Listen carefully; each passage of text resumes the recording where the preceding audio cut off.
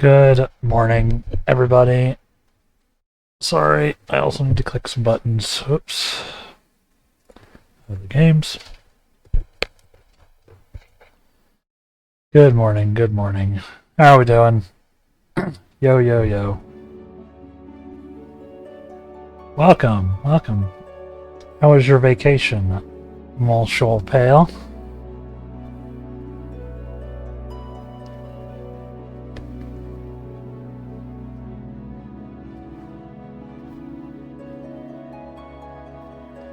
Whoa, what is happening?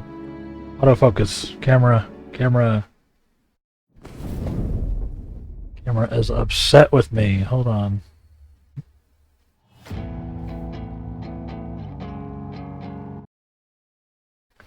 There you go. Autofocus didn't want to focus. I'm here. It's pretty fun. Good. Good to hear.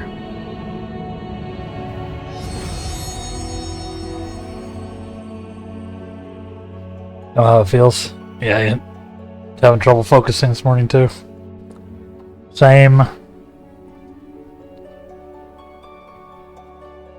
I've got a cough drop in. Or I'm eating a cough drop. Sucking on a cough drop, whatever. Because I've had a weird cough all weekend. Don't know why.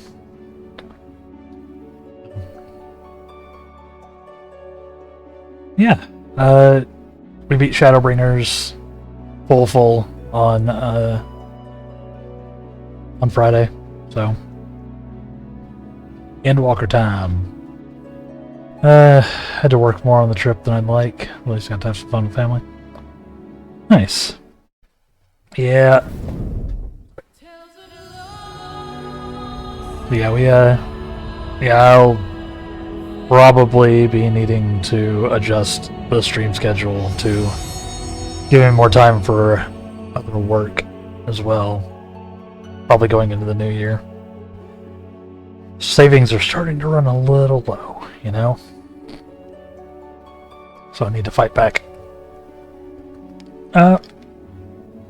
Yeah, we beat Shadowbringers, got the final credits and everything. Very cool stuff. Which means we get to walk into the end now. So should be fun. Go punch your savings account into submission. It's already submitting. Ugh. Sorry. Yeah. Should be fun. Said I know nothing about Endwalker, other than it probably has something to do with the moon. Given the teasers at the end of Shadowbringers. And, things happen. So. It's far more wild than you could ever imagine. I look forward to it. Let's go ahead and click in. Ready for an adventure? I am. As I was talking about Friday, I'm going to be sort of refocusing the stream. Sort of dialing in on mainly doing like story and lore-based streaming. Games and such. So things like Alan Wake, Final Fantasy, as opposed to like a lot of like PoE or whatever. I think I think focusing down will be good for me, good for the channel, and more interesting for everybody, right? Because you can watch 7,000 streamers farm maps in PoE, right? But not many people are going to voice act every piece of dialogue in Final Fantasy XIV like a crazy person. So yeah, I think that's the general stream plan going forward. We're doing 14 for a while. If I see another game that intrigues me, we'll pop over and do that for a bit to break it up a little bit. But we on that 14 stuff again for a while, I think. I'll still like stream some PoE when we get like the extra acts or the final acts, like 4, 5, and 6. Start coming in, we can do some more story runs of that, right?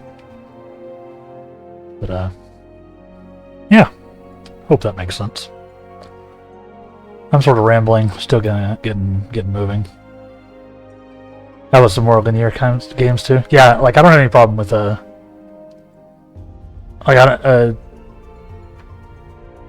yeah, like there'll be some linear stuff like just like, you know, it's not a huge story, just like a quick quick story games. As long as it's got an interesting story, basically, or an interesting world or lore. I'm keeping it intentionally vague because I don't want to lock it down to like a particular genre. It could be 14, or it could be, you know, the Indiana Jones game, or it could be Nier, or it could be, I don't know. Insert fun story gamey here. Anything I can have fun with the story in, basically.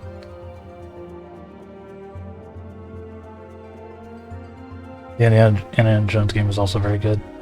Yeah, I've seen a bit of it. Watched Jesse Cox play a decent bit of it, and he looks like he's having a blast. It looks like it's just straight up an Indiana Jones movie, but somehow you're playing it. Looks like they captured it very well. And Troy Baker, I think that's who it is, does a crazy good Indiana / Harrison Ford. So that's neat. But yeah, that's sort of the plan. I'll be keeping it vague, but you know, doing story things.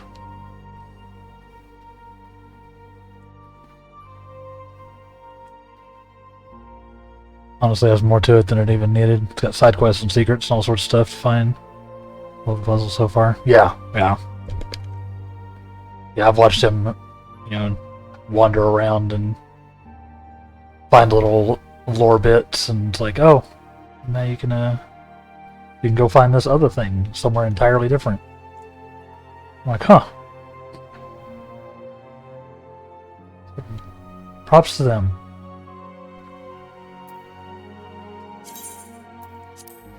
So yeah, it'll be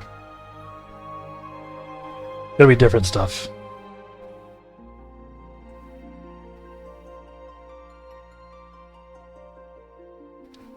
Yeah, the RoboCop game is pretty baller. Yeah, I've heard good things about it. Like the shooter. Peter Weller does a great job returning with the character and technology in the game. And the fun 80s take on the future. Nice. Maybe.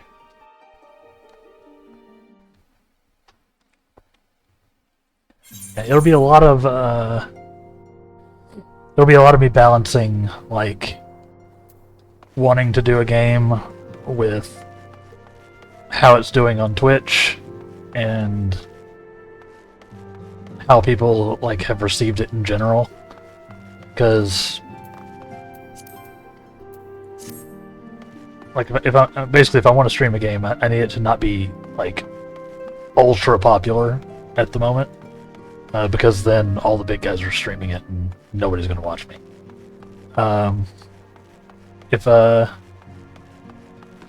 But you know, if nobody wants to see the game in general, also nobody's going to watch me. So there'll be some balancing as I figure stuff out. It'll be stuff I find interesting, or anything like that, you know. And yeah, it's Troy Baker's indie, and he sounds exactly like young Harrison Ford. Yeah, it's uncanny, honestly. It's spooky how good he is. We'll see him do a Han Solo game next. Honestly, that'd be sick. I heard that Disney was very happy with the reception for the indie game, so maybe we'll see some more stuff along that line from the same devs. Who did the Indiana Jones game? I haven't actually looked at the dev.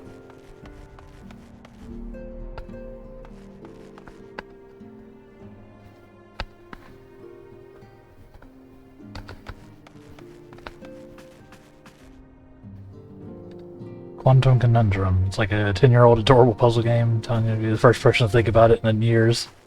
Maybe reintroduced to a younger generation. Quantum Conundrum. I'll keep that in mind.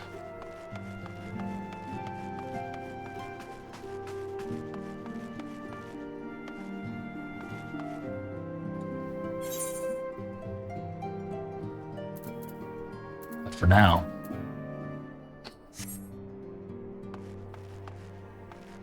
Bethesda made Indiana Jones? Okay, did Bethesda make Indiana Jones, or did Bethesda publish Indiana Jones? Because they do both.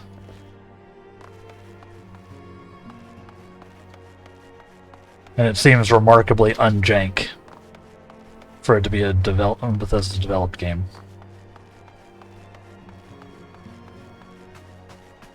No shade, it's just sort of the reputation y'all are building, guys.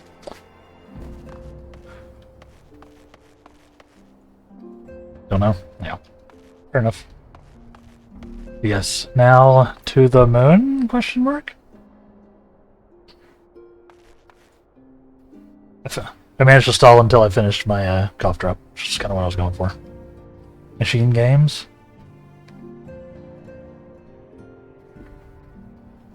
Name's familiar, but yeah, I couldn't say for sure either.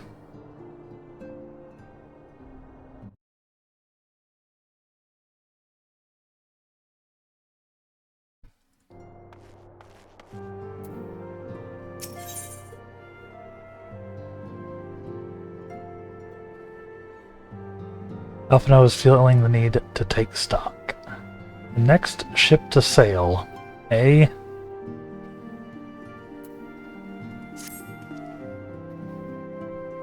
Damelon, you have some time to talk?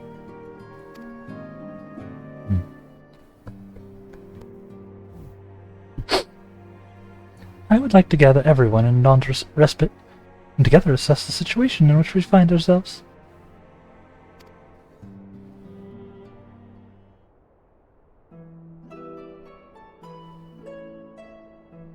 They made all the new Wolfenstein games? Huh.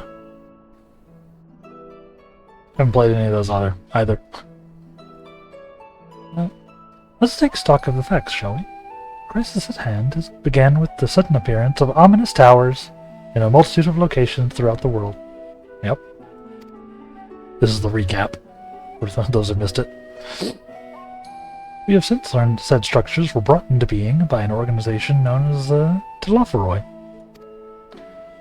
The Telophoroi's stated purpose is to recreate the final days of Aeon's past, an apocalyptic event that would result in the destruction of all we hold dear. Already, these towers of theirs have been the cause of untold suffering.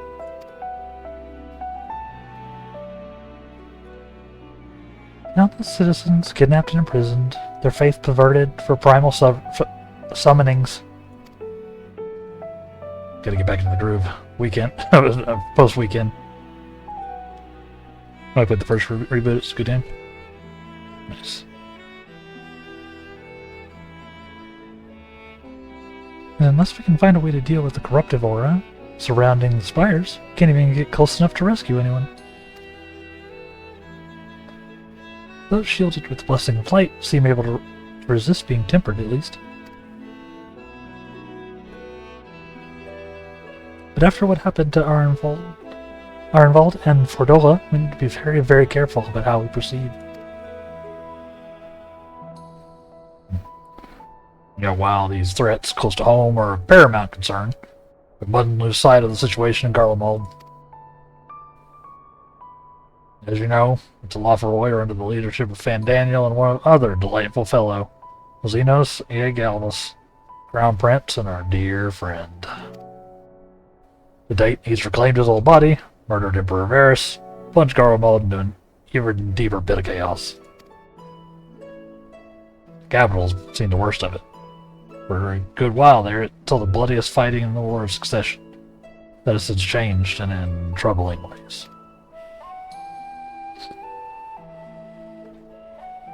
Aye, during our reconnaissance, the air was not once rent by the barking of cannons or the cries of discord.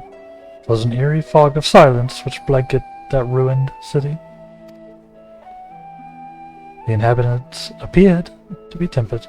With nary a word spoken did they labor to transform the palace into a soaring edifice born of nightmares.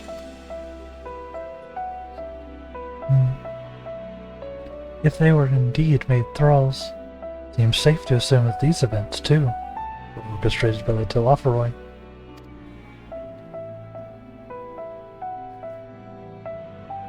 An army of primals is awful enough, but in light of recent developments, here it is the only prelude, is only the prelude to an even greater catastrophe.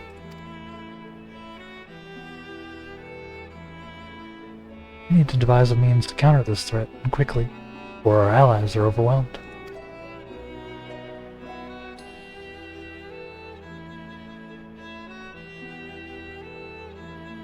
We'll find a way into Charlan. I'm sure of it.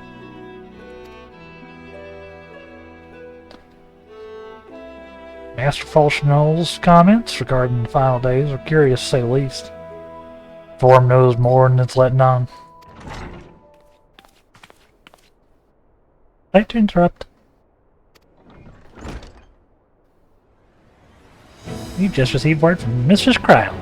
He says the arrangements for your visit have been finalized. You're to head to Limsa Lomitza and board the next ship bound for Charlene.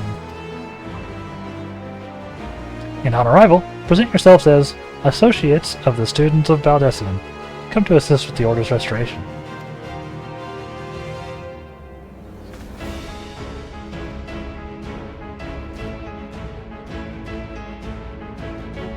New song!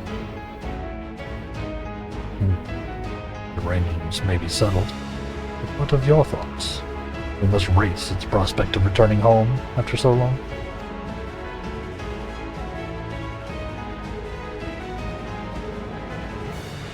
You get to see it, of course. And of course, we should set off at once. He got disowned on Friday. Him and his sister. Rip. Then I'll accompany you to the docks. You need at least one person there to wave and cry and wish you a safe journey. That's true. Yo, this new track though.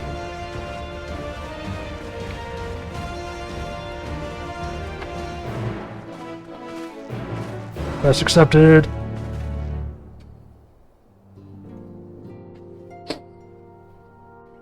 Yeah, I'm looking forward to this.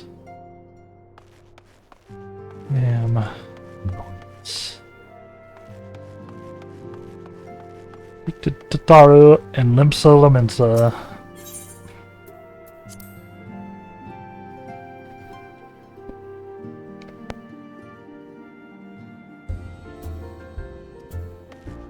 I don't know if you know them, but the new boss fight theme for this expansion was made in collaboration with the band The Architects.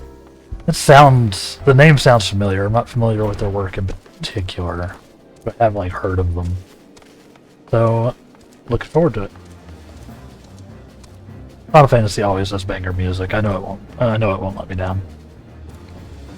Let me see.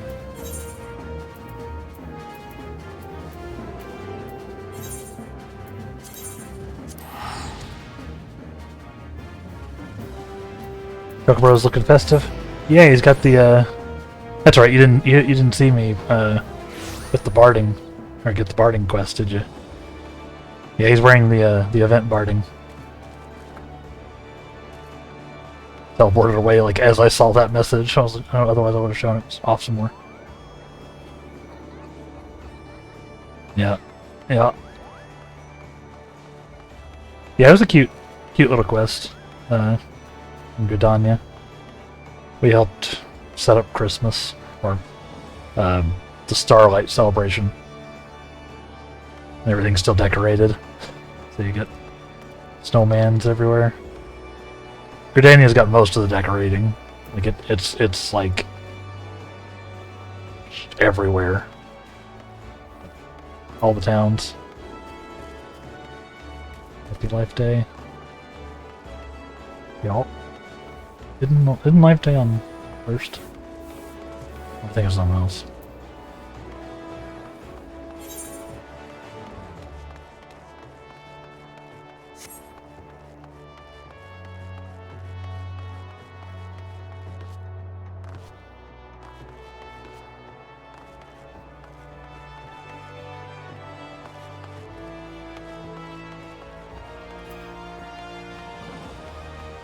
Yeah. It's pretty.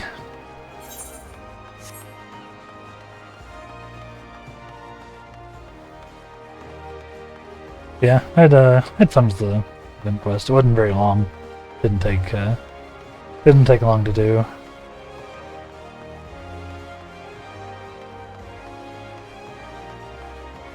It was entertaining.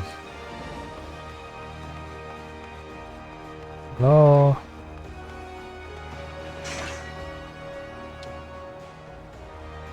Yeah, then we went from that to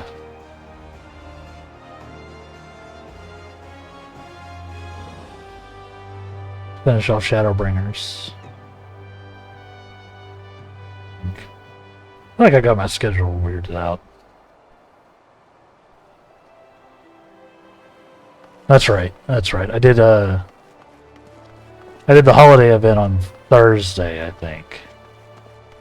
Did the holiday event on Thursday, and then I wandered around the first and did a bunch of Aether Currents to unlock flying in some zones.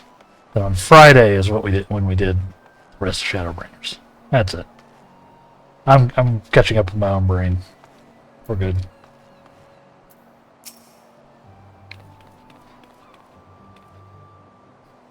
Everybody's here, which is good, because I've already paid for your passage, and the fee is non-refundable.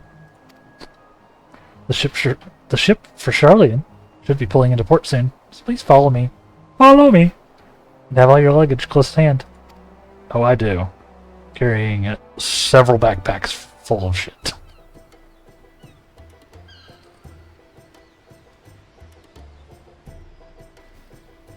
He's being very hitchy again. Hold on.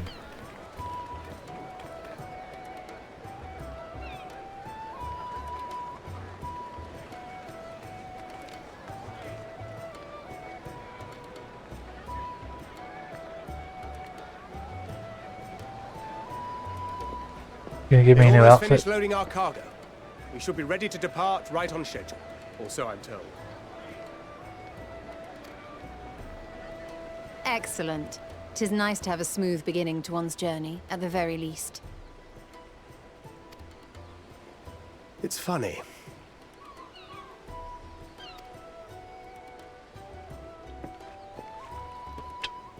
Master Louis Soir came here on a ship very much like this one. And now, years later, the street urchin he befriended that day is bound for his mentor's homeland. With his mentor's grandchildren, no less. Aye. 'Tis upon reflection that every twist of time's river and fate's whims are brought into sharp relief. Thou hast matured much in the intervening years. Wert thou not caught attempting to relieve Master Louis Soir of his purse scant moments after he made landfall upon this dock? Got him. What a scamp. Oh, really? Now that's a tale I'd like to hear. He was a street urchin. He wanted to eat. Will this be your first visit to Charlian, Sir Estinian?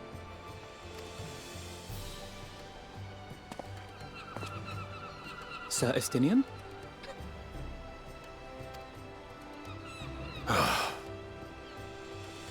Are we strangers newly met?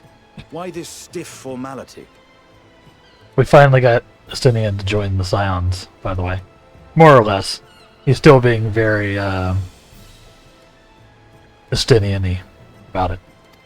I, merely meant it as a professional courtesy, since we are now colleagues in an official sense.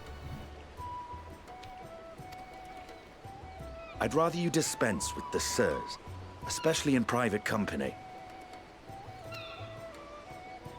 Or I'll be forced to respond in kind, little Lord Alphino. You've made your point, Estinian. Painfully well. Also, he's not technically a little lord anymore, on account of, you know, the disowning. Better. Oh, these two.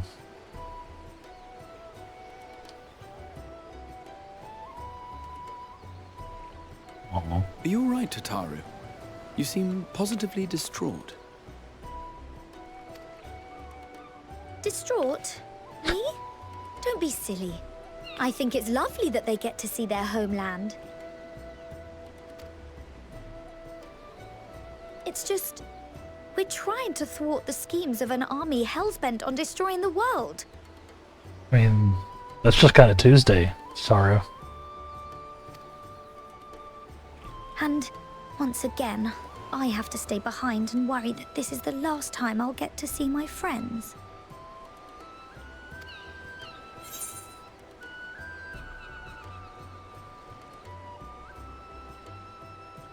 Since we're about things are about to change, I'll bring them back safe and sound, I promise.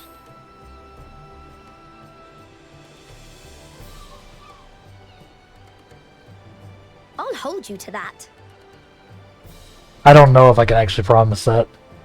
This is almost certainly going to end badly for somebody. But the little lies we tell. I think someone wants to get punted into the ocean for old time's sake. Don't punt Tataru. She's the only thing holding this group together. Ah, good. You're still here.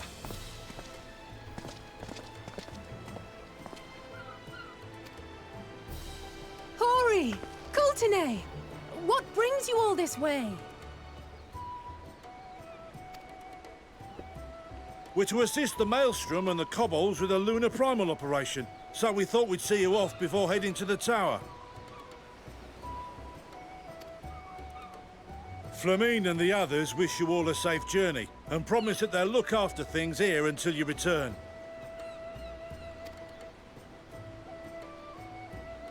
We will too, of course. Aye, we your fellow Scions of the Seventh Dawn will do our part to ensure the end of the world won't happen on our watch. Yep. Time to step up, B-Team. We're set to sail! All aboard for Charlian! Let's sail. Can't do it. Sail. All aboard. No. Can't do it. I tried to do the sailor accent. It's not happening. It's time. I don't have a good, like, English accent.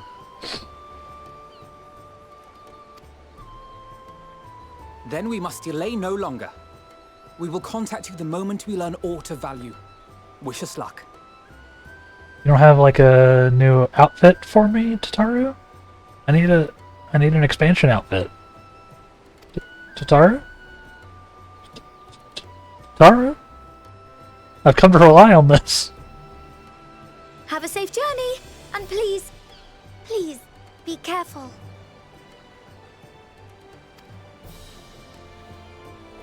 We'll be so careful. But really, I don't get an expansion outfit? Or is it gonna be like in my room? I know the quest reward for the start quest isn't an outfit, it's a new weapon. but I need new duds. So you venture forth unto the unknown. A fate beyond the horizon that cannot be divined. A future undefined and in flux.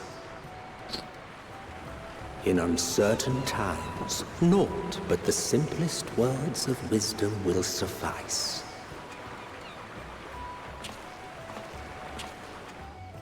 That which lives is destined to die. Love leads to loss. Every beginning has an end. That's ominous. Treasure every moment, every step of your descent.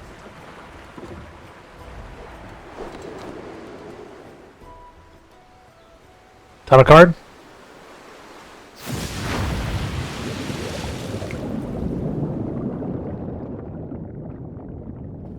And there, in the depths where souls and stars rest, find your truth.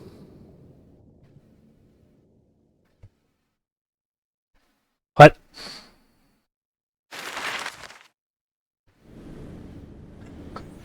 What does that mean? Oh, neat.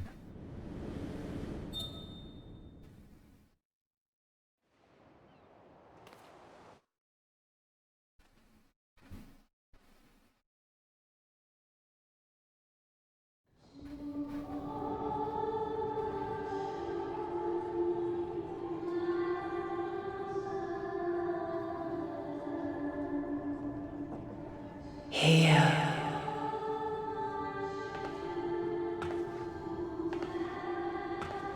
Feel.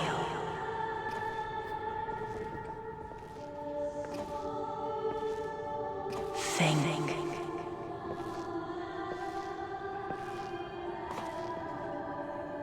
Everybody's sitting on the floor. The day has barely dawned, my fellow earlier riser. Though we're hardly alone in that. Envious of those still sleeping soundly, no doubt. Couldn't get like actual beds for this trip? What is...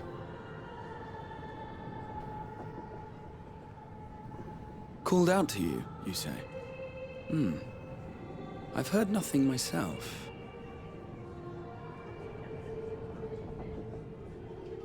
In any case, I dare say the sea air will do you good. Why not join the others on deck? Charlian should be coming into view at any moment.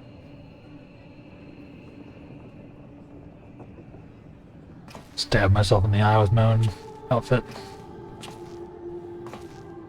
The joy of being a teenager, just being able to sleep like that and not wake up in horrific pain. I would be dead if I was just sleeping like this on a wooden floor.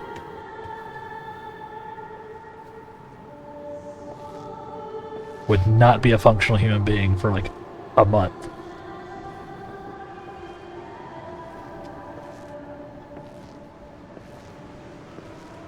What?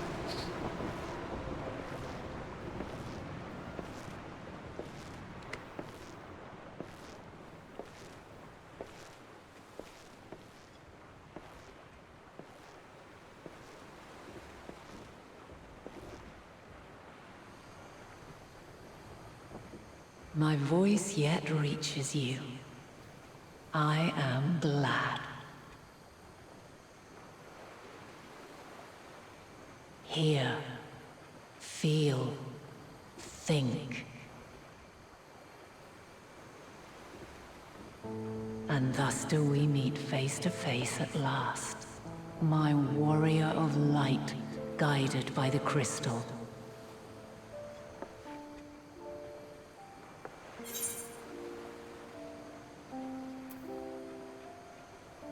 By now.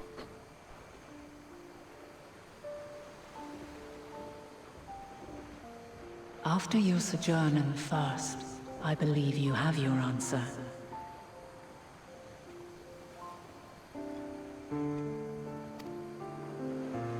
You have gained an understanding of what I truly am, what Eidolon has always been, a primal.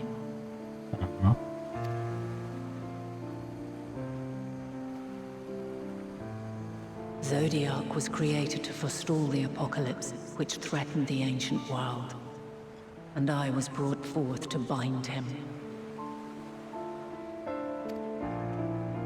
Yet 7 times now, those who would orchestrate a return to that bygone era have rejoined a shard to the god I had sundered.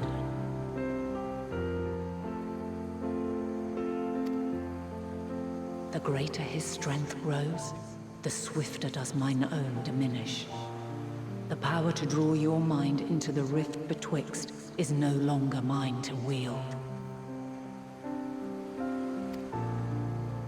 Yet though it taxes me sorely, I dare not leave these words unsaid.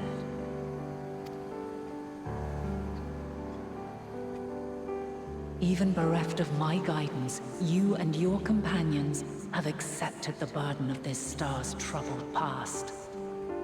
A conjunction has begun to form, an intertwining of your time and mine.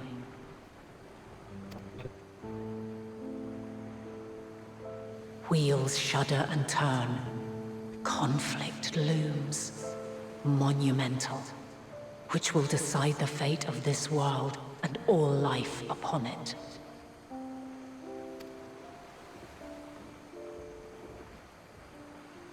When you truly understand what is at stake, and your journey has prepared you to surmount the insurmountable,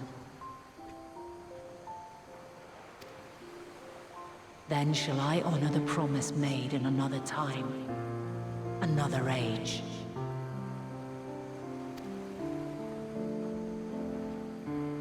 Cast your peepers to the fore, folks. Sharlayan's just over yonder. I will not keep you further. Your traveler's heart must yearn to behold this unfamiliar land. We shall meet again, and soon.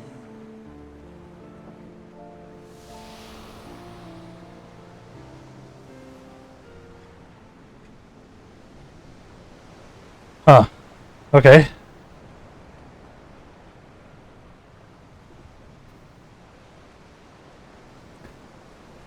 That's probably fun.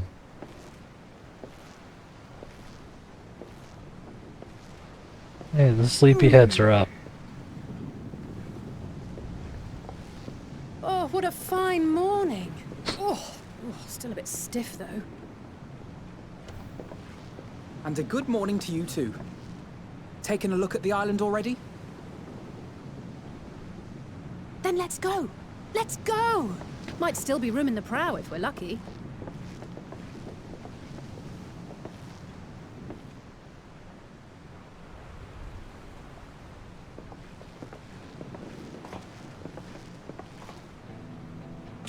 Ah, the sleepers have arisen.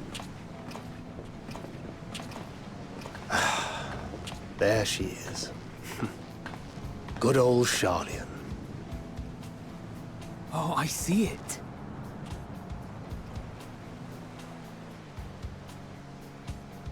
I mean, looks cool.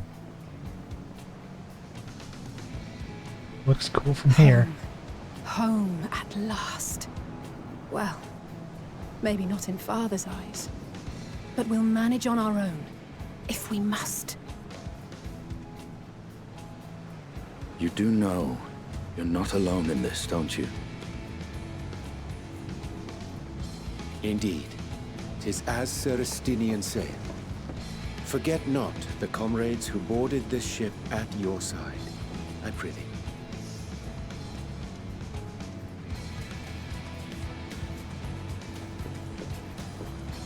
Thank you, my friends.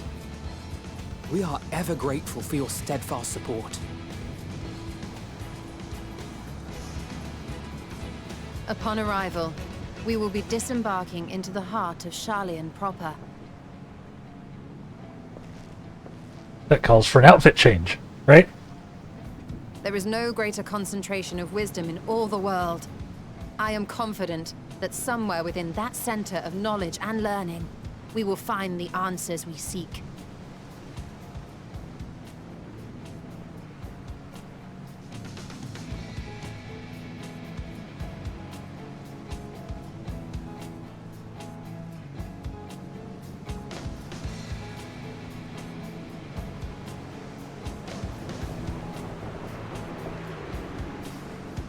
There's a cool shot.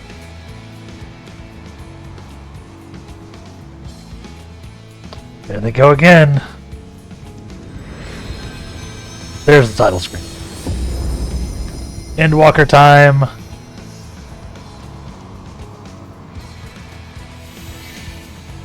Oh boy.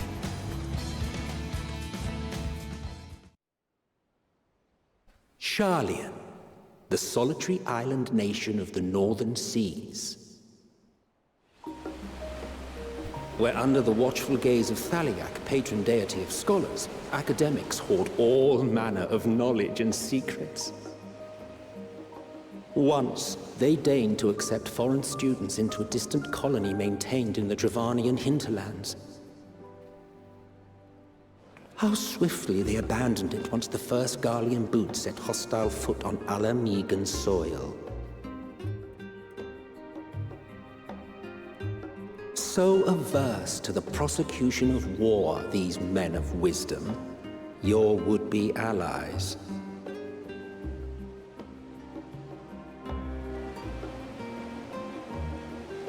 Northern empty. Old Charlie. I thought they'd never let us off the ship. What's next then? Entry applications? Hopefully they find no cause to deny us.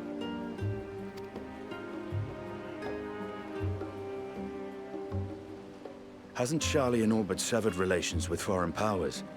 Those of us without direct ties, myself included, may be refused outright. 'Tis true that, as a nation, Sharlayan only forms trade agreements with a select few neutral countries. But from a practical standpoint, an island cannot afford to be overly strict with its borders, especially not if that island's people are wholly devoted to the accumulation of knowledge. If one submits the proper paperwork, with satisfactory evidence of identity and intent, then foreigners may be granted entry. May.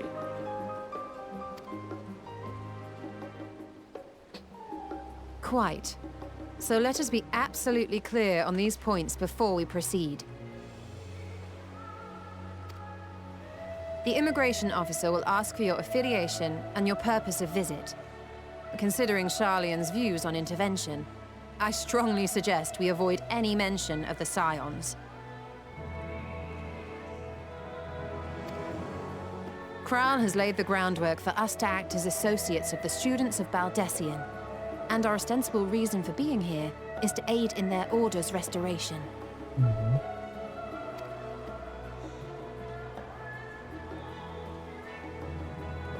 Got it.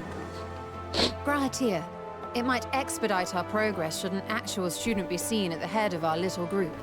Would you mind leading the way? Of course. The immigration officers were this way, as I recall. Shall we?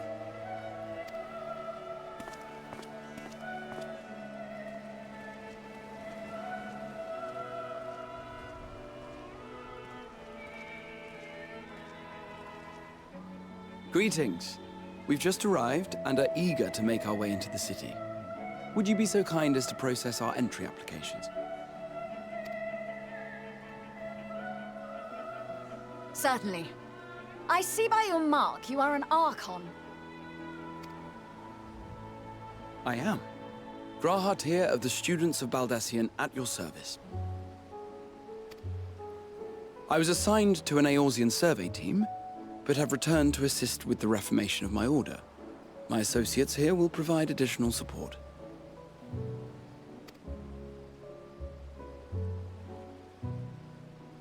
Very good. I have paperwork detailing your group and its scheduled arrival for today. And it seems some few of your companions are also Archons. If you'll step forward, we can process those applications first.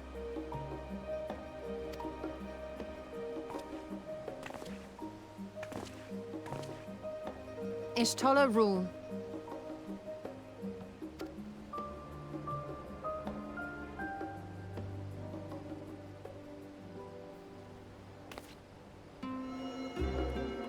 Magic book. See how it glows? That list is etherically linked with a citizen registry kept in the main repository. Ah.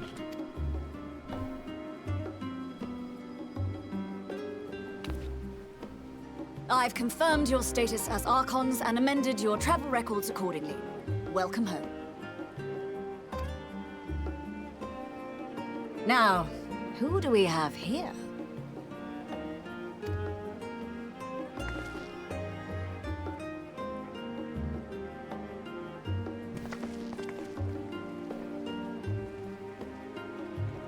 Alphino Leveilleur. And Alize Leveilleur.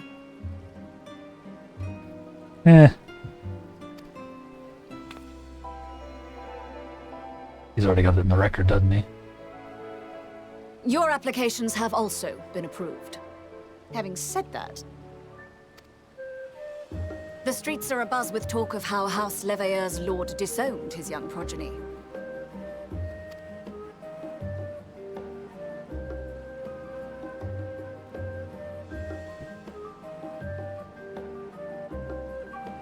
And while such personal circumstances constitute no reason to deny you entry, I urge you to avoid exacerbating your present situation. Times are quite troubled enough already.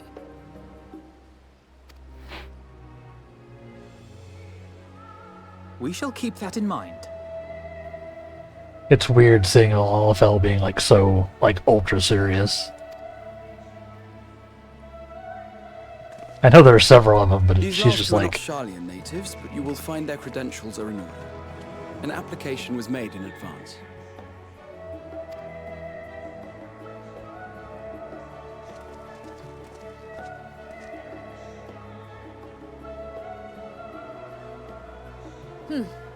Name and occupation?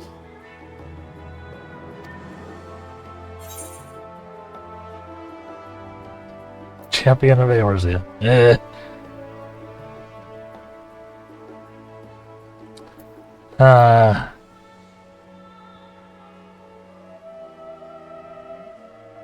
He's not going to be impressed by that.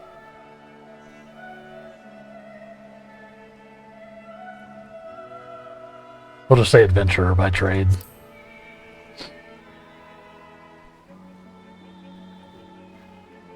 An adventurer. Well, I suppose that is considered a valid calling in your native Eorzea, and it does indeed match the profile provided. You may enter. I chose... And you, sir? Wish I could get paid for adventuring. Same. Just become an archaeologist like Indiana Jones. That's how that works. Estinian Valino, formerly of the Order of the Knights Dragoon in Ishgard. Formerly, at least. And what, pray tell, is your profession now?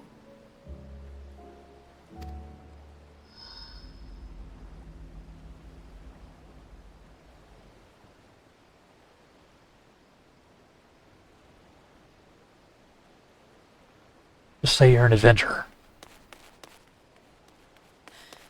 If you'll allow me... Hi, Corral.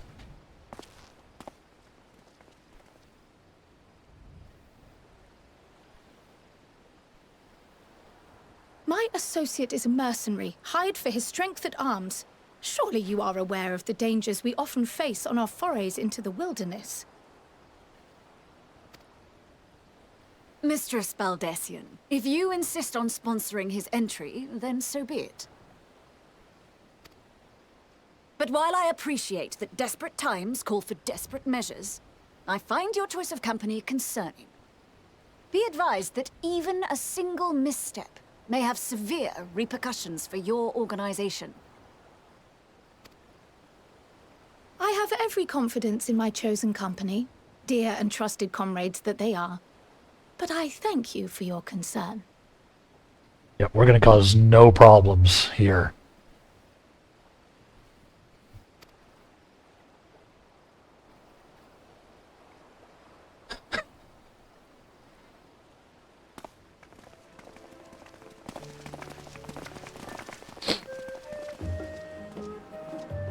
Croyle, it is good to see you. That went well. Likewise. Long voyage notwithstanding, you will seem none the worse for wear. There is much to discuss, but this is hardly the place. Let's be on our way, shall we?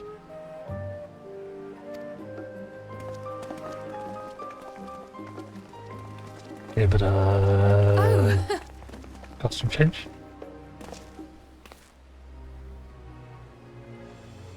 Welcome, friends, to Sharlayan. As your mercenary, I should hope my welcome includes a generous salary. Well, I had to say something, Sir Taciturn.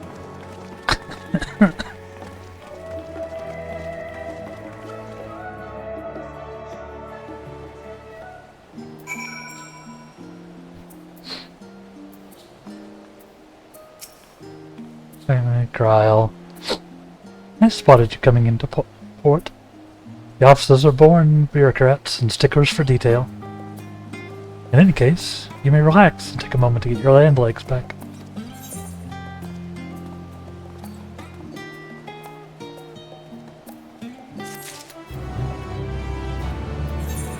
No fancy weapon? Gimme. Horse chestnut weapon. Oh yeah, give me that horse chestnut rod. Oh, didn't like that. Should have said it.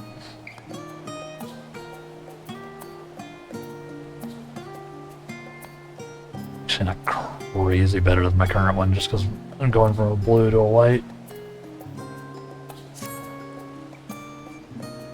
It is neat looking.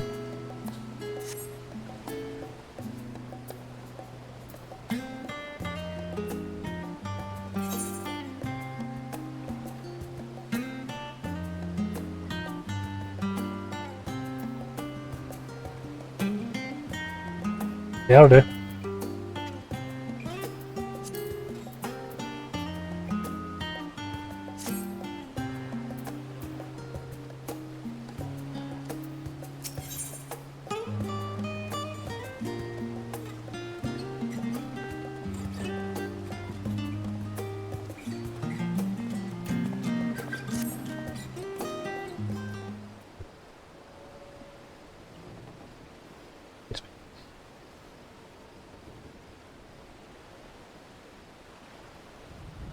I had thought to launch directly into an explanation of what I'd learned and how we might proceed.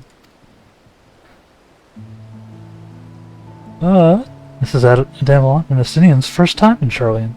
And for the rest of you, homecoming that was long overdue.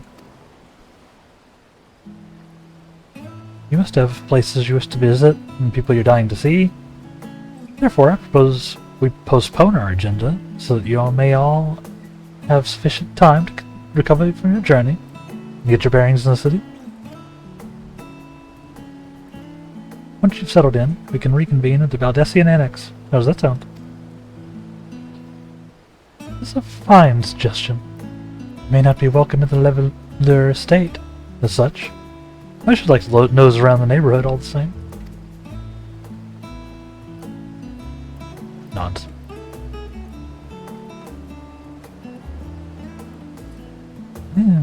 Equally untethered, as it were. There's no particular place that my kin call home.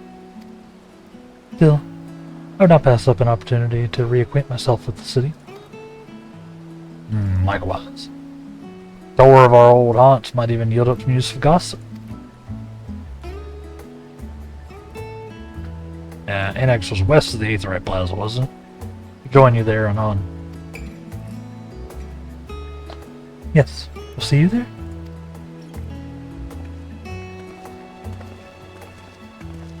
Are you, Ariane? Me too. I have places that I would not be remiss in visiting, or I would be remiss in not. I would be remiss in not visiting forthwith by thy leave.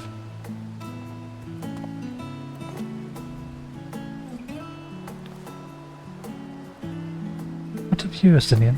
My services as a guide are yours for the asking.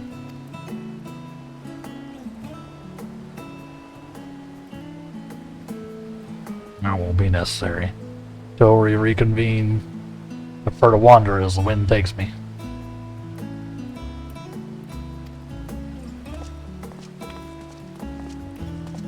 Hi, how's it going? Welcome. Where am I? Amelia Mystic? Yeah. Amelia, how you doing? Saw your Blue Sky post. Nice. Yeah, I try to throw them up every day for when I'm going live.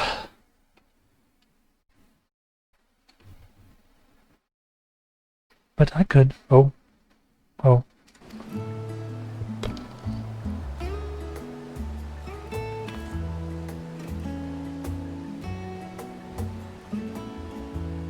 Well, Raha, would you like to join us then?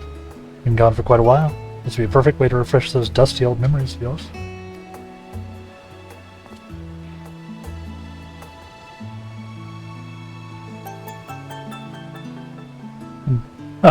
And thank you for the follow.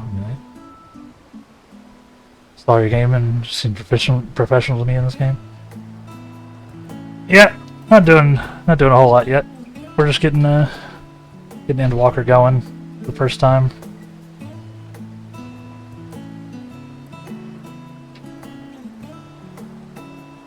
I like acting it out if I can.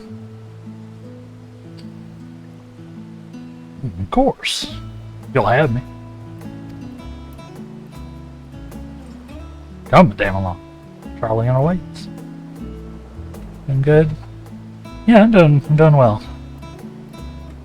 I'm doing well. Excited to start Endwalker here.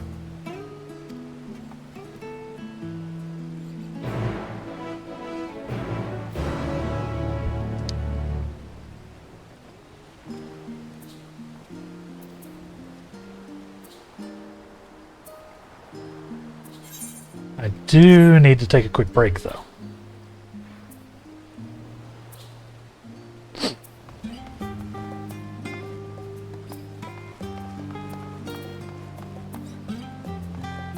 Like a stream, like to be part of your community and stay updated with your streams. What's your Discord name? I don't have a public Discord currently. I'm still setting all that stuff up as of yet. But yeah, just as long as you got notifications on, you'll see it. And I always, like I said, I always put up a Blue Sky post. Whenever I go live.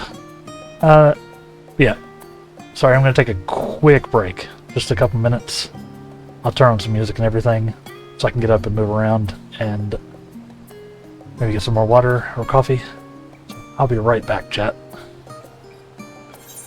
Y'all stay tuned.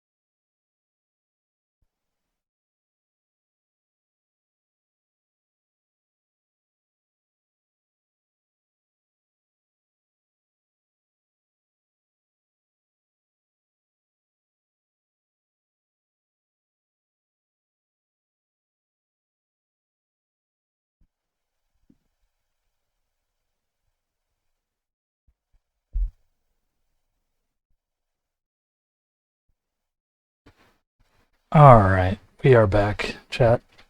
Do I have Twitter? I do have a Twitter, yes. You can find all of my links down below the stream here. Down in my About section. Or just by looking up the Light Wraith on a given site. I'm on a lot of things. Welcome back, thank you. Yes, yes. You like our new staff.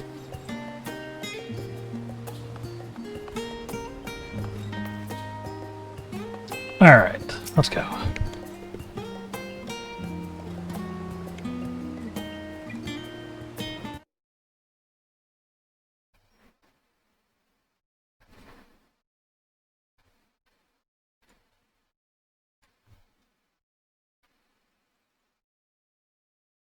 Sorry, just checking something.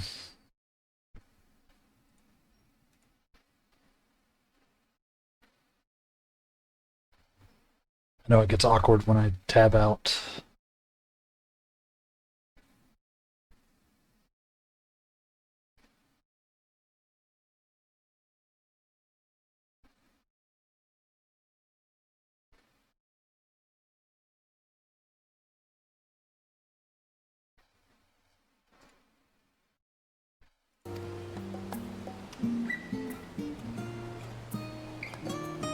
He is now accompanied. You've met your side in order to proceed with the quest objectives. In the event you use the Aethernet, Gratia will catch up to you as long as you remain in the same area. You can leave Gratia behind, however, by entering a different area. You'll speak to him and select the option to part ways. Wish to have Gratia accompany you again? Turn and speak with him at the original location. While Gratia is accompanying you, next try speaking with Crow.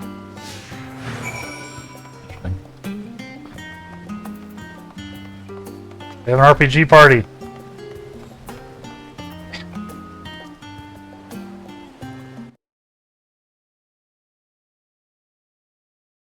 Mm-hmm.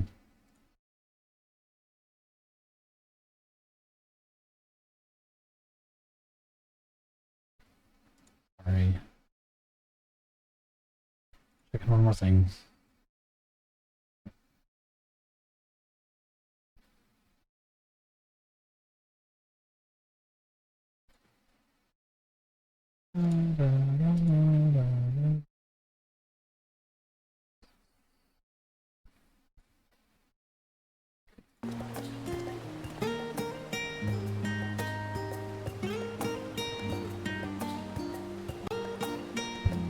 Okay.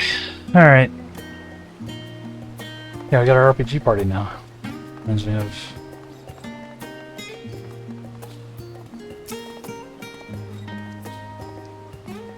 All set. Let's be on our way. First stop, amusingly enough, will be the last stand. Cafe on the west side of the harbor. I was also now accompanying you. Lead your two companions to the last stand and speak with Cryo at the designated location. You are accompanied, you may encounter conversation points along the way, which offer additional topics of discussion. Neat. Enter the glowing area and speak with your quest companions to initiate these bonus conversations.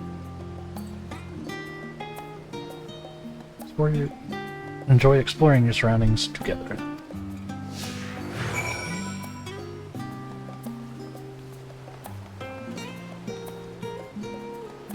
Getting mechanics.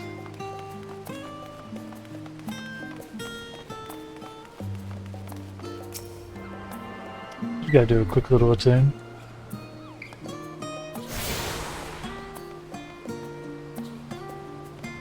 Now it's time to get all the lore. Fuck in, chat. I'm glad I took a break.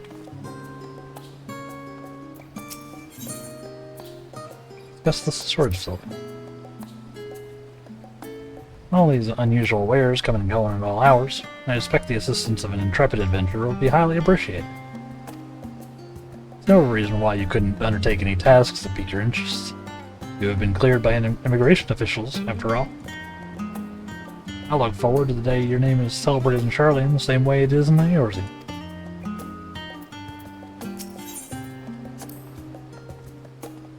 This place is called the Peristyle. It was the first stop for cargo and unloaded at the docks.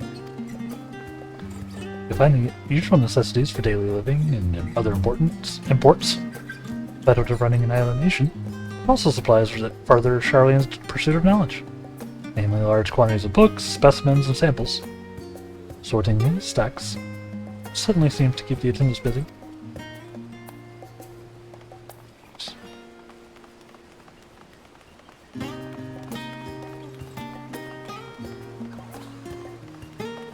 Right over here.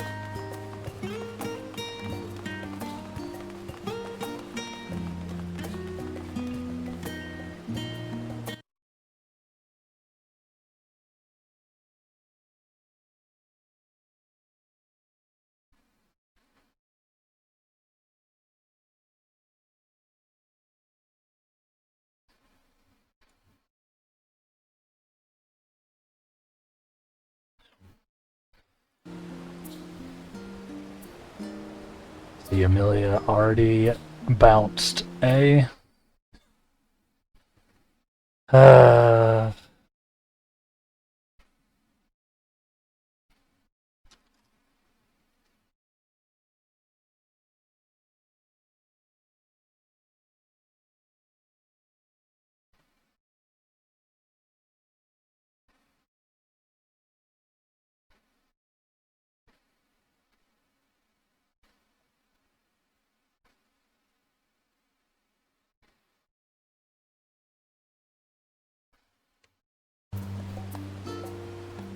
It is what it is.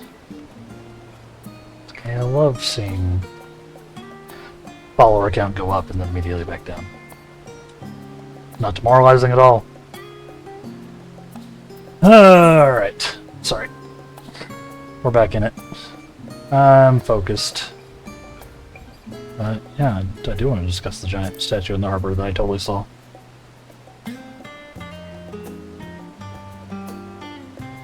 Now that is a sight one could hardly forget. Great statue of Thaliac. As a student of Baldessian, I was usually quartered on the Isle of Val, even. I'd gaze upon the scholar's wise features every time I returned by ship to the city. Alright, that statue. I did see that. It is a big statue.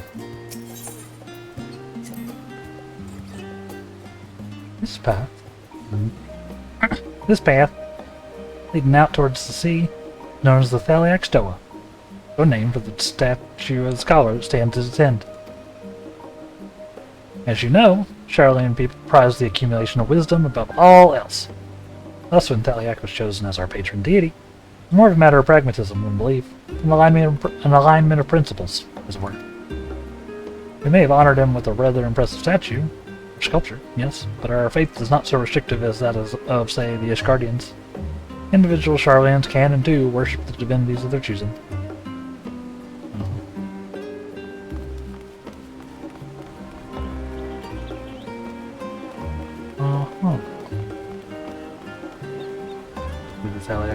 It's a room? That man statue is a room. Can't go in there. Not allowed to go into that man.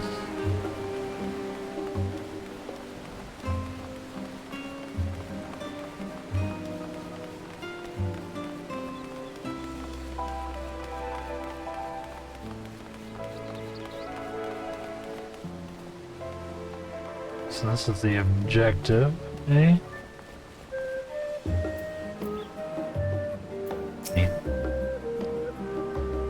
And here we are, the last stand.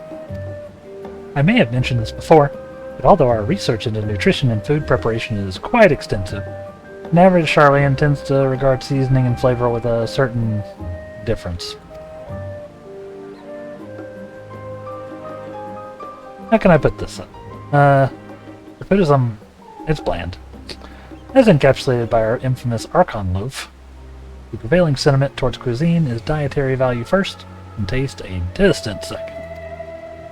There's one pupil at the studium, though, who could stomach the school's insipid meals no longer.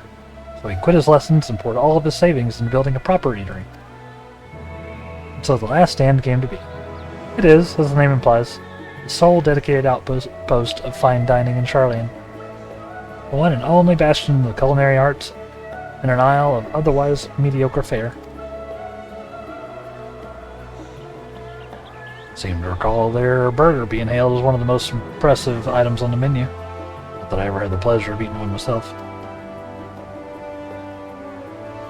As you were a typical Charlian when it came to cheap and convenient raha, surely Tataru has taught you how to appreciate a well-prepared dish. We should all stop in when time permits, to sample the cafe's delights. Shall we press on? The stairs on the side of the cafe will take us up to the Aetheryte Plaza. I do dig this new system. It makes so much more sense to have them, like... I don't know how much they'll use it. It makes so much more sense to have, like, we're meeting with somebody or all headed in the same place, for it to just actually have them follow us. Rather than inexplicably, they always beat us there, even if we teleport.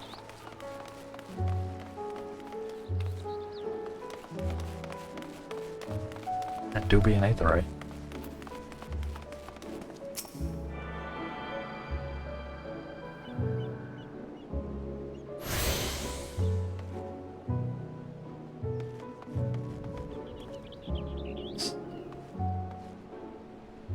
Got a posse.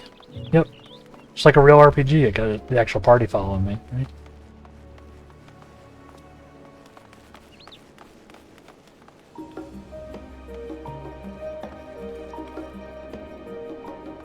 More things around. Or do this. I don't see any. I like this. An unusual shape, isn't it? I assure you, however, that it's a perfectly functioning Aetheryte. Remember to attune yourself before we move on. Now, being the diligent tour guide that I am, I should make mention of the Confluence, a research facility located on this very plaza. Much-vaunted discoveries are the reason Charlian stands at the forefront of teleportation technology. In deciphering the underlying principles of Allegan Aetherites, it allowed us to understand and reconstruct what was essentially a lost art. And off we go to our next destination. Our path leads northeast to the Agora, Charlian's largest marketplace. Interesting. Conversation point. Tell me things.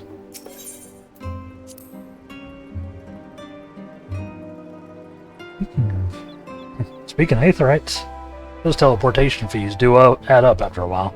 That's why I tended to rely on the far cheaper ferry services. I was pleasantly surprised when Mistress Taru informed me that the Scions are reimbursed for transportation costs as part of our duties. But I find old habits hard to break. That, and I'd rather not be bothered filing out the necessary paperwork.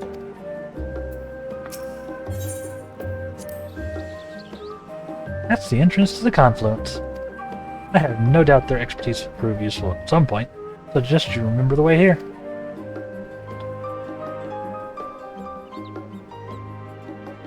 Did anything ever come from all the Aetherites in the first being near water? Not that I saw. I wonder if there's like a side quest or something. But it did seem consistent all the way through the first. So I don't know. Maybe they know. Maybe the Confluence knows. They were all up in their teleportation. Maybe they've got an idea.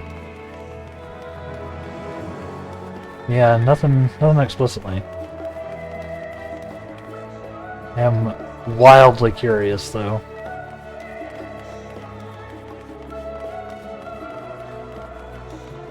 Brimstone Trader, Apothecary.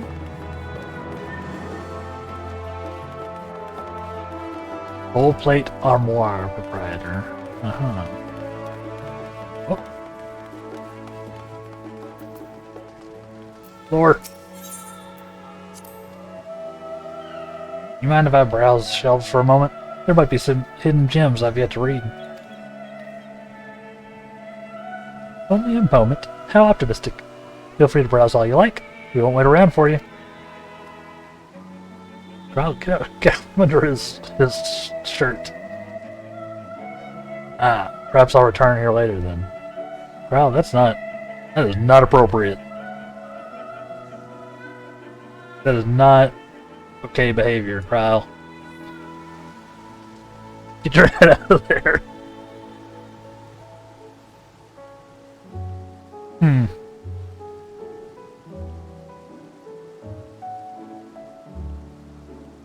Bet you'll return here later then.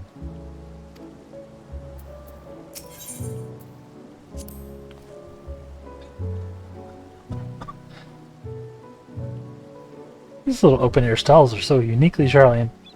I'd always thought of them a common sight until I visited other nations.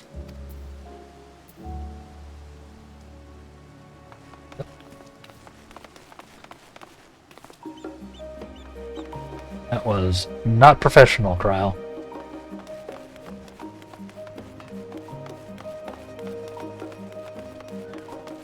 A stall that's Cryle's shirt, right? Like, how could you see anything into there?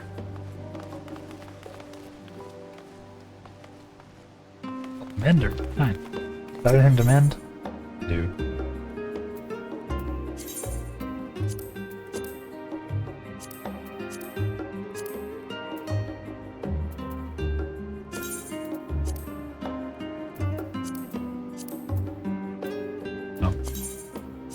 So much stuff. Things that I swapped off of, I guess, before I prepared. Let's do a quick little scooch. There we go.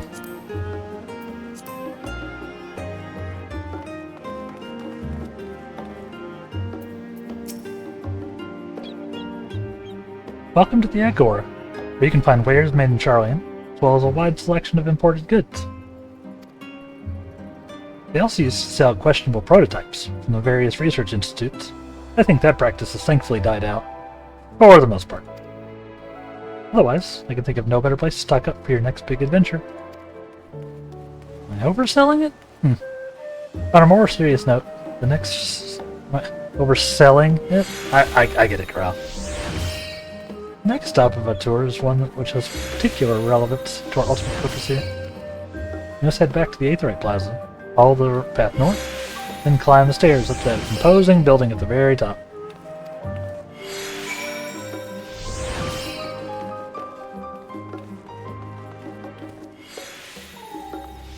Jerry beans, man.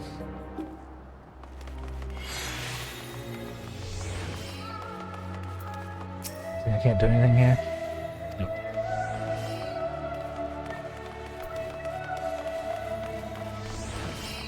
What is a full plate armoire proprietor? Or is she the full plate? He does seem to be in full plate. Ah.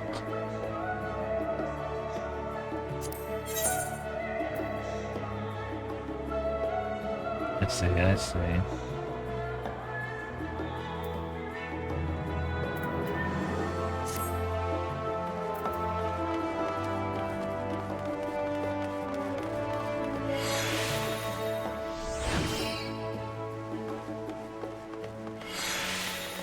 Time to find the stairs. Alrighty.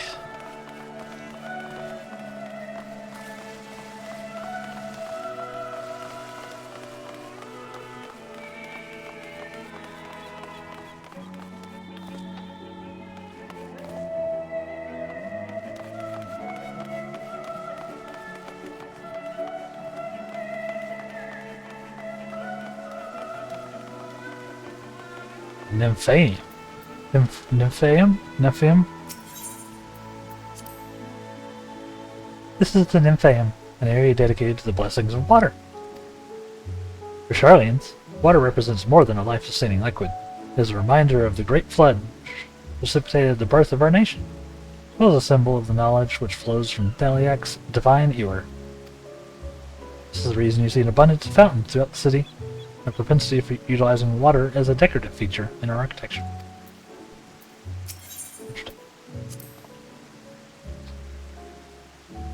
These little decorative features are typical of Charlian architecture. Aside from the research wing, Our headquarters on the Isle of Vale, or rather simple and rustic by nature, like Pearson. I can read. I promise. Promise I can read, chat.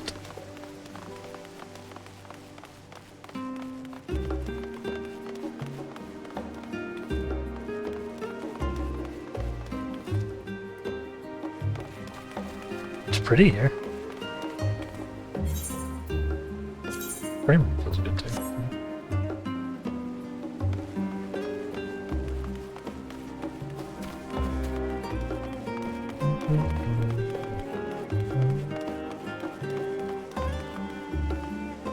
Okay, let's do a quick little zappy zap.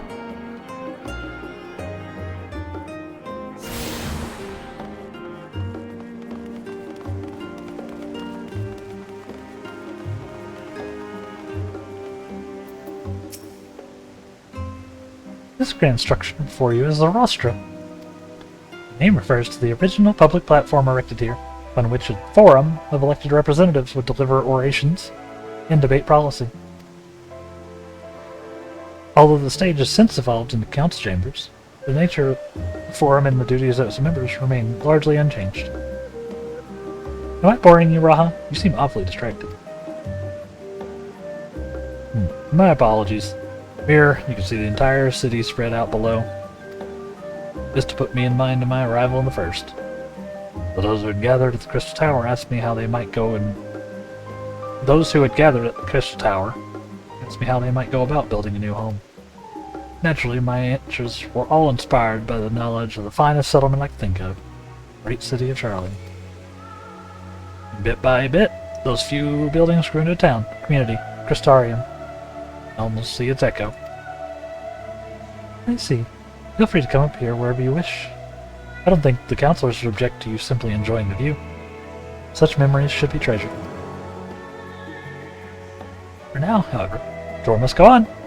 Our spectacle of sightseeing concludes with the fittingly named Journey's End. Walk down the stairs to the east, continue straight ahead.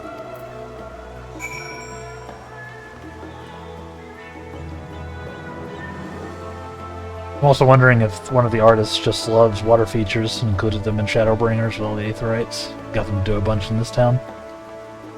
Maybe. Maybe. How dare you imply that it might just be an artist's decision and not have a deeper, darker lore implication? How dare. Everything in a video game is there for a reason. And I must discover that reason.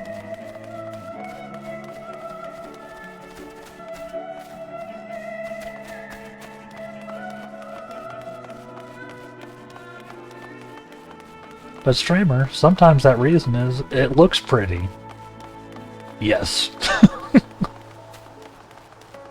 That's just true. But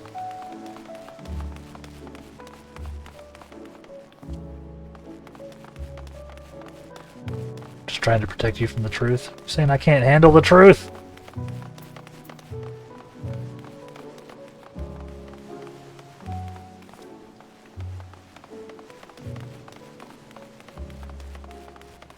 Cannot believe that.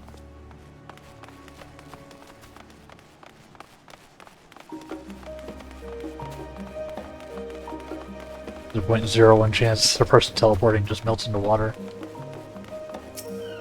Listen, I've seen enough Star Trek to know that transporters aren't safe.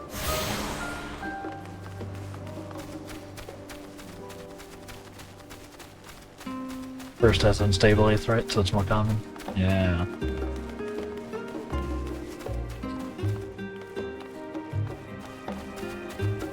But see, at the same time, while you turn into a puddle if it fails, right?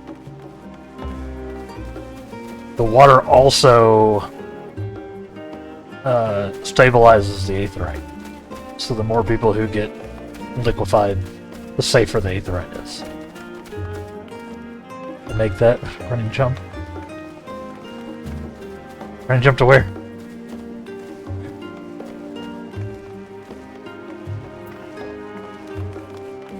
Tell me to jump off a bridge?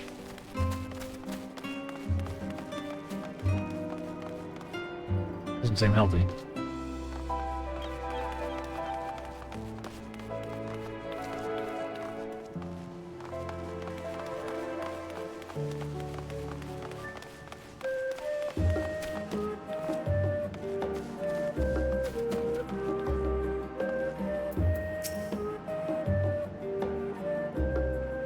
We've arrived at Journey's End. History tells us that this is where those who had put ashore with Archon built their first homes. In the present day, serves as a residential district for the most important officials and oldest Sharlayan families. You'll see that one mansion is clearly larger than its neighbors. That estate belongs to our friends from House Leveler. All things considered, we should probably keep our distance for the time being.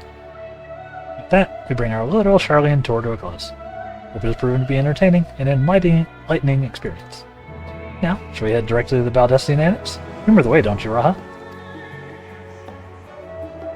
Let me think. Head down towards the harbor, across the bridge on our right, and follow the path below the Aetheryte Plaza? Correct. After you, Ademelin.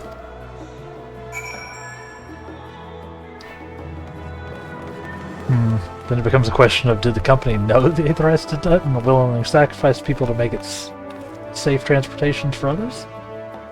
You pay to teleport, that means their business? That is the question, huh? How dark and insidious is the teleportation industry? Indeed.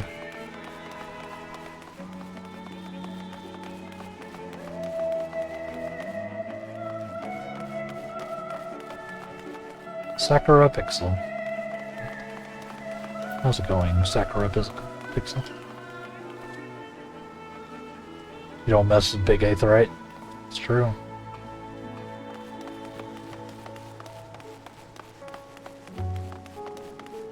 Sure would be a pity if you got teleported into a wall. No.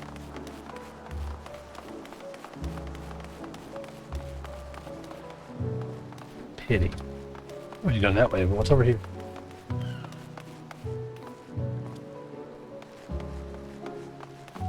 Nothing.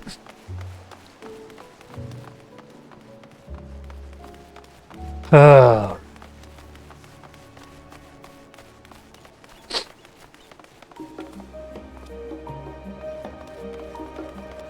this first. Get the right.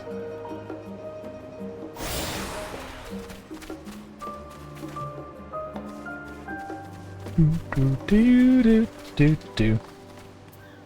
Well, we talked about this. Personal space, Crow. Well. Okay.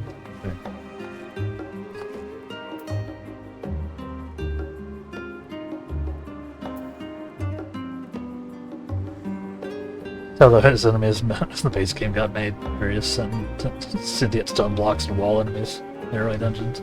Yep. Or their horrifying origins.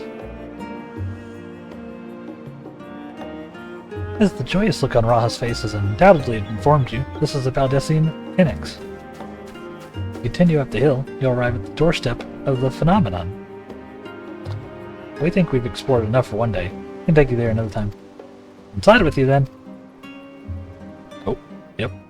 Inside with me now.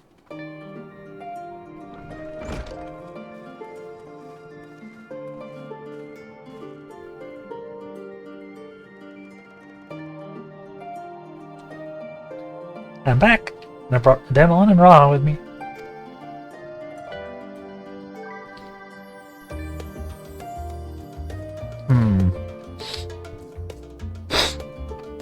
You were right about the ship, then. Hello, Raha. Nice to see you again. And it's a pleasure to finally meet you, Ademelin. I've heard many a tale of your exploits.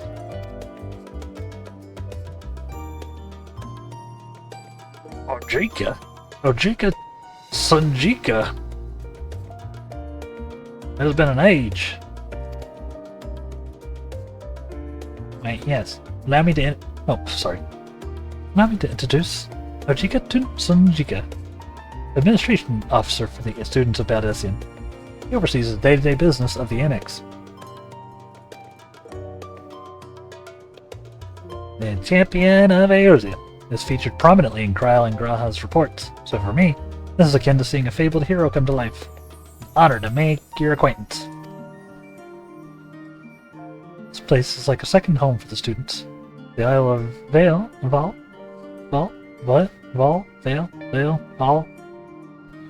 serves as headquarters, of course.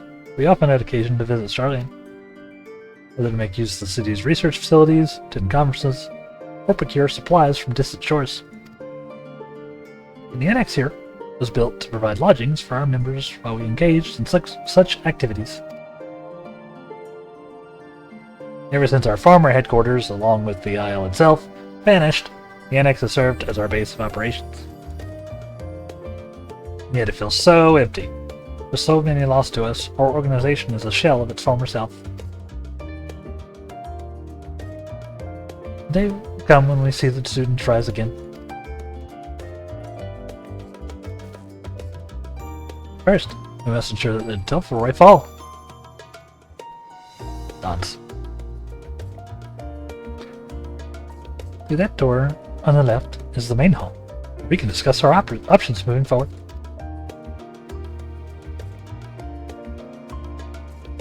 Once everyone arrives, that is, we have time to rest before our discussions begin in earnest.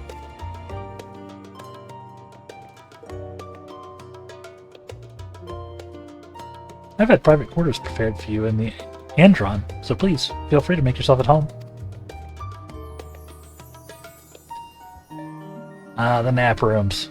Perfect for an afternoon doze.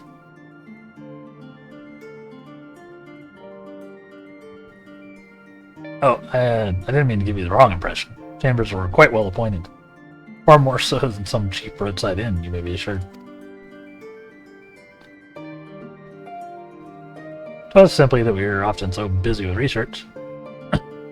Exhausted from our journeys abroad, we would slip into the Andron just to steal a few winks.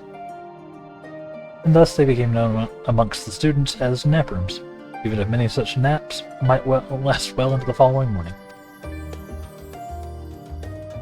Say the word, and I'll be happy to show you to your chamber. Hopefully the others won't be too long in coming. I'll wait for you all in the main hall. Nap time, nap time. Do I get a costume change?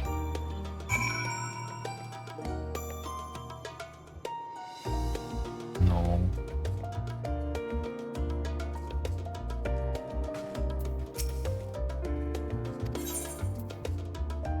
Ah. Clean sheets and warm blankets await. Rest as long as you like. Now see these rooms. I will be the judge of how nice they are. Okay. Yeah, fair enough. Pretty nice.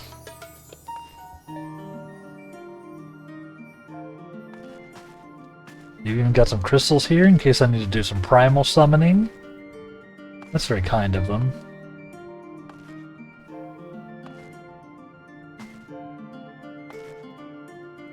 Got a comfy feather bed.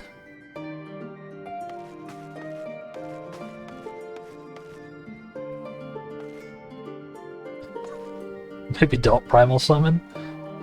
Listen, what's the worst that could happen?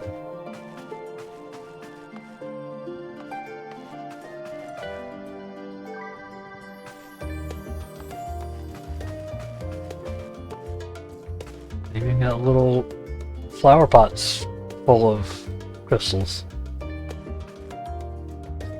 We just spent 3 expansions explaining exactly what the worst that could happen is.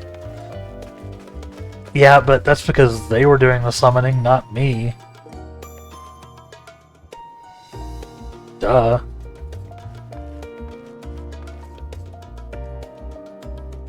Heidelin seems very chill.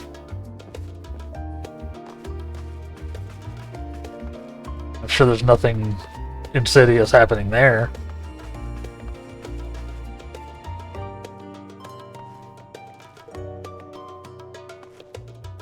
This is kind of the idea for the summoner class. Yeah, they gotta be doing some kind of summoning, right?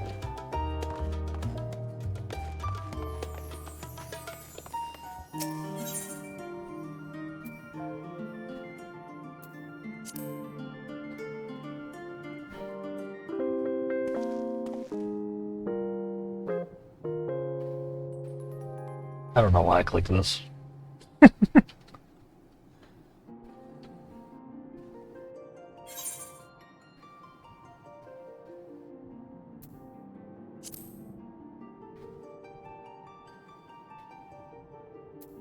Oh yeah, we can copy Raphatia's look. Oh, there's the Santa outfit. I was wondering.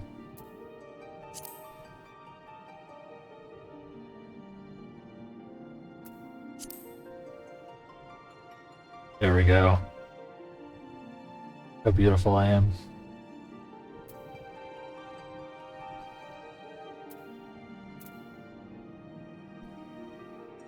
Nice boob window. I don't even know that's a boob window. I think that's just where the cleavage goes. I just don't have any. Let's see, what do we got? Woodland Warden. Nifty. I'm not buying any of this. I'm just clicking the button. Oh my god. That is... boob window, yeah. I'm looking at MTXs just because. Yeah, I can dress as the Queen of Horn.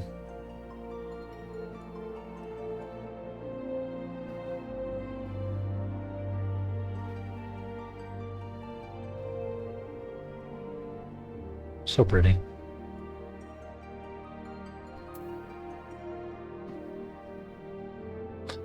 Blush. Got him. I could be a college student. Or a totally different kind of college student. Oh my.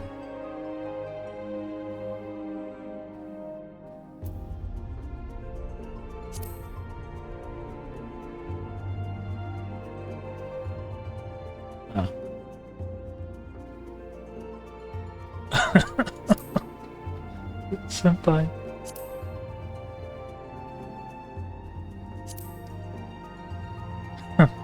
There we go. Perfect.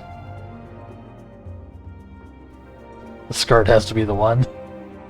The schoolgirl outfit. Yeah. Maybe someday.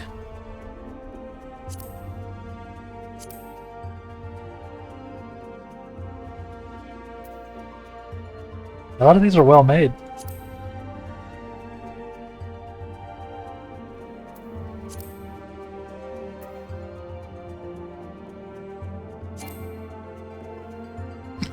They were just like, no, you cannot wear the fairy tale princess's attire.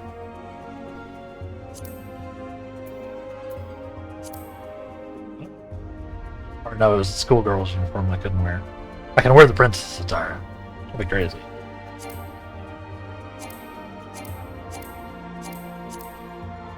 They just were not going to let me wear the schoolgirl uniform, huh? Pretty.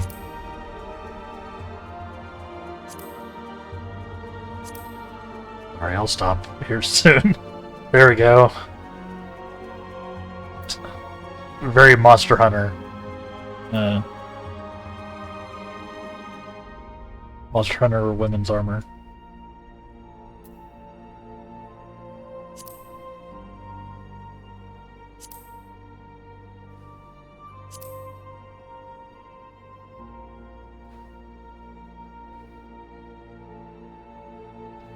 Like some of the designs on these, but I wish the visuals in 14 weren't so stiff. Yeah, a lot of the cloth doesn't quite flow, does it? Some of it seems to, but a lot of it doesn't.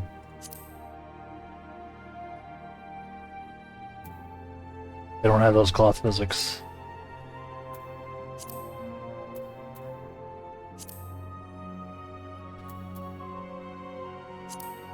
Hat.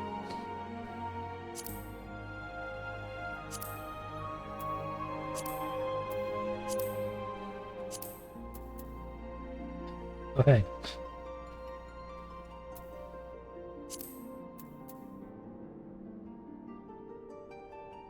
Probably shouldn't look too much at this. There we go. Nope, won't let me dress as Krile. Fair enough. Probably had to actually match race-wise.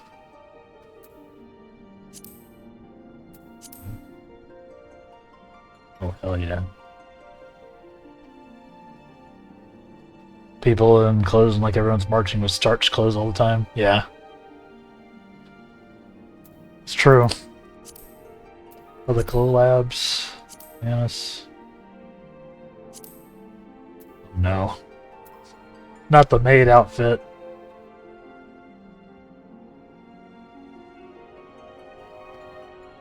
We'll work in the maid cafe.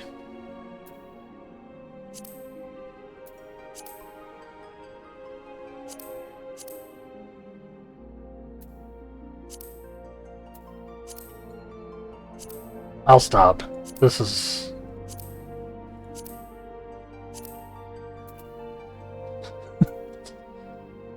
Little Ladies' Day. That just sounds insulting. Was it Little Ladies' Day?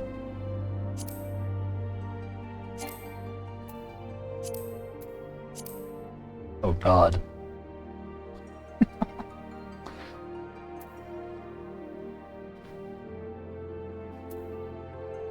Horrifying. Even more horrifying.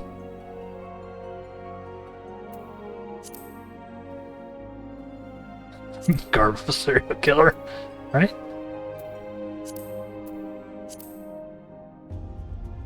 I could be a Power Ranger, apparently.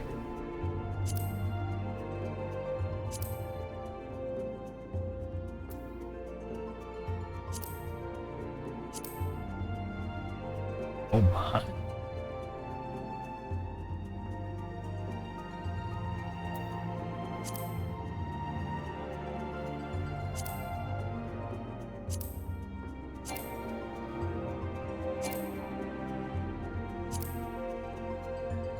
I actually have this. This one I actually owned. Like the only thing I own. I look fantastic in it.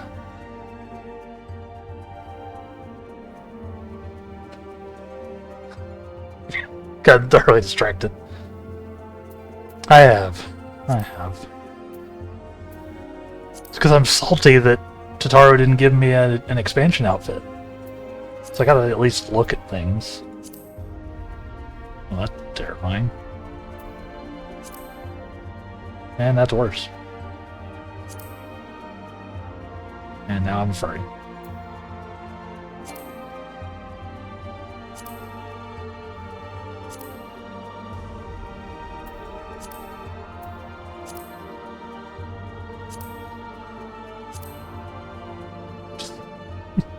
Let's see.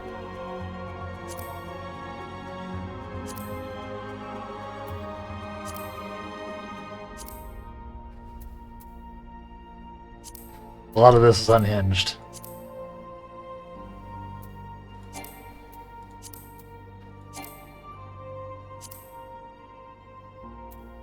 Okay.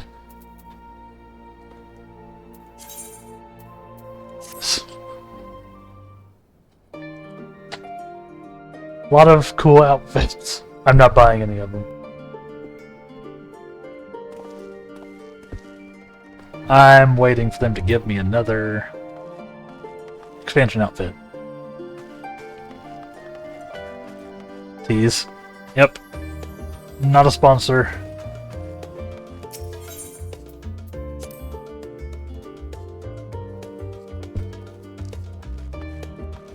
Not a sponsor. I'm hoping I get a new outfit, though. We had this one all the way through Shadowbringers. It's time for something new, you know? Speak with Krile in the main hall.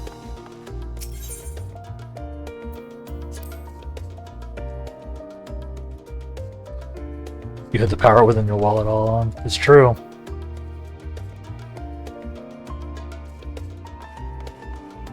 Huh.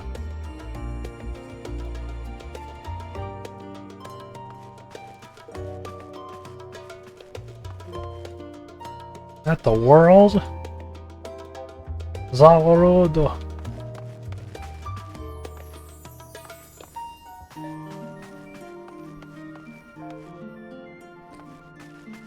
Yeah, it's just the World of Warcraft map.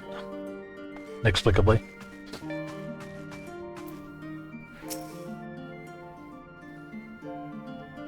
Feeling refreshed and alert? Our colleagues should be wandering in soon, so it's just we stay here and wait for them to join us.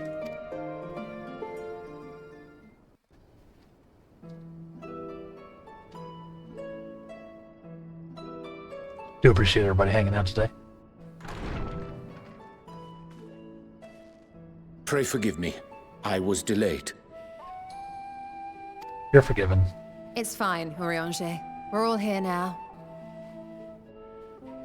Especially forgiven because it means I don't have to voice this cutscene. My voice is shot right now. Let's get down to business then, shall we? To defeat the Huns? Come what may, we must prevent the Telophoroi's plans from coming to fruition. At present, I see two paths for gathering the information which may aid us in achieving that goal. Took the day off and just doing some game dev on the side while listening to you. Nice. I'm glad to hear that. Tis very much the time to take a day, right? Like, it's the end of the year. Like, it's... the whole week in between, like, Christmas and New Year's is all wonky, right? Like, everything feels weird. Doesn't feel like real time.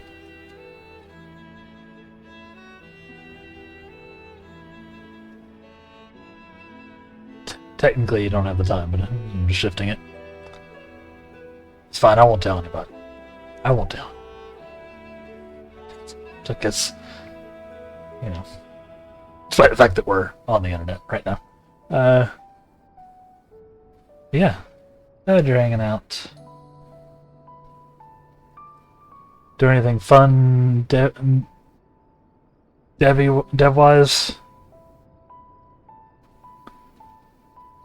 What if I take today off? That gives me until Thursday off, because Tuesday and Wednesday are holidays.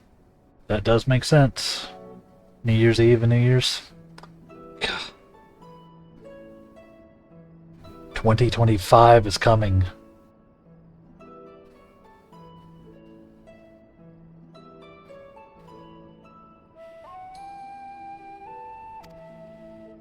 The first involves an investigation into the change which has come over Sharlayan, not to mention the recent inscrutable behavior of the Forum.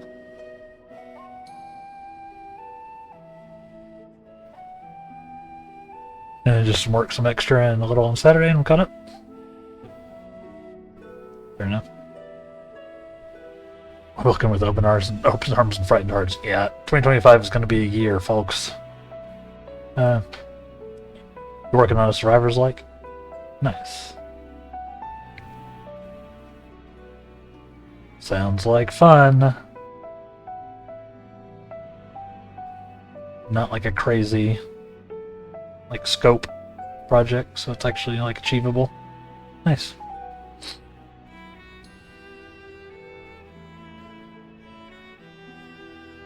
Still trying to figure out exactly what my mechanics will be.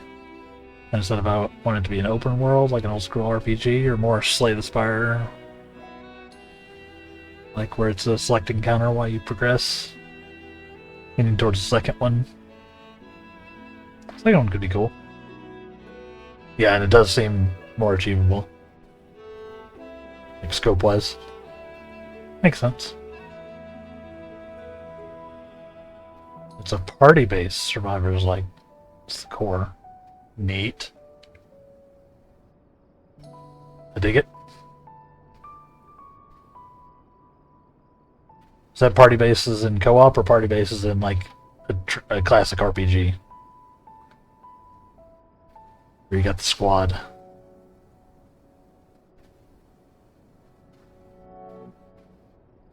Yeah, hold on, Cryle. Cryle's like, why did you stop? Because I'm chatting with chat.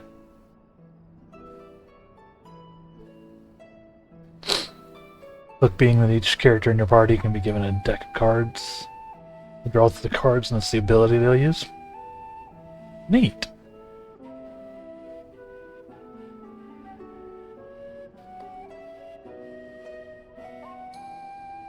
Party based, and you set up a party and it auto skills. Yeah, like, you know, survivors. Cool. Yeah. Sounds sick.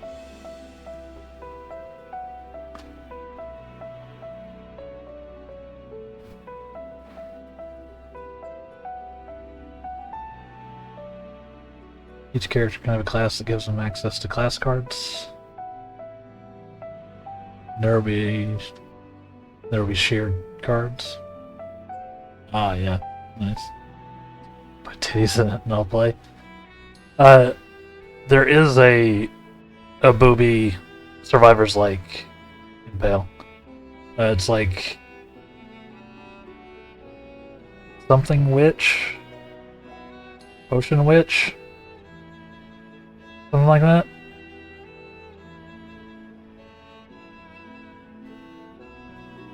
It's witch is in the title, but you play as a witch and you take like potions that can amplify some attributes.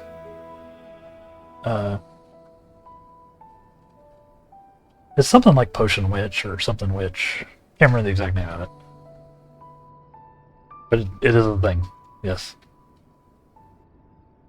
Search for Booby Witch game. Yeah, that'll Booby Witch survivors like, obviously.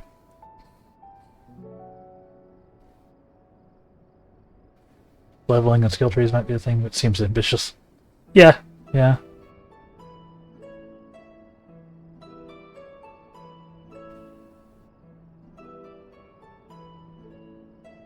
That's just gratuitous. Don't stream tomorrow. No. Now I gotta actually look it up.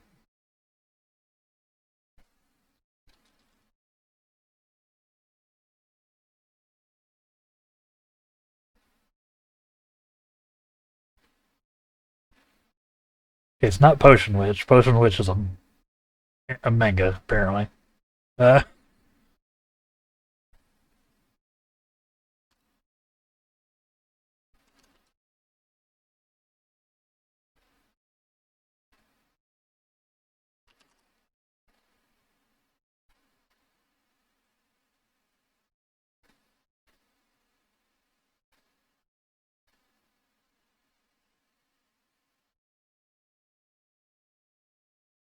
Yeah, I don't know. Probably will not. Probably will not play it on stream. It's totally streamable, but like I've seen other people stream it. But not me. Go play it yourself.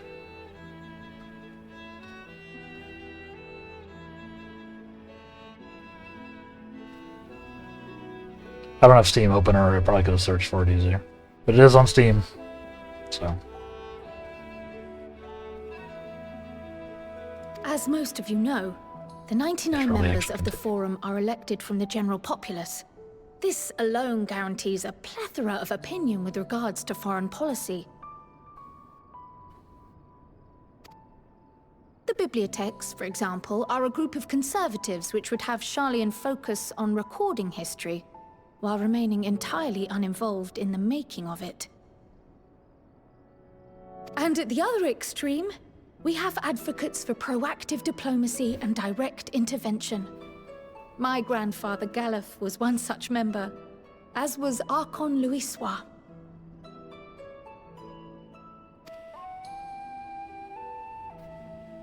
Yet despite our diverse factions and philosophies, the recent vote to deny Eorzea's request for assistance was unanimous. Suspicious. Even more concerning was the fact that many cited other, more pressing duties as justification for their recalcitrance. Fortuno's refusal in Gridania had those same undertones. 'Twas as if, having stared unblinking into the face of impending doom, he had simply turned away to pursue something more important. But what could that possibly be? A mystery indeed, and one which I ask for your help to solve. Our future may depend on it. As for our second potential path, it concerns a request made directly to the students of Baldessian.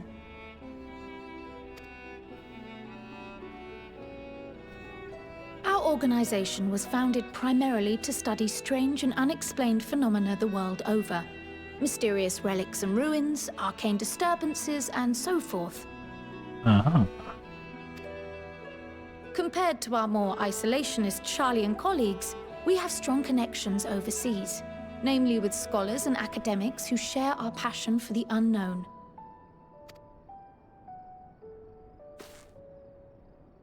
The request in question comes from one such acquaintance, Nadana, an alchemist residing in distant Thavnair.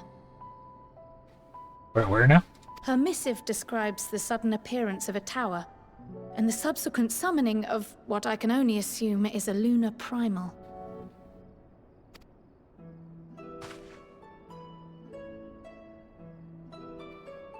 This shouldn't be that surprising, guys. In response to this threat, the satrap of Radzat-Han, the individual who governs the city-state, has instructed the alchemists to find a means to deal with the spire. The artisans of that land are heirs to an ancient tradition, one rather unlike that of their Uldan counterparts. It is possible, nay, probable, that they have gleaned truths unattainable by Eorzea or her Far Eastern allies. They do, in fact, appear to have a strategy in mind, though it will require further research. To that end, they have requested an introduction to a capable warrior shielded by the blessing of light. That's me! Assuming we divide our forces to pursue both of Kral's lines of inquiry, then having you join the group heading to Thavnair would seem the obvious choice. Yep, we just got here. Let's get on another boat. But the investigation in Charlian is of vital importance as well. Equal, I think, to the Thavnairian one, given that the fate of the world may hinge on the results of both. Yes, it is quite the quandary. Though it is a great imposition and an altogether too common one, our efforts would be more likely to succeed were you to lead the charge on both fronts. What?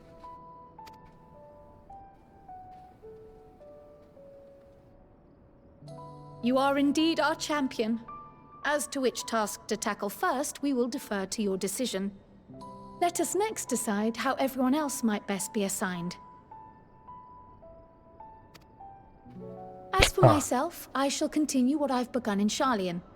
I should also like to steal the services of an Archon or two. And thereby gain access to a greater range of reading material. I will help with that. Allow me to offer my assistance. I have some small amount of experience in the field of research.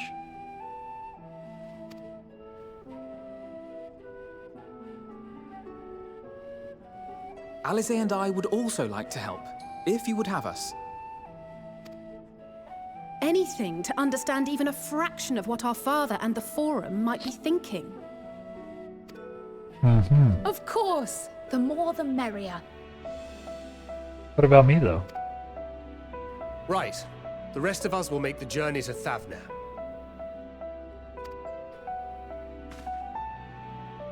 Thoughts? Objections? I passed through Thavnair on my way to infiltrate the Empire, and though I'm not qualified to give a guided tour, I did gain a sense of where things lie. I'll be happy to have you along then. So for this group, it will be you, me, and Urianger.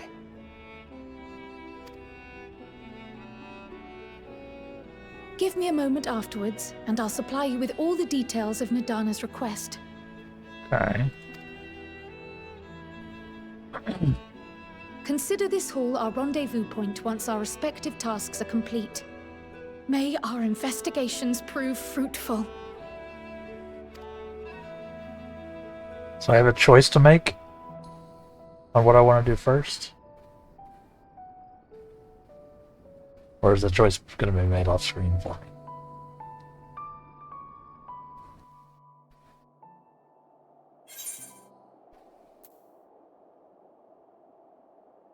New body armor? Don't remember. I'm guessing we will find out momentarily.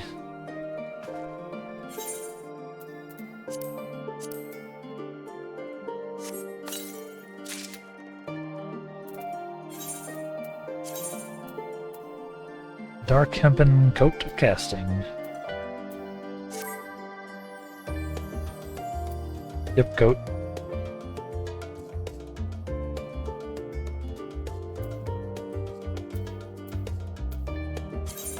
Go ahead and glamour blade that.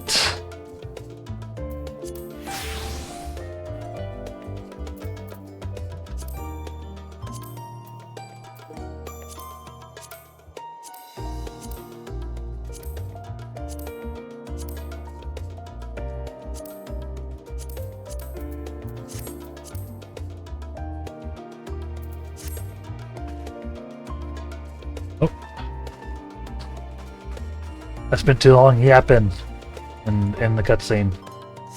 So it's time for us to take our next break. Yeah. Then we'll find out.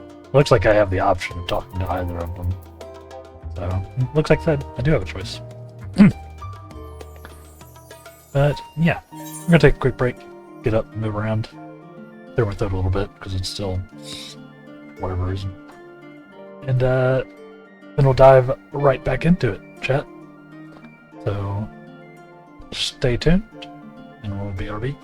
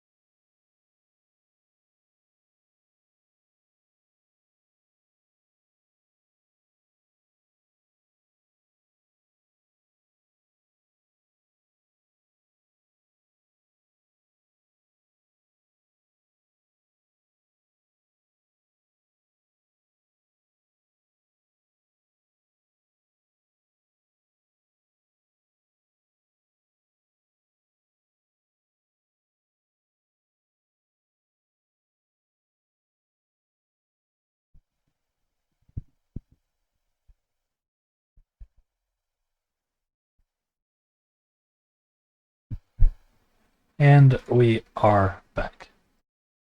How are we doing, chat? Let's see. We have a choice to make, I guess. Ooh.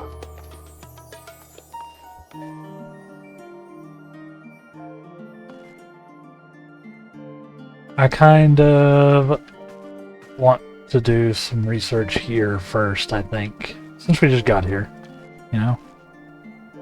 Rather than immediately leaving. Let's see.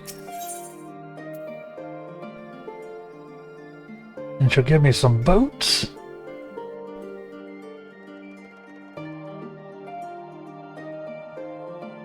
Trial is intent on uncovering the reasons behind the forum's inexplicable behavior. It's got no splicks. It's inexplicable. An unsettling change has come over Charlene. Together we will divine the underlying cause of the forum's callousness. As I mentioned before, however, questioning the counselors directly is a fruitless endeavor. They seem to have already come to a consensus as to what and how little they're willing to divulge. Which is why I began scouring Charlene's archive of historical records for any hint of connection to the final days. This is to say that progress has been slow. There are only so many dusty pages one can skim in a day. But now that I have this band of willing reinforcements, the search should proceed all the swifter. Let us reconvene outside Numenon, shall we? Next, the annex to the right, you find the archives on the western edge of the woods. To the archives! I'll be back, guys.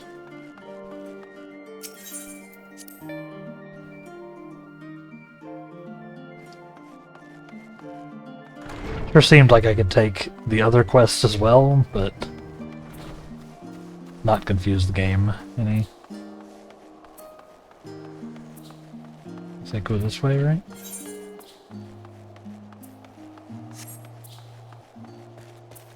Waiting woman. You do be waiting. Just in the dark.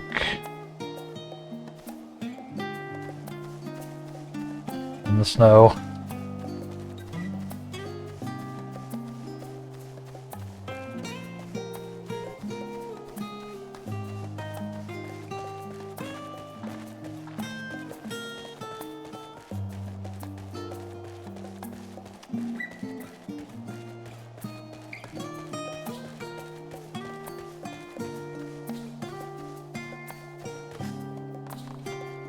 Very chill soundtrack.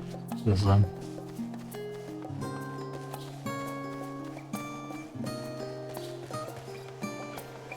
grab us an ether.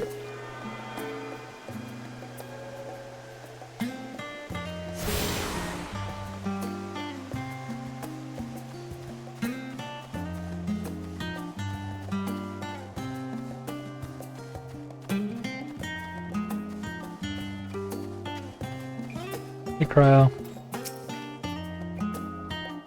My direction's reason you have to follow, I hope. In any case, you stand before the doors of the Nomenon, Charlene's grandest collection of books and tomes. This is my kind of vibe. This building is actually only an entrance. And one many at that, for the archives of Numenon extend deep beneath the surface, like the roots of a tree. The vast halls of the Great Kubal Library pale in comparison to Numenon's endless maze of subterranean corridors. Chambers, even. Any citizen of Charlene is free to enter and peruse the shelves.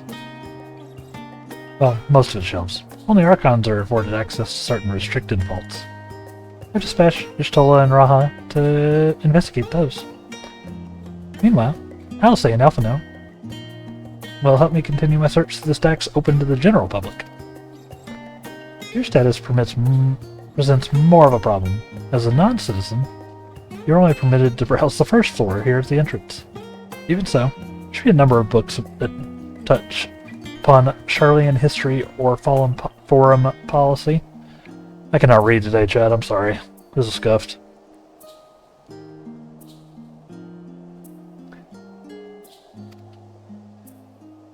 Your task will be to find and study the relevant publications. I promise you, working knowledge of those subjects will make it far easier to spot the sort of clues we're looking for. Let's be about it then, shall we? I've told the others to meet us at the stone benches over here. Once they've found some promising tomes. Happy reading! Lore time! Yeah, just give it to me.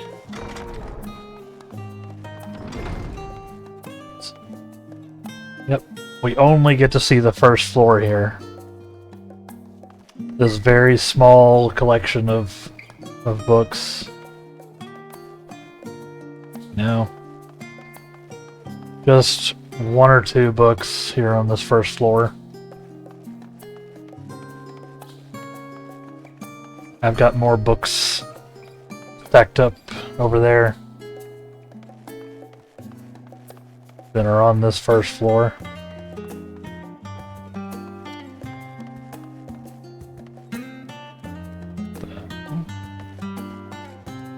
Hi.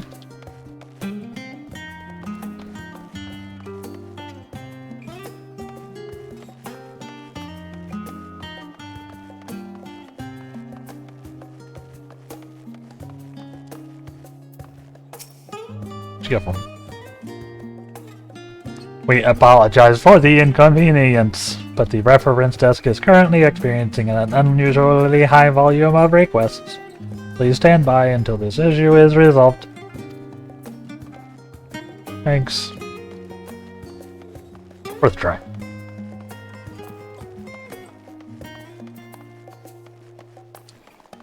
Let's check this brightly colored book.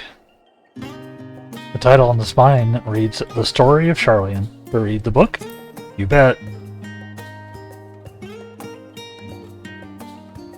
Long, long ago, on an island in the northern sea, there lived a Rogadan man by the name of Nyankrep.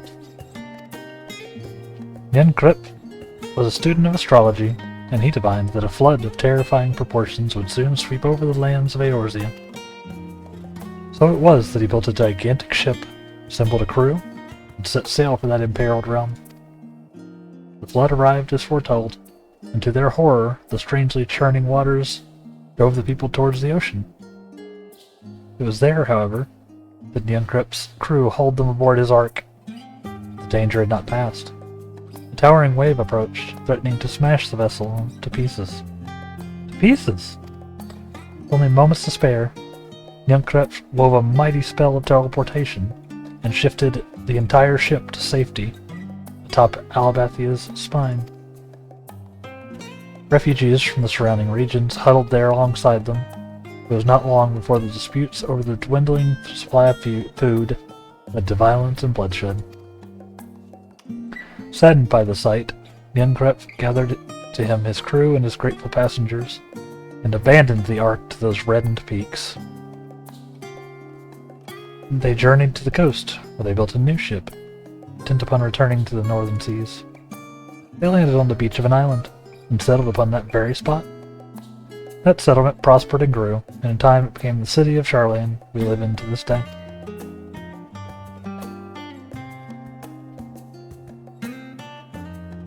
Not as much of a page-turner as The Boy and the Dragon Gay. Beg your pardon? Beg your pardon?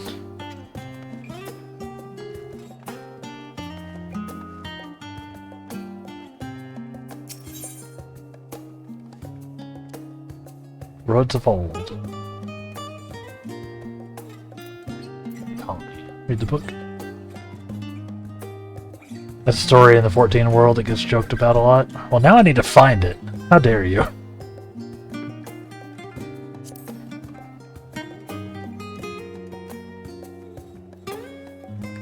You ever read a book about a boy and a gay dragon? No comment. I read a lot, okay?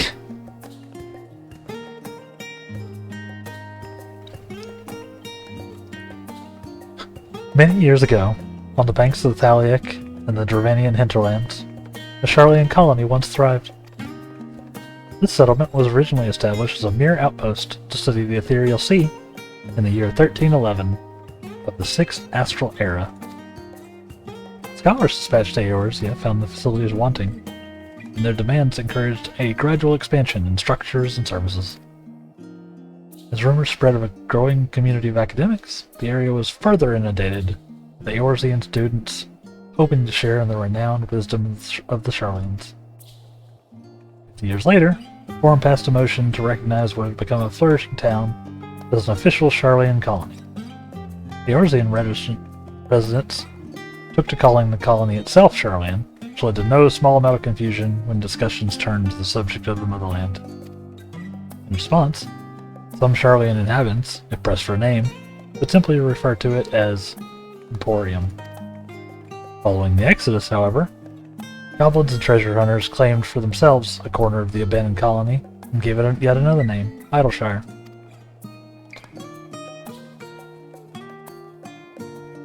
Following chapters go on to introduce the most prominent features of Idleshire.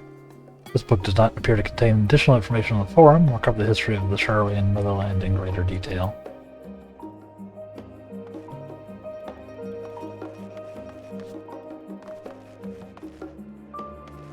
What about this time-worn tome? I love a good time-worn tome.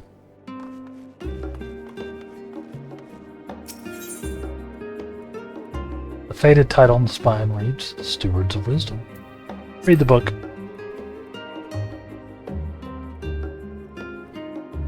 During the chaos of the Sixth Umbral Calamity, Archon Nyunkrip, founder of Sharlayan, bore witness to the madness and savagery of men brought to the brink of despair. Upon raising a settlement on an island in the northern Empty, he instructed his people thus: renounce the ways of war and pursue enlightenment through knowledge and reason. The Sharlayans took to heart the words of their savior, and thenceforth served as stewards of wisdom. On a foundation of accumulated learning, they built a homeland unlike any other, a nation born from strength of minds rather than strength of arms. With knowledge of economics came shrewd trading. With knowledge of agriculture came bountiful crops. Engineering brought wells and sewers, ending squabbles over water. Wealth of expertise could be bartered for wealth of coin. And the more their wisdom spread throughout the world, the more mankind as a whole would thrive. And so it was, and no matter the trials and tribulations of the age, the citizens of Sharlayan would live by their founders' teachings.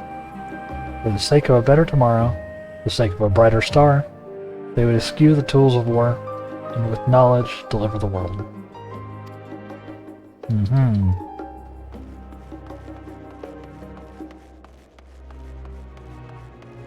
I get it. This does feel like something of an exception.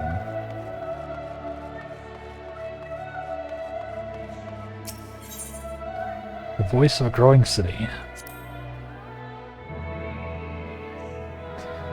In the years which followed the founding of Sharlayan, civic policy and the matters of import were decided at the Eclexia, a public forum at which every citizen was eligible to speak. As the city's population grew, however, this format became increasingly impractical. A larger number of participants gave rise to ever longer debates, resulting in significant delays of vital resolutions. Various measures were introduced in an attempt to curtail protracted discussions, but in the year 201 of the 6th Astral Era, it was ultimately decreed that Sharlayan would transition to a new form of governance. The nation would now be led by a body of 99 members, citizens chosen from amongst their peers by means of a nationwide vote. Thus was the forum as we know it today conceived and created. Gain the fundamental knowledge of Sharlayan history and the Foundation, head outside of that rendezvous point and await your companions. But I hear ya. There's at least 2 more books to read. You bet we're reading it. What if one of them is The Boy and the Dragon Gay? An Introduction to the Heavens.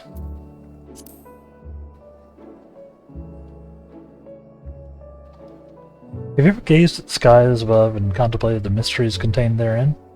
Yes, actually. I speak not of shifting cloud patterns, but of the vastness beyond, of the sun and the twinkling tapestry of the night. Some think the dome above us to be a finite space. Yet amongst the leading thinkers of our age, one scholar's depiction of a boundless sea of stars has firmly taken root. Alas, this heavenly sea remains an unreachable, unknowable destination. There are few indeed who can explain in satisfactory detail why our own star is believed to revolve around the sun. It was the technologists of Alag who came closest to understanding the laws which govern that starry abyss. It was they who launched Dalamud, and sought to expand beyond our earthbound existence. Having read of their ancient ambitions, I wonder, has your interest in this field of study waxed or waned? What if I were to tell you that the eternal constellations were arranged differently in the distant past? That their positions continue to shift almost imperceptibly, but measurably, as we journey into the future? Would it shock you to learn that stars drift further and further apart? May indeed do so forever? Are you eager to learn more? I knew all that. Jeez. Don't think it will, but you keep the hope alive. Pretty sure it's readable in Heaven's Word.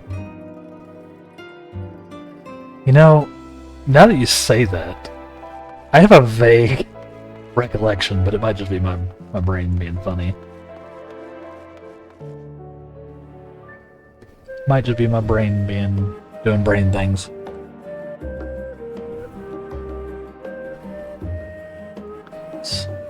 Got coffee on myself.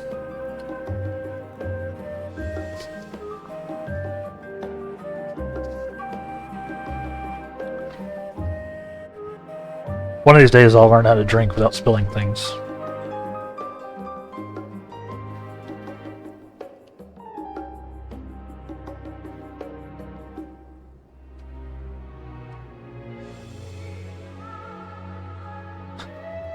Quit putting well-documented and proven scientific facts into video games. My state's education board disapproves. Oof. That's okay. We won't have an education board this time next year, so... anywhere. Because the Doge department is going to get rid of all that needless spending on education and postal service. We live in the stupidest timeline.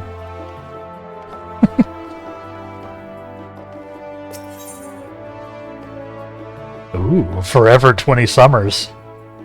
That sounds like a romance novel. Ooh, no more learning? My beloved seekers of knowledge. You ever put learning before your health? Neglected to feed and rest your body as you should? Okay, now I feel called out. I too once engaged in such foolish practices, but one night, engrossed in philosophical study, I had an epiphany. For all the world's mysteries that drive us to reckless abandon, we have so very few years of life in which to achieve our goals. Oof. Thus do I share with you this mantra. I am forever 20 summers young. The number itself isn't unimportant. You could be 19 or 23 or 40. Whatever age you are when you discover this manual, let it be the age you aspire to remain. So 41? Ugh.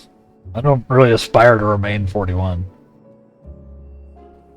Through mindful, healthy living, you extend the time available to spend upon your chosen research. Another day, another moon, another summer, to grasp the greater truths you pursue. In the pages that follow, we explore the secrets of maintaining one's physical condition from a biological, atheological, and arcane viewpoint. Yeah, I mean, not wrong. I don't mind it from a philosophical standpoint. You know, from the point you read that book, try to do your best to fight the effects of getting old, right? Take care of your body.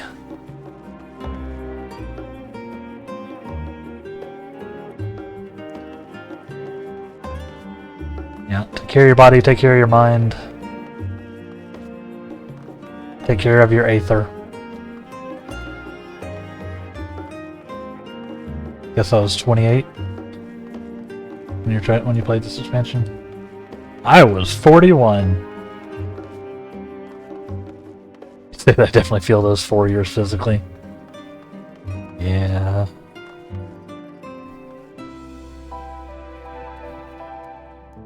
I'm trying to work out. Consistency has been an issue. Most looks like just straight up forget.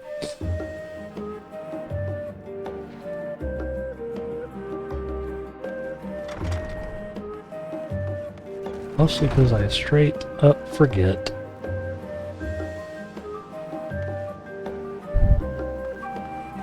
But I do need to do that.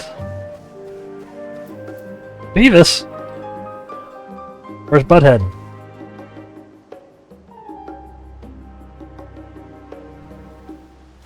Sorry. Got distracted.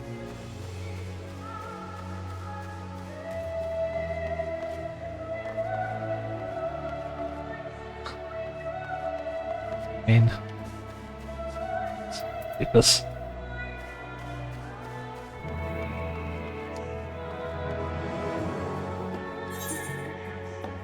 Alright, what do you got for me? Did everybody else find books? I found books.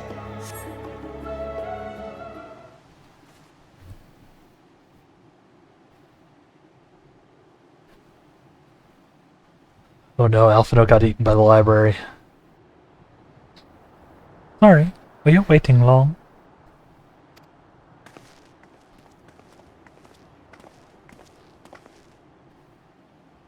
I wanted to make sure that I'd borrowed at least a few promising volumes. Alphino and Kryl should also be along shortly. I was delayed in a similar fashion. As far as I could see, no titles in the Archon stacks mention the final days specifically, so we have no choice but to start with the tangentially relevant tomes, if they are even that. At present, plan is to skim through as quickly as we dare, share our discoveries as we make them. It would have been nice to invite everyone to the estate. Plenty of comfortable places to read, ready to supply of hot tea. Oh, I was always quite fond of reading outside. I don't really do that. Anybody else? Like I see it a lot during the summer out here. People going down to the park and reading outside. I just never like done that. It's a complete tangent. I can see the appeal. I don't know, just never did it. Never like hauled a book down to the beach or anything. I don't think.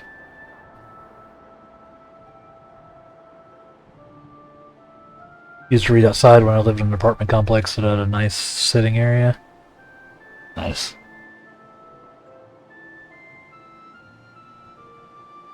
You haven't like gone somewhere. Yeah. I'm trying to think of... I don't think I have.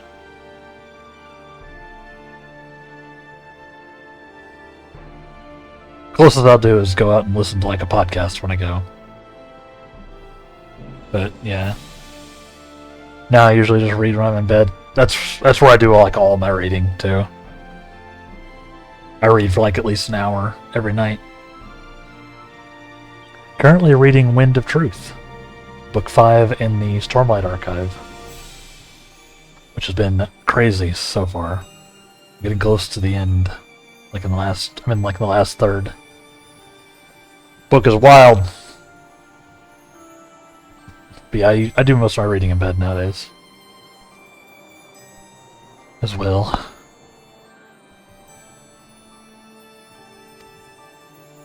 But it's not about the little pleasures, is it? You miss your home. You miss your home. It's been difficult. After our arrival, we managed to speak with one of the family servants and ask how things were. Seems that dear father has instructed the staff that even if Alphino and I were to return to Shaolin, we are not to be allowed across the threshold.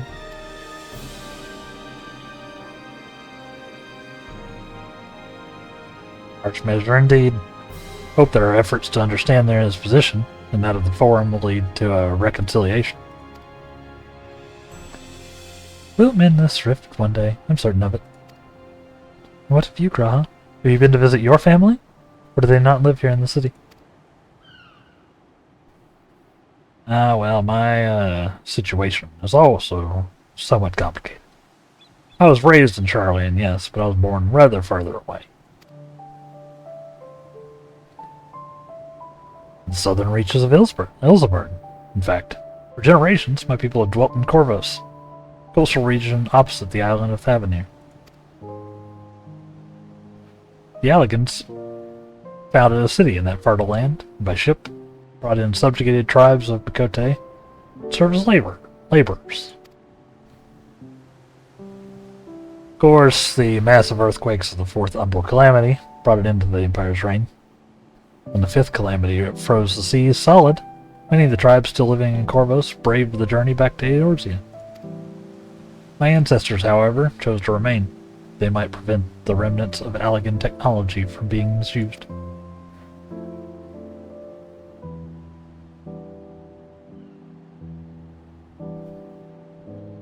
Recently decided to finally get back to my unfinished books. Currently reading Conan the Chimerian. What is this unfinished book you speak of? You can start a book and then stop reading it? You don't obsessively finish everything you pick up? Sometimes to the detriment of being able to sleep? Don't understand.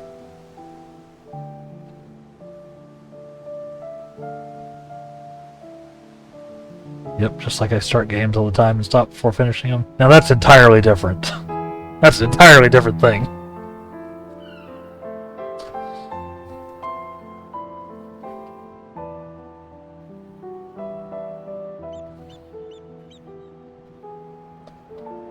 Yeah, no, I gotta read. I gotta read. So I need to finish Doom 2016. Yeah, I never actually finished Doom 2016 either. I've played some of Doom 2016 and some of Doom Eternal, which is the sequel. I haven't beaten either. They're both good though.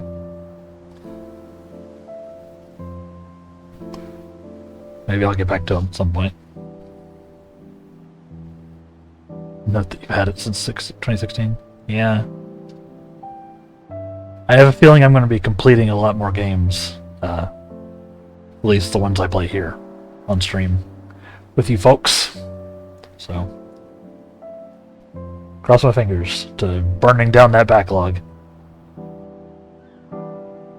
Isn't Corvos under Garlean rule? The past 50 years, yes. Some semblance of local culture remains, as is the case for most Imperial provinces. The Garlemald renamed the region to Locus Among Us. Among Us? So dumb. When I was a boy, a nearby town came under the jurisdiction of an illustrious Imperial family, the nobles of House Darnus.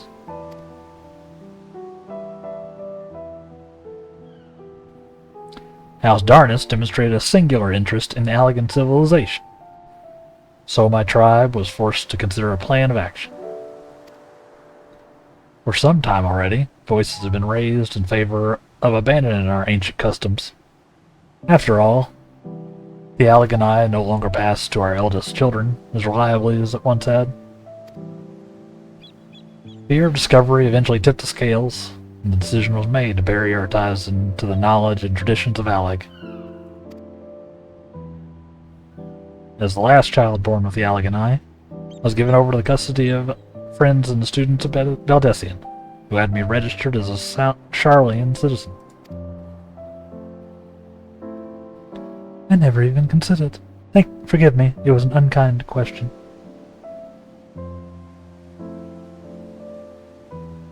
I'm at the end of it, need to settle down and beat it. Robocop just looks so appealing. The Turing test didn't get graced with you beating it on stream. Listen, it was during the demo section. It'll probably happen at some point.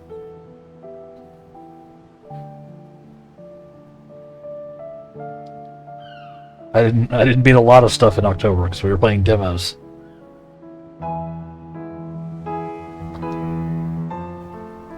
But I'm sure there will be a lull when I need to go back to backlog stuff, you know? And it'll be on the list. It'll be on the list.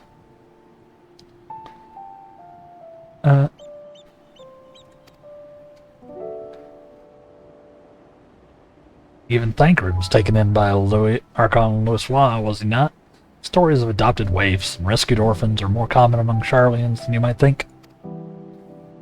Yet regardless of our origins, we are all provided with an equal opportunity to learn. With sufficient perspicacity. There. We outsiders can even earn the vaunted title of Archon. It's exactly why I have such a love for this country. Why I wish to remain a nation of which its citizens can be proud. Hear, hear. Another good reason to get to the bottom of the Forum's stubbornness, aside from the trifling matter of our, impending doom. Excuse me while we try to make some headway into these books of Demlin. More companies should be arriving any moment now. Yep, next demo season. Waited the location again. We do be reading. I want to read. I like books. What if they have the boy and the dragon gay?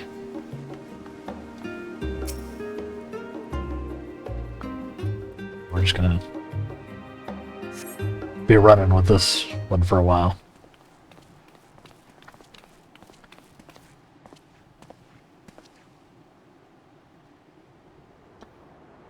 We've returned with our selections. Although I must say, the pickings were quite slim indeed. Mistress Kryl has already flicked through every history book devoted to disasters, more than a few which barely made mention of them. Such, we'll be looking into research papers on the Umbral calamities, as well as articles written by prominent forum members. Perhaps their knowledge of the final days comes from an unexpected source. Speaking of which, might I ask you a few questions related to the final days?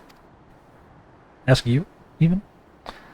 I'm the only one here who didn't witness the events of Amarat firsthand. Here I may have overlooked, and may be overlooking critical details. Sure. Just check out my VODs on twitch.tv/TheLightWraith, Kryl. You can watch it firsthand. Secondhand? You can watch it. It's all there. It's on the internet. I was like, what the hell is the internet?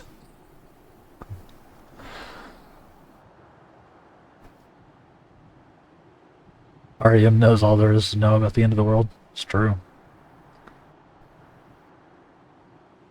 Aetherweb?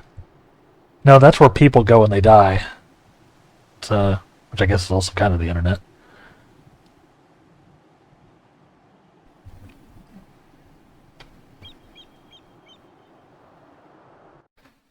I don't know. I don't know if there's a, maybe we'll invent the internet. That's where Endwalker's going. We're gonna invent the internet. And thus cause the apocalypse. Kind of makes sense. I called it. What can I say?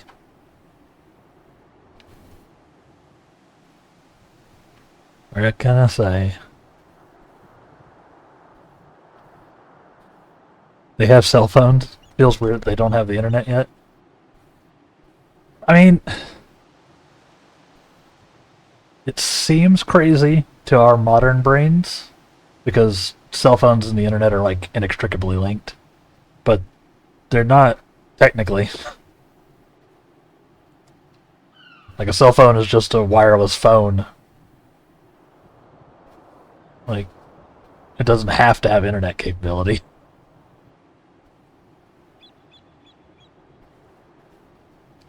All it needs to do is be able to transmit and receive a signal from a tower. Technically. Despite the fact that for the last 20 years, every cell phone has had, you know, at least some access to the internet. Sure, we developed internet before cell phones? I mean, you could have a car phone in the 80s, which is basically a cell phone. So, and cell phones are just fancy radios as well. I don't know. I'm just saying, it's all kind of weird. Wasn't the first net in the 70s? Yeah, but you had to be like a government person for that, right? That wasn't real. It was like government and universities.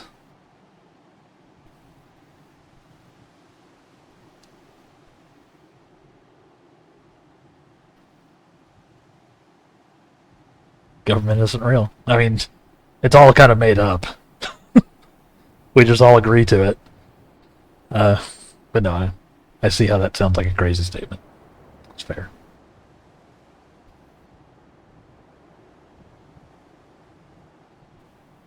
The modern internet. Or not Web 3.0, but like Web 2.0. The not the modern internet, which is mostly a wasteland. I don't know what I'm doing. Crow, what's up? I'm just rambling. My thanks. Now where to begin?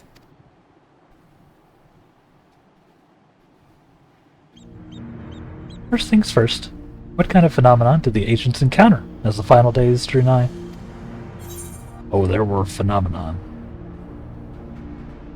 The worst kind of phenomenon you could imagine.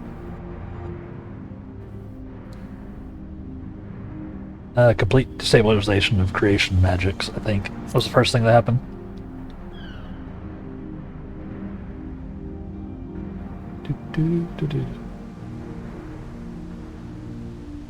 Yes, the unfolding catastrophe wrought havoc on all manner of life. Chaos extended to the ancients themselves, causing their powers of creation to spiral out of control. Fear and despair manifested in terrible, tangible fashion. Meteors raining from the sky, fire erupting from the ground, indescribable abominations prowling the streets, cats and dogs living together. Calamity. Anybody get it? That more or less aligns with my understanding. Only the arts of creation had survived until the present day. We might have had something substantial to analyze. To the best of our knowledge, however, these techniques were not preserved or passed on. Aristotle surmises that the closest known magic is that of the summoning rituals promulgated by the Ascians. That would make sense. Was there aught else of note which heralded the approach of the final days?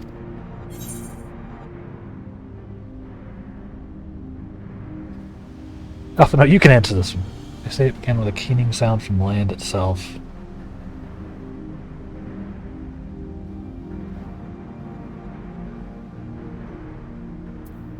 I think that's right.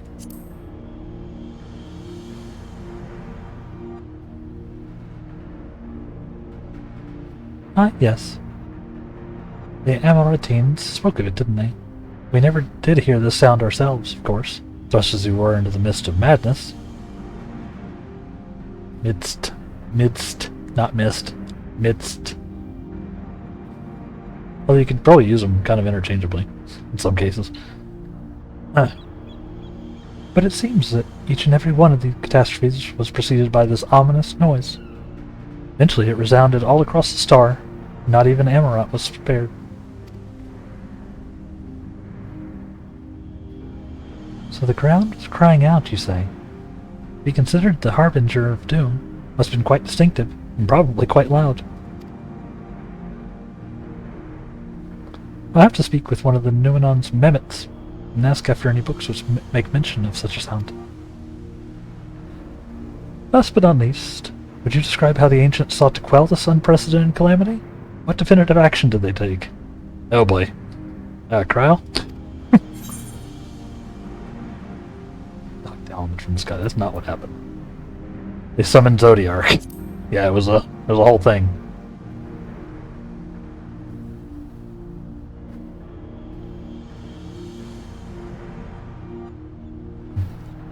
Yes, quite.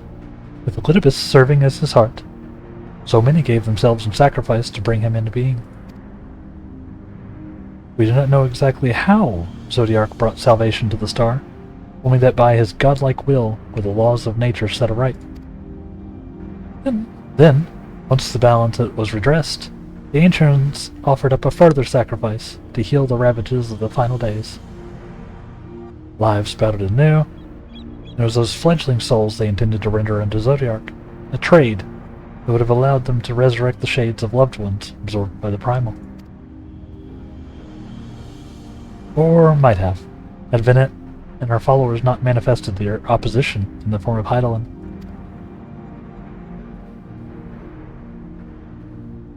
Thank you, both of you, for your detailed review. I feel much more confident now in my understanding of events. Again, you could have just watched this on Twitch, Crow. I have the VODs. So dumb. All that freshly in mind, it does bring me back to what the Telophoroi truly mean when they speak of bringing back the final days. You've seen what they're doing with these towers of theirs. Is forcing people to summon primals a kind of catalyst? Are they attempting to mirror the conditions caused by unstable creation magics? Or are they simply using the final days as a figure of speech? Convenient metaphor for the scale of destruction they plan to unleash. This is all just a pointless conjecture at this stage. Let us return to our attention to the forum, shall we? We should keep an eye out for Ishtola. It's his time we just began studying these research papers. True.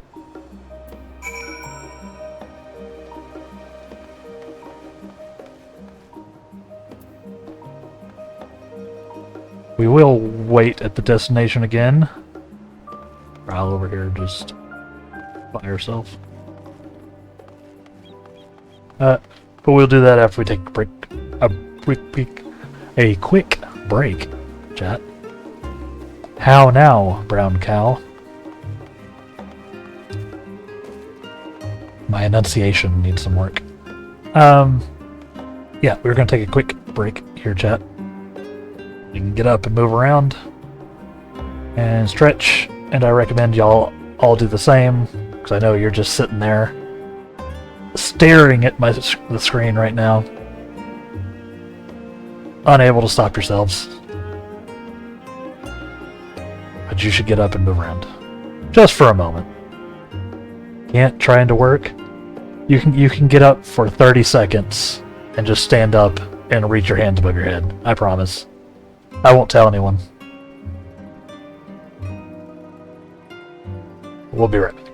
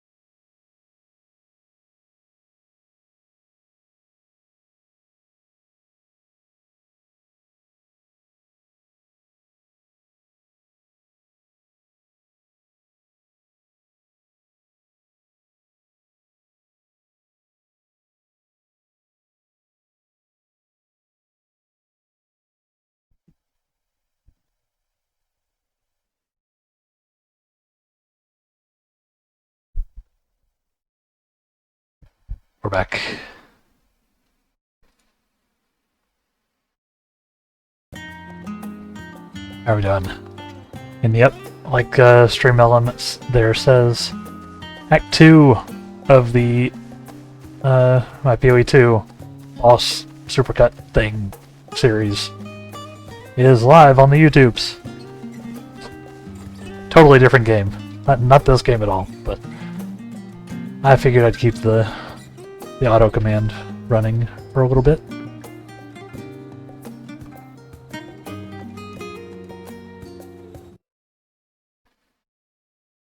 Yeah, let's carry on, shall we? And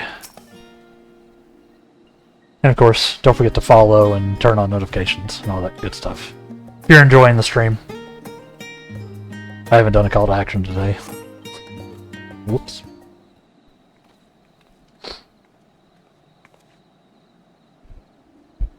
I am the last one, am I? Well, my extended search of the Archon stacks produced 1 or 2 possibly useful books. But I wouldn't get your hopes up.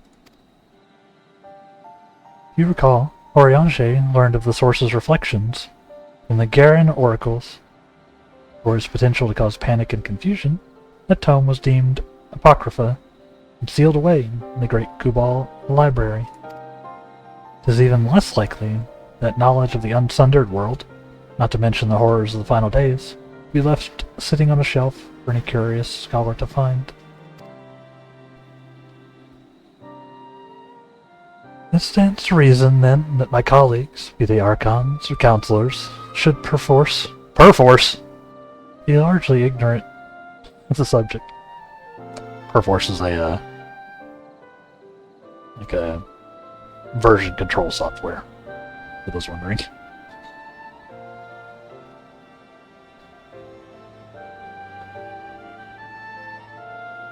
Not what she's talking about, though. Yet, when you confronted Master Fortunal with knowledge of the Tilofferoi and their machinations, he scoffed at the suggestion that they posed a threat. He seemed adamant that the Forum would know if the final days were truly upon us.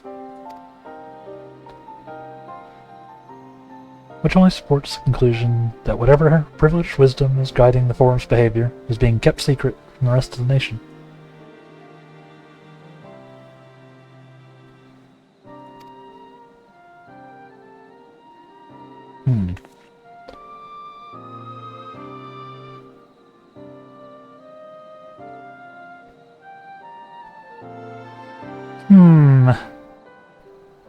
Not that I mean to excuse myself from reading duty.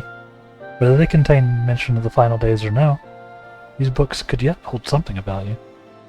I'm actually kind of impressed that she can, like, read. Not... but because she doesn't see in the traditional fashion anymore. Not, like... I think she's stupid. Like, her eyes are different. Like, she sees, like, via aether, like, concentrations now. So I'm surprised that, like, books are fine. Unless she's reading, like, Braille. I guess. Or maybe books here are just infused with, like, ink is infused with aether. I don't know. She seems to get around fine, so... and we don't know the details of how her vision works, I guess. Can't be for our literate. Listen. It's not what I was saying. No Cancelarino, please.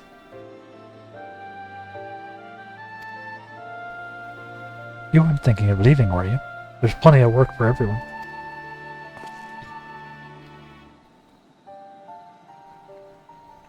Listen. No Cancelarino.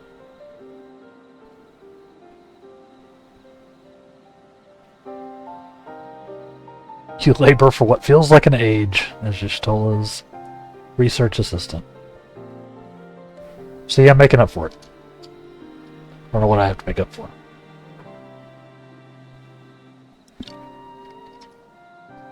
But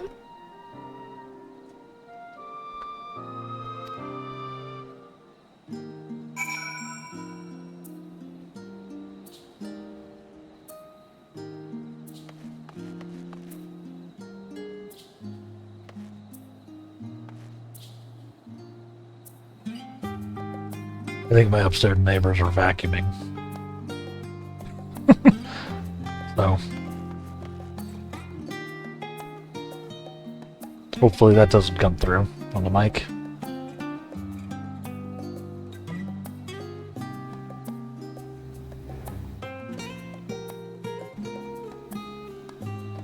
Can't hear it? Okay, I'll take it. Better than getting spicy while you're on stream. I can't hear any of that kind of nonsense. Like the sound is pretty good. Like it has to be something rather loud for me to hear something from my neighbors. Like someone vacuuming on a hardwood floor, which I assume they have as well as I do.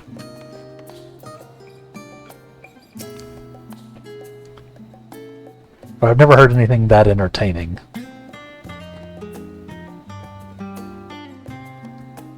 Oh dear, you look exhausted. What about your studies? Were you able to find any books in the subjects I mentioned? I did. I forgot. Nods. Then the day was well spent. Should you wish to read them again, a man at the restaurant's desk will point you in the right direction. He was not very helpful last time. For a moment, though, I suggest you take a well-deserved rest. We might be occupied with our research for quite some time. Give me some boots.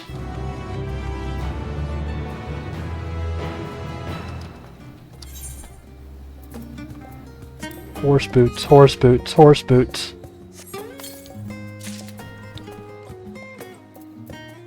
Yeah, man, exploded. Horse boots. Decent upgrade.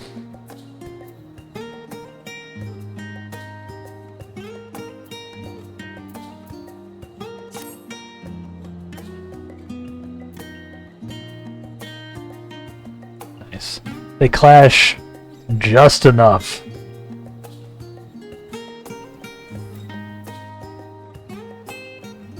Also, I'm confused about the design. They're like leather boots, but then they're like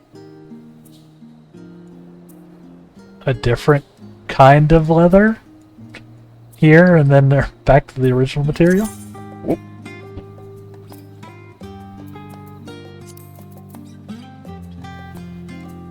Confused about how these boots work.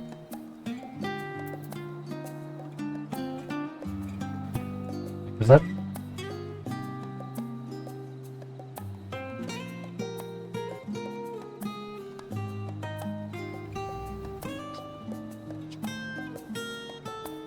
Better than getting spicy wires. Just get an awful lot of questions for someone who just got them as a gift. Plus, still salty that we didn't get an expansion outfit. I'm hoping it happens. Salty.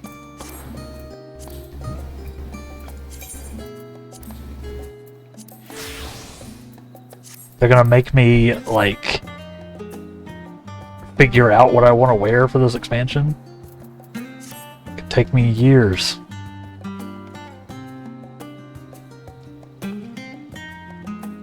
It could take me decades. You know how long it takes me to create a character in an RPG?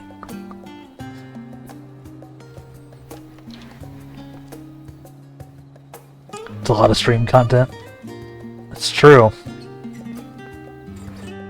Because, you know, nothing is more compelling than a closed watching stream. Or closed choosing stream.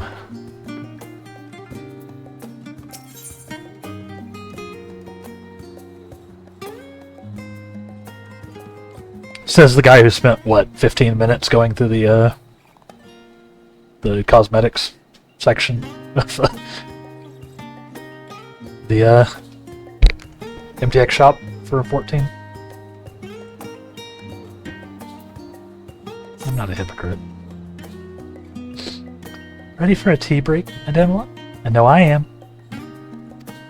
Honestly, my neck and shoulders are going to calcify if I don't stretch my legs and walk around for a bit. But why would your legs help with that? You should be walking on your hands if you want your keep your neck and shoulders from calcifying. Alice, come on. Your metaphors.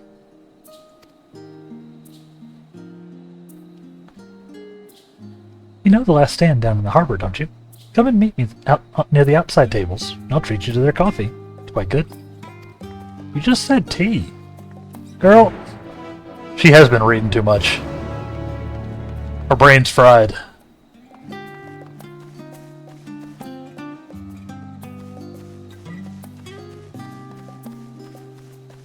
Oh, I thought you were questioning it. Wait, what was I questioning? Shit. You gotta help me out sometimes. I ramble a lot. Questioning the MTX thing? Or, oh, when I was showing off the cosmetic shop? It was just content. I thought it was funny that it was all there. You were reading Alize questioning the things.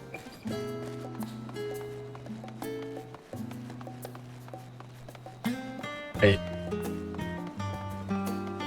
Well, I was doing the questioning. I was doing the questioning. She wasn't questioning it. She was saying the things. She was saying that she if she didn't get up and stretch her legs, her neck and shoulders were going to calcify. And I was like, that doesn't make any sense. You should have to stand on your feet. No, that was all me ad-libbing. She just said that. She just said it. Okay, we're on the right page. Oh, same reading voice used on Cryle. Listen, I believe I have mentioned that I'm not a voice actor. So sometimes things are going to overlap, or I'm going to use entirely the wrong voice for something. Or I'm going to get stuck in a voice when I try to just enter.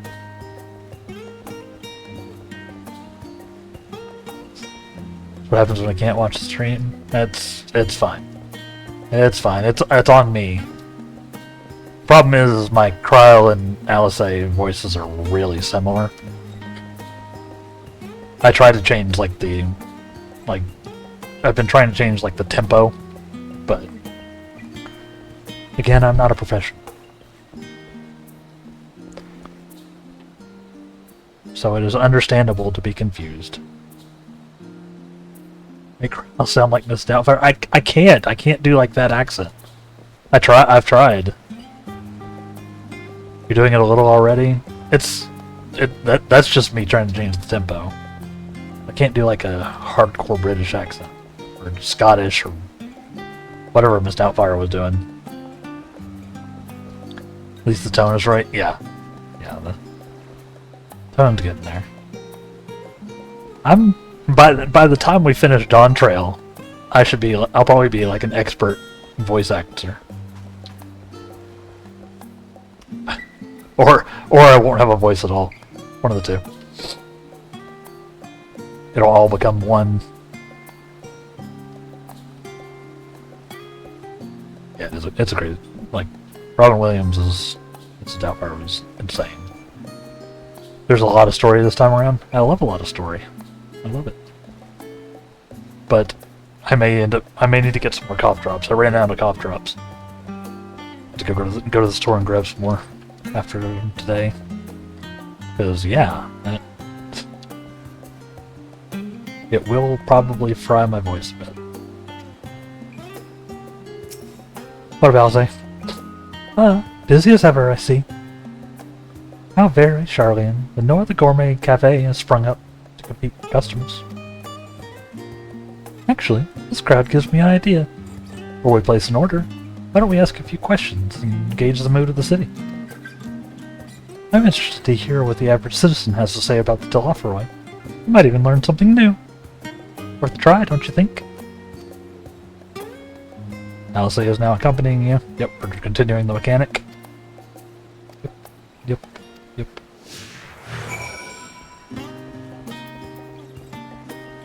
Alice is wondering why you're running around in circles.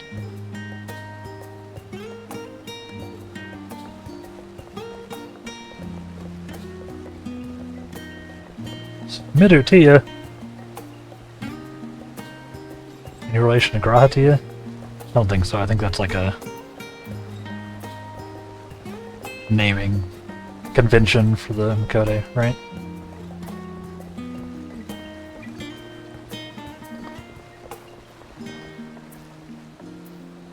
Hey, Piron d'Air. What? What is it? Can a man not enjoy a moment of private respite? You're looking to share a table, and I respectfully request that you look elsewhere.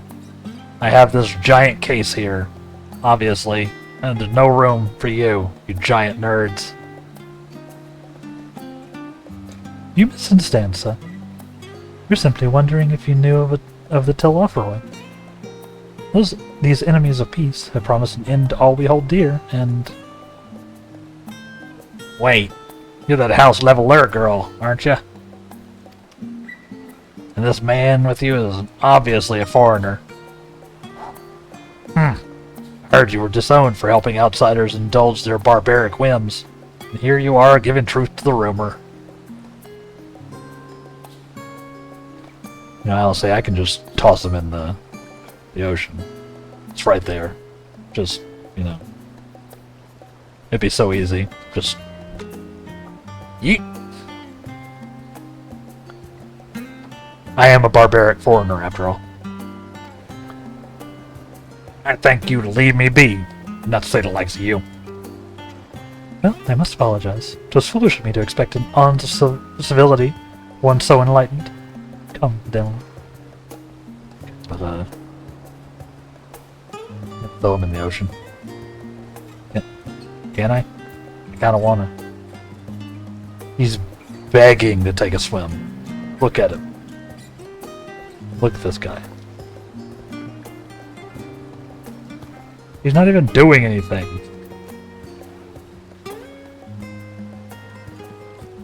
He's just sitting there being a dick.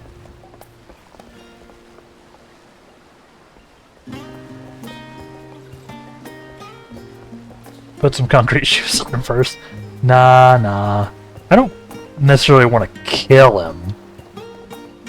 I just want him to be wet. And embarrassed. It's not like he owes me a debt or anything.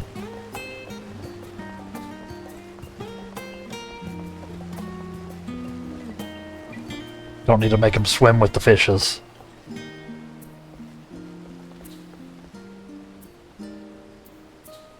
What up, Hildois? Hildois? Probably. Hildois! The next evolution of a Pokemon. It's a ground water like Pokemon that's like a hill, but also a turtle. Which may or may not actually exist. I'm just saying words I've heard from Pokemon.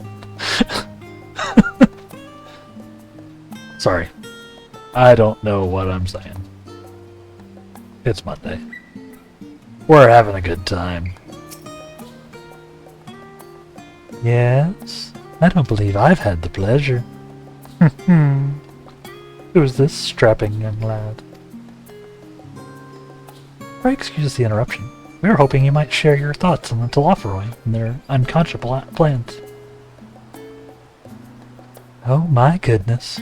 It isn't the young Miss Leveler. My apologies, but I work in the offices of the Forum, and if word reached Master Falchenal, I was helping you. I see. Sorry to have bothered you.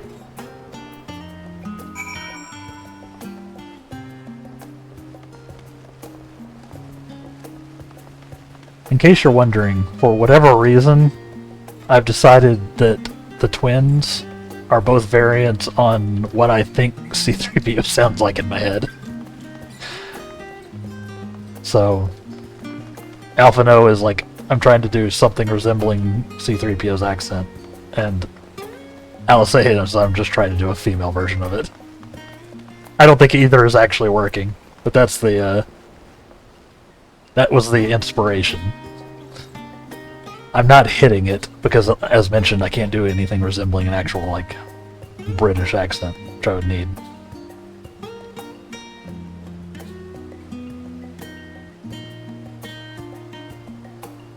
But, like, the diction, really, I'm trying to hit. Oh my!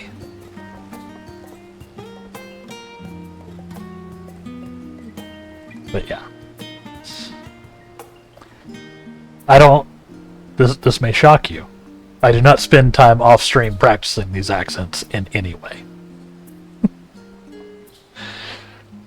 It is all live. We're doing it live, baby.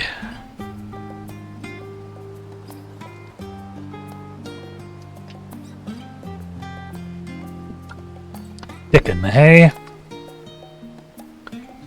Let's see. Oh. Are they gonna voice it? Nope. Mm-hmm. Dickin'.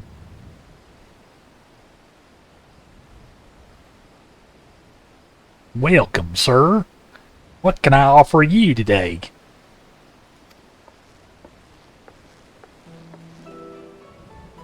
Wait, is that Mistress Alice I see there? My word, how long has it been? Not too long. Meet Dickon, the owner of The Last Stand. I used to frequent his cafe on occasion, in between lessons at the studium. That seemed like an age ago now. I remember hearing you and Master Alphino had set sail for Eorzea. Never came back. Lately there's been gossip about your father disowning the pair of you. Everything all right at home? No. It's complicated. I hadn't expected complete strangers to be so familiar with our situation quite so quickly. Everyone has an opinion, it seems. You don't practice your C-3PO impersonation? I know, it's a shocker. I should actually I should actually, like, watch episodes 4, 5, and 6 again to, like, actually refresh it in my brain rather than just be like, he sounds like this.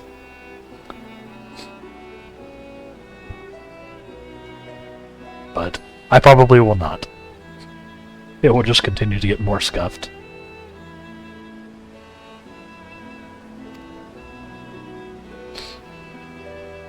Well, it is house leveler.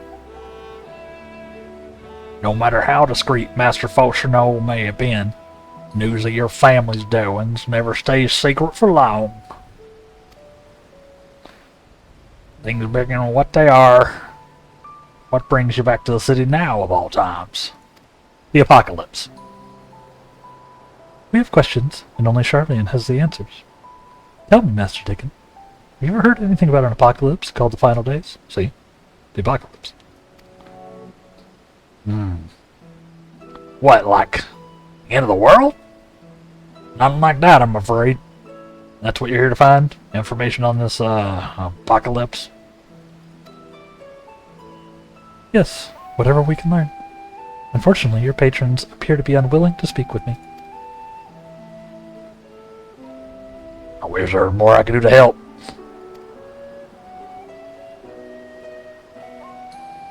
Who is she talking to? Did y'all see the lady in the back? Appeared to just be talking to a bag of flour? Rice? Star Wars marathon, you say? Sounds like a good stream movie night for us. May have to do that. It would be fun to see him again. I haven't done a full watch through in a long time. But maybe you shouldn't commit to that until we're done with Aliens, right? Or all the Alien Eye. Alien Cinematic Universe. Whatever we want to call it.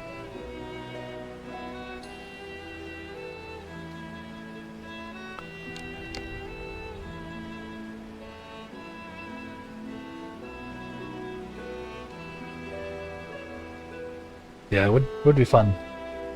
I'd love to watch them again. Want to do Aliens soon? Maybe this week, since most people are off. Yeah, could be good.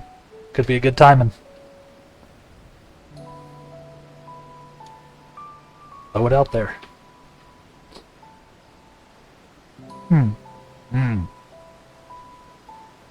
Melissa's voice. Maybe there is. You're a visitor to Charlotte, aren't you? And few will know your face. We should be able to pass you off as a server, but none the wiser. We just finished preparing a few orders. Strike up some friendly conversation while you're setting down the food. You might just get the answers you're looking for.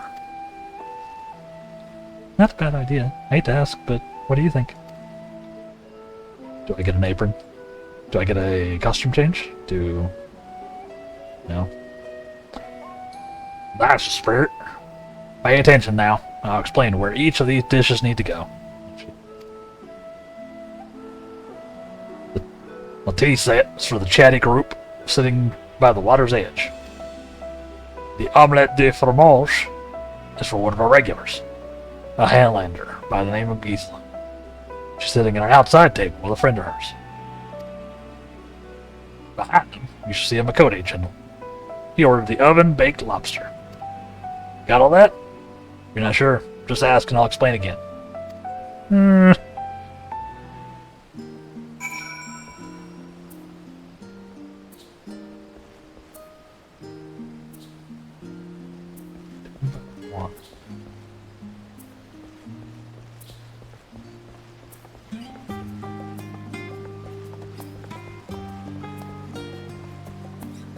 There the tea.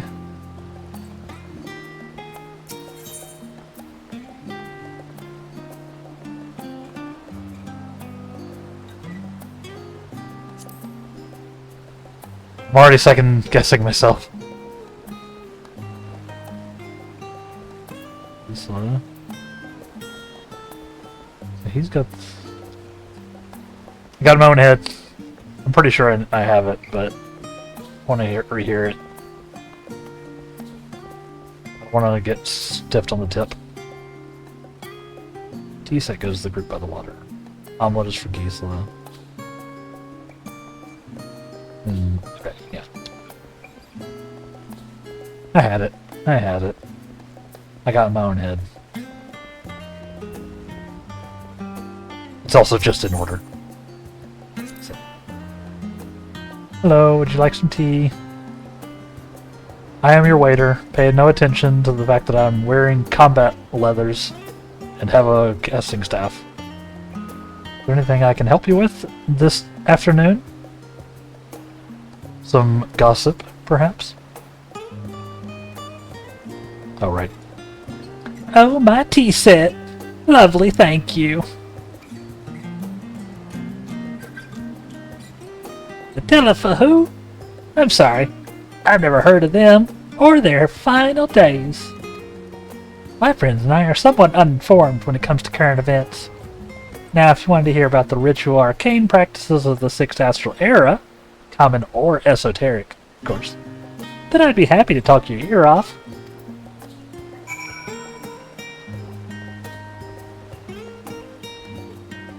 One omelette de fromage for Gisela. It doesn't say it's cheese omelet.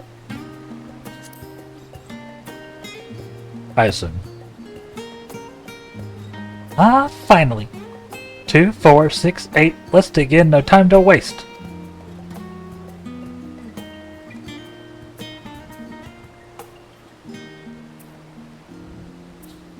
What? The Teleferoi? Yes, I remember seeing that name in the latest Gazette. That omelet looks insane. What is happening? What is happening with this omelet? What did you do, Dickon?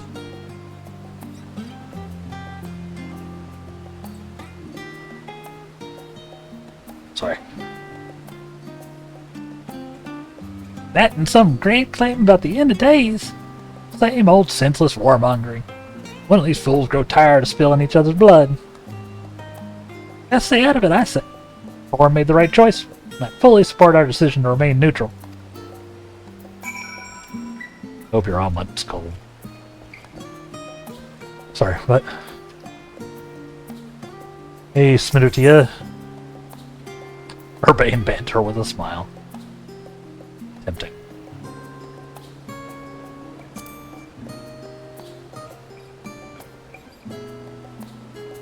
Oh, at last.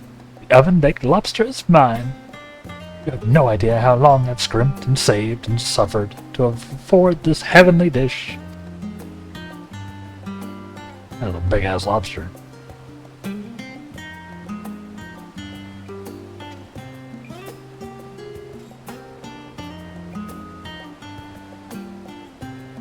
Final Days. First I've heard of it. I lost his accent. Oh, my... excuse me. Not a good day for me to be doing accents. Although, that would explain why my friend has been rushed off his feet. Must be a busy time to be a gleaner. The hell is a gleaner? Hmm? You don't know what a gleaner is. They're collectors of a sort. Travel the world procuring things that we haven't got here in Charlie. Priceless books, unusual live specimens, so forth. So named for those folks who trail after the reapers in the fields, picking up every grain which is missed. Aye, by all accounts, gleaning is the most meticulous and demanding profession. Used a lot for all you make good on their audacious threats, then many uncatalogued rarities could be lost forever. What else would the gleaners be buzzing about such a frenzy? Plus the harbor, you'll see what I mean.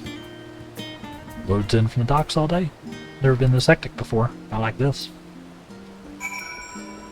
Enjoy your lobster, person who is actually moderately helpful.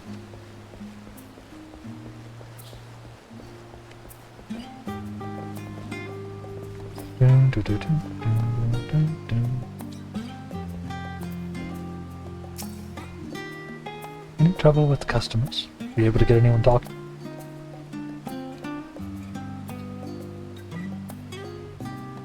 Interesting. You seem unaware of the final days, aside from whatever the vague news the gazettes are printing. Even Dickon has nothing to offer, and he's the best source of gossip in the city. Forum does have secret knowledge, and they've done an impressive job of ensuring no one whispers in the wrong ear. In any case, thank you for playing the part so well. Here, that cup of coffee I promised.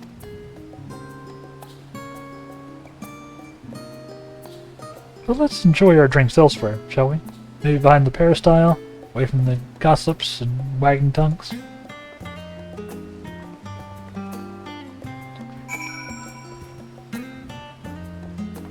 I didn't even get an apron.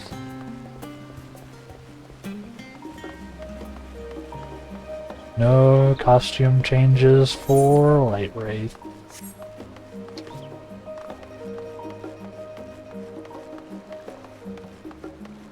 Sag. He's gonna walk into the ocean. Nope. They won't even let me do it.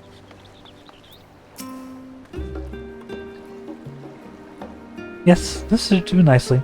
Out of the wind and out of sight.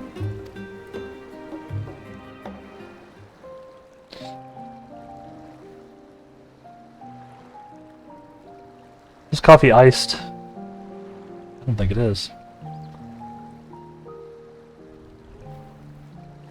When our father disowned us, I couldn't believe what I was hearing. It wasn't until much later that his words began to sink in, that I began to feel the weight of what it meant.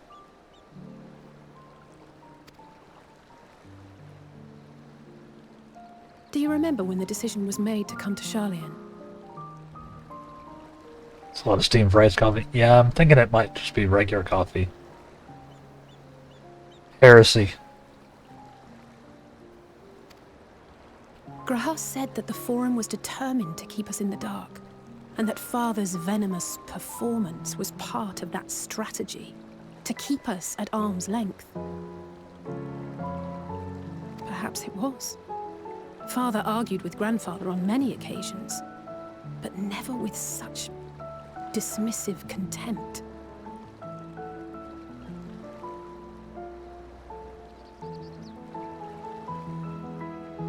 Sorry. I like the sort of casual, like just sitting on an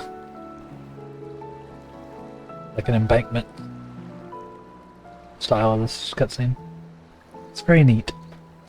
Have you dry iced coffee? She probably shouldn't drink that. Yeah, do not drink that. That is not healthy. And when he demanded what justifies the sacrifices we make in war, I honestly didn't know what to say. Neither did Alphino, I know, but never for one moment did I believe we had made the wrong choice. So all I could do was fume silently. It was only afterwards that I realized how childish I had been. How being stubborn and self-righteous must run in the family. If I could have just mustered a civil response, then things might have turned out differently. I don't think it would have.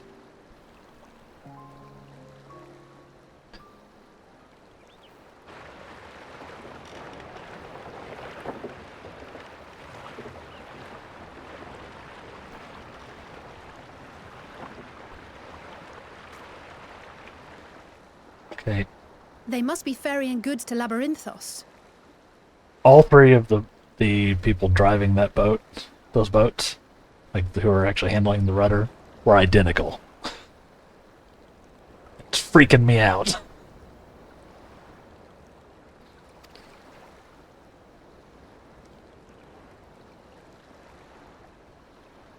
A vast complex beneath the island. Cloning. Could also be triplets, I guess. But, yeah, I think it's cloning. Sharlayan is famous for archiving knowledge from around the world. Well, that knowledge is not preserved exclusively in dusty tomes and desiccated samples. This sounds like a dungeon. Our living library, comprised of all manner of flora and fauna, is housed and studied within that underground facility. Yep.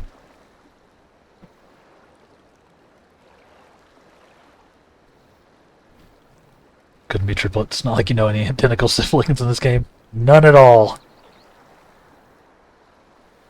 Definitely not a pair that get hilariously misidentified as the other sibling on a regular basis, despite not wearing anything remotely similar. But this is a dungeon. Still, that did seem to be an unusually large shipment. When I lived here, it was rare to even see such cargo transported by boat.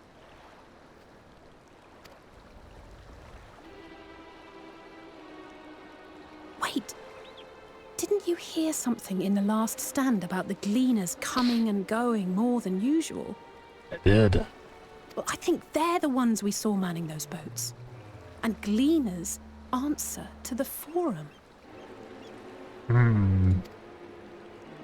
If the appearance of the Telophoroi prompted this sudden burst of activity, then Labyrinthos may hold a clue as to what the Forum is planning. We're on the same page.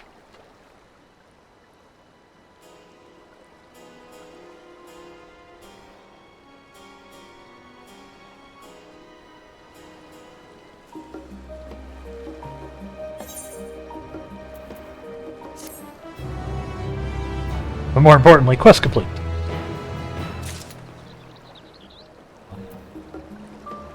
We have started a new expansion, so we're going to start leveling again, chat. It slows down a little bit in the post-credits. We did hit 83. Now we're going to go again.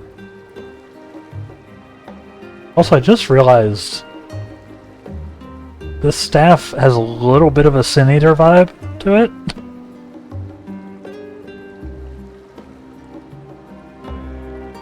Do y'all get that too?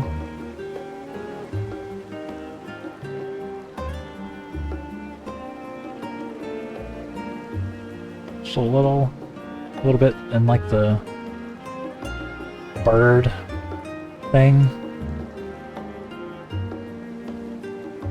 You're a white bird. I don't know.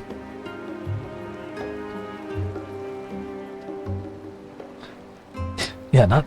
There are no gigantic ladders here. It obviously can't be Snake Eater.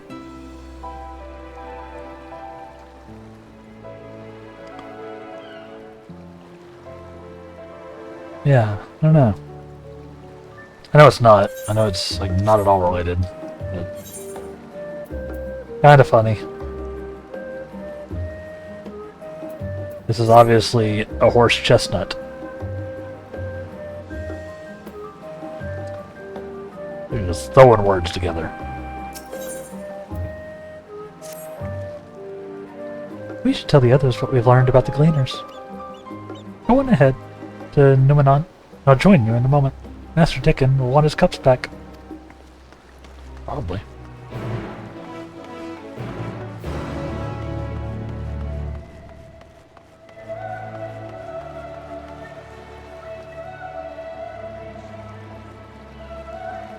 Doesn't look like the next vessel will be arriving anytime soon. It'd probably be easier if you were looking like out over the ocean, buddy.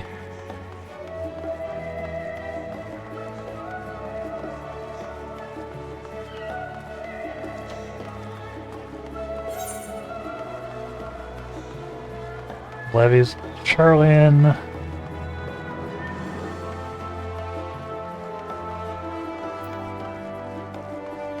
No blue quests in here yet. Wouldn't be doing them, but I was curious.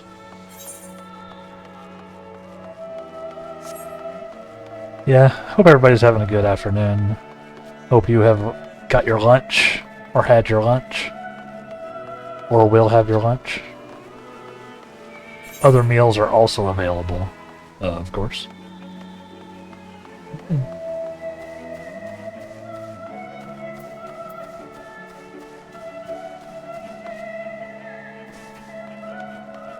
There's a blue quest. Sights at the end.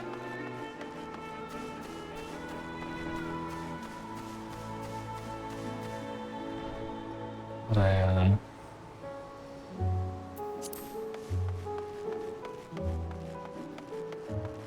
been snacking a lot. Don't think we're having a real lunch. Fair enough. Accomplishes much the same thing, right?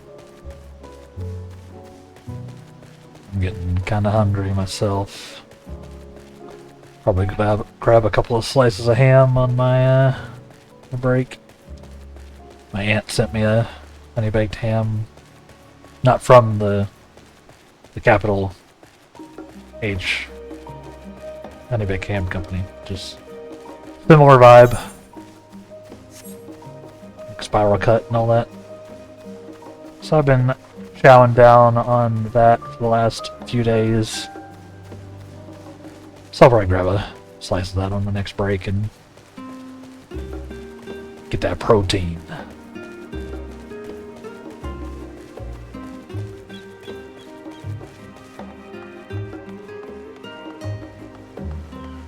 Hey guys, I'm back. Hi Kryl. 2, 3, 4. Huh! Nailed it.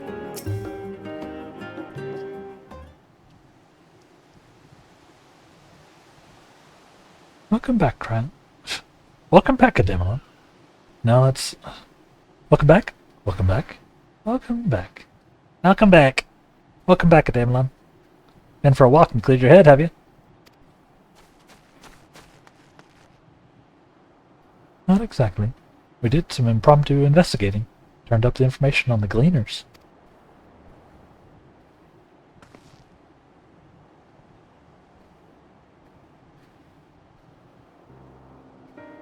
Information?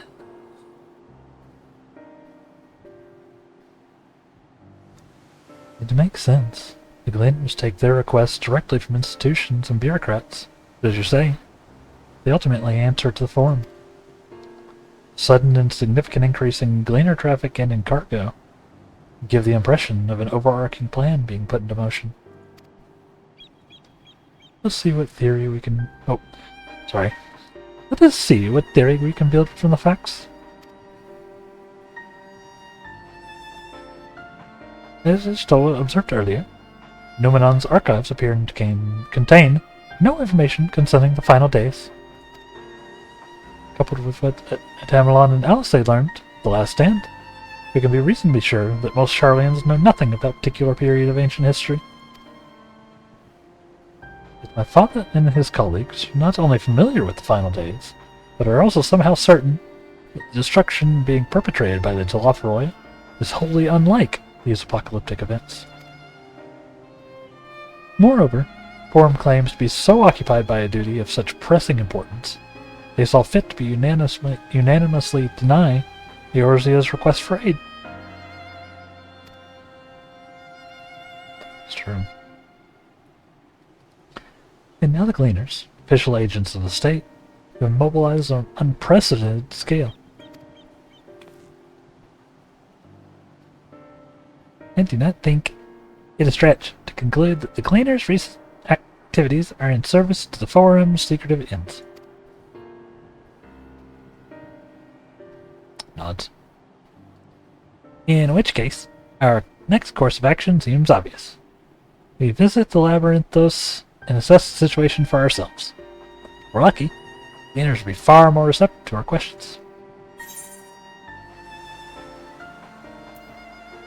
What shall we expect down there?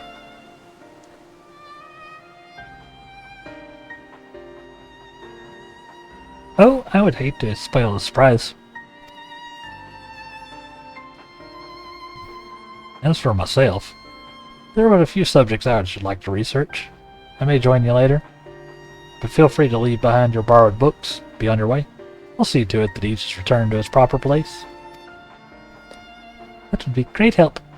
Thank you, Raha.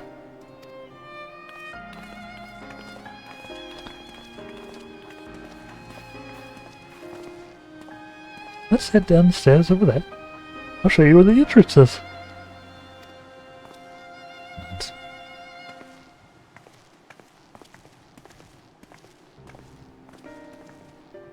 I do be nodding. Ugh.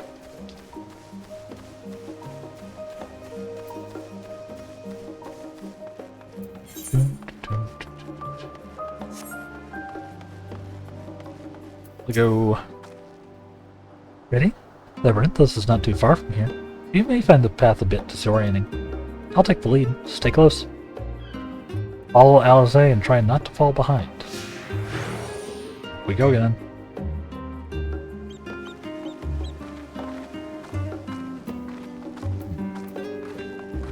I'll try not to fall behind.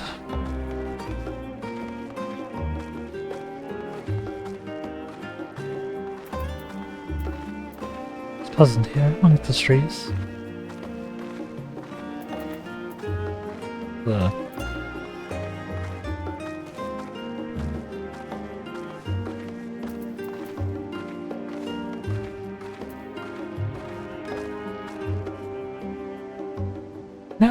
Now we run. Try to keep up.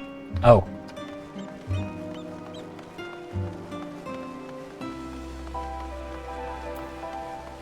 It's the path. Straight ahead.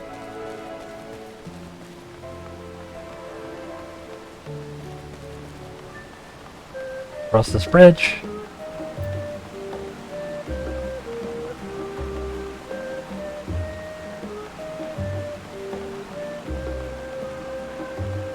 Can outrun me, Alice. Up here? Yep.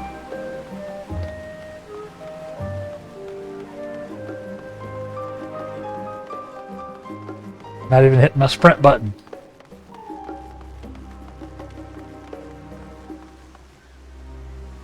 Astra? Not far now.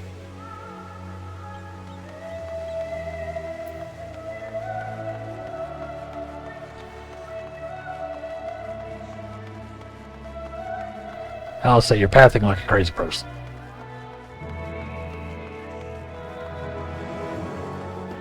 Some kind of bot. Here we are. Through this door and down the stairs. You did remember to attune the shard back there, didn't you? It'll make your life so much easier if you come back in a hurry. Otherwise, we should keep moving. I did attune the shard.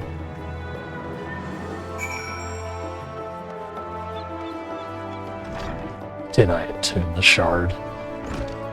It's like she's never met me.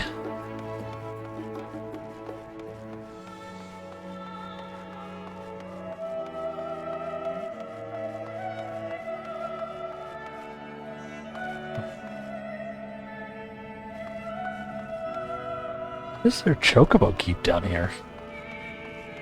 What? Around that traveler. Might I interest you in a chocobo portal? I don't know, tell me, this is your first visit to this shop. So I'll take my register with your name, so you may access this location in the future. This is a weird place for there to be a porter, isn't it? Huh.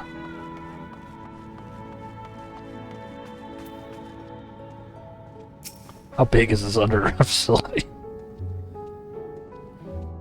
We're all here now, yes? I've taken the liberty of securing permission for our group's descent. Right, everyone on the lift. Down we go.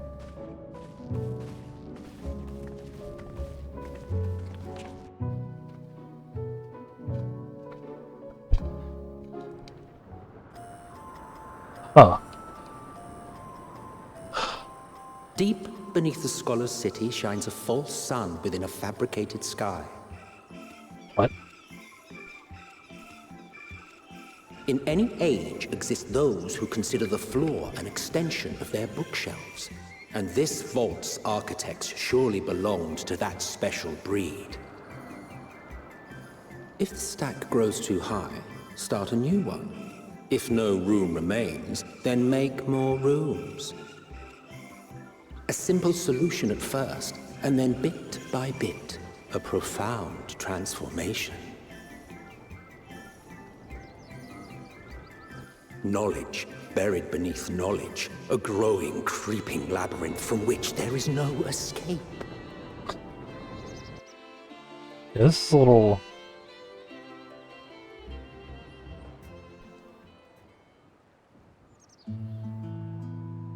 crazy looking. The hell?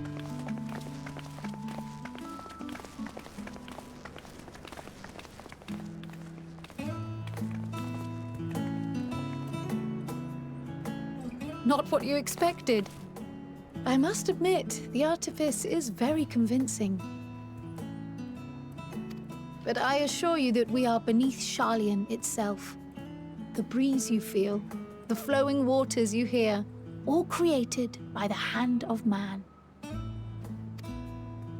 The island is volcanic, you see, and once upon a time this great hollow must have been a reservoir for magma. It was discovered some 400 years ago, at which point it was repurposed as a storage facility for scrolls and samples and such. Renovations have continued, with nigh or no interruption to this day, with the lower levels still undergoing expansion. Oh. Aren't those people gleaners?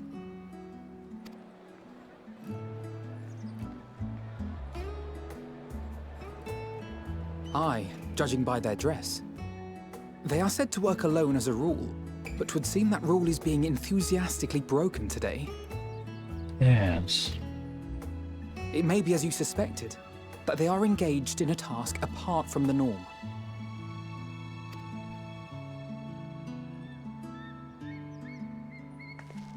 Let's spread out and get some answers then. Nuts.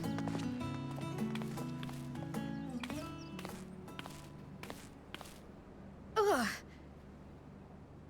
Good girl?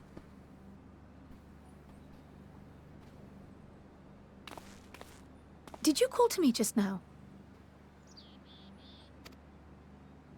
No. Oh, yeah, I did. No. How odd. I must be a bit dizzy from the descent. I'll be fine, I'm sure. Let's get to work, shall we? You hearing Heidelin?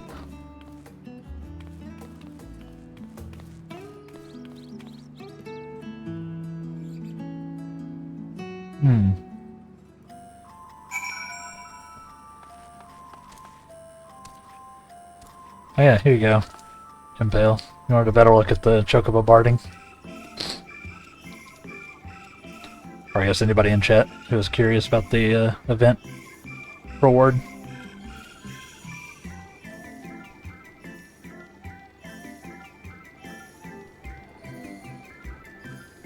Cute. Yeah. He's got little apples, and then there's a, I think it's like, it was some kind of punch. Can't remember exactly. Like a punch cider drink. It was like mulled punch, I think. In the cask.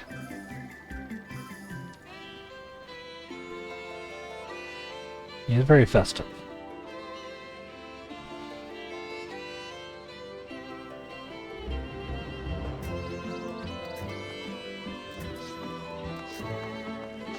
Very festive. He's a cutie. I found it.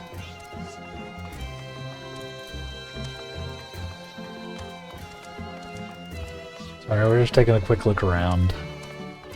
Then I'll click the NPCs.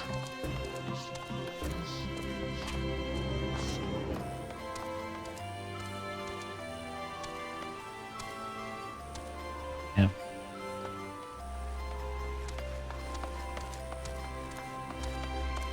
This feels a bit extra as a storage facility, but you know, if you can do it, why not? Oi! You want to know what I'm doing? Hauling books and ore and fauna. Needs hauling, not hauling. Every decade or so, it takes stock in labyrinthos, you know, sort and tidy up the inventory. Never seen an operation like this, though. Wow. Boy. They did one just a few summers ago, even. And with no warning at all, the mess gets dropped in our laps. Orders from on high. Damned if I know the reason. Could be they're changing the layout, eh? Preparing for the next big expansion. I see what they did there. Preparing for the next big expansion. Exchange with Dobbin has taught you about taking stock in labyrinthos.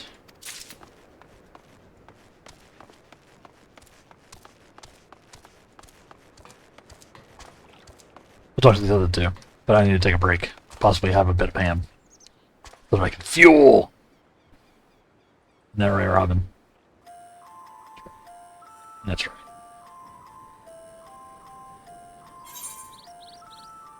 So yeah, we're gonna do that right quick. Chat. Get up, move around. Have me bit of ham. Should make that mustard sauce I told you about.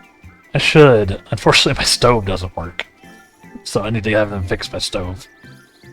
But yes, I should. You're right. It does sound delicious. Stove. Yeah. Need to have them come out. After the new year, probably. But yeah. Burb, chat. Burb.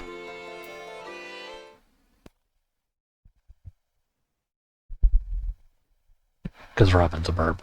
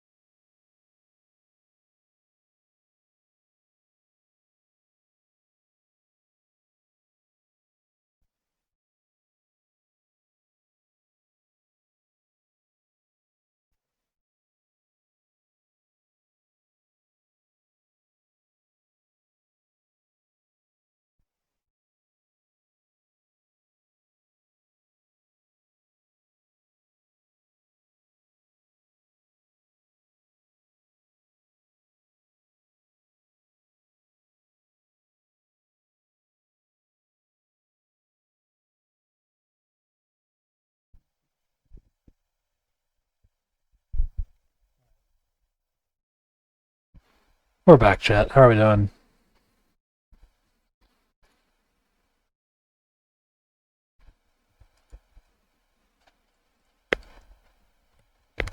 I shoved some ham into my face.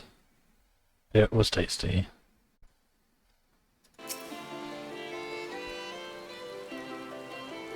So I am fueled. Just check a few of these old things. Just working a little. Yep.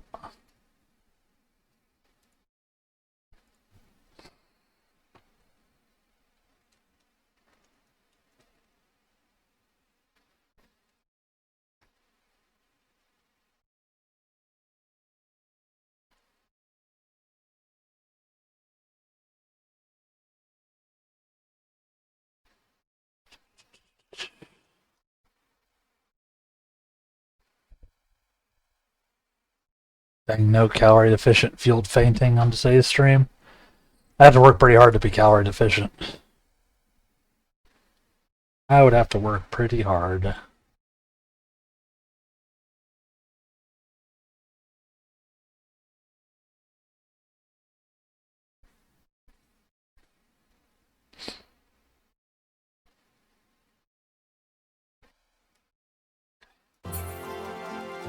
Lego.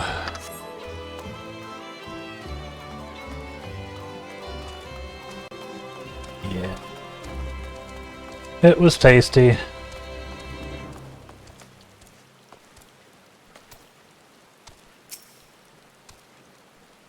Trying to power through it because it's like quite a bit of ham for one person to eat. I'm like chowing down on it regularly so that I finish off before, start to go bad or anything. Let me think. Rhea seeds should be item 1058. Human seeds 1059. Snurble-berry 1060. Or were they 1061?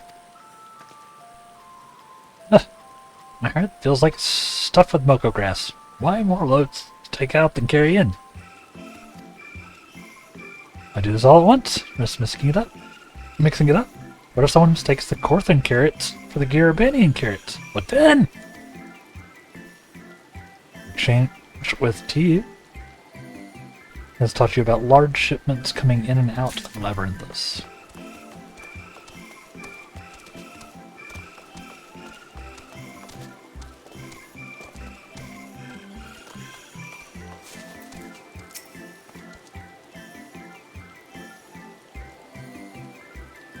You here to help or give me more headaches? Because you don't have the look of a gleaner, and I'm in no mood for idle chat. One of my colleagues was so exhausted he took a tumble and crashed into a pile of crates. Now I have a pack of marmots running loose. James with the Aaronville taught you about exhausted gleaners. Not a pack of marmots. Ryle.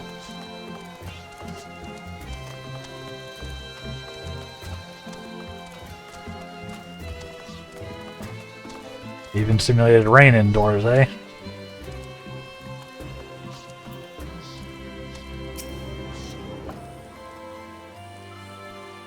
Any luck, Devon? What tales did the gleaners have to tell? Taking stock.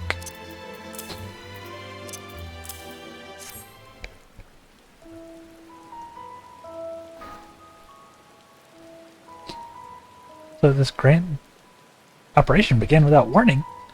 For every item they bring in, they're sending more inventory somewhere else. Explain the haggard faces I've been seeing. We were right. Form is definitely up to something. They're turning Labyrinthus upside down in the process. Yes. It is quite curious, isn't it, Robin? Quay! Kyle appears lost in thought. We would do well to learn more of what, specifically, the Gleaners are being tasked to do, as well as who has tasked them to do it. Your game, Damon. I have an idea.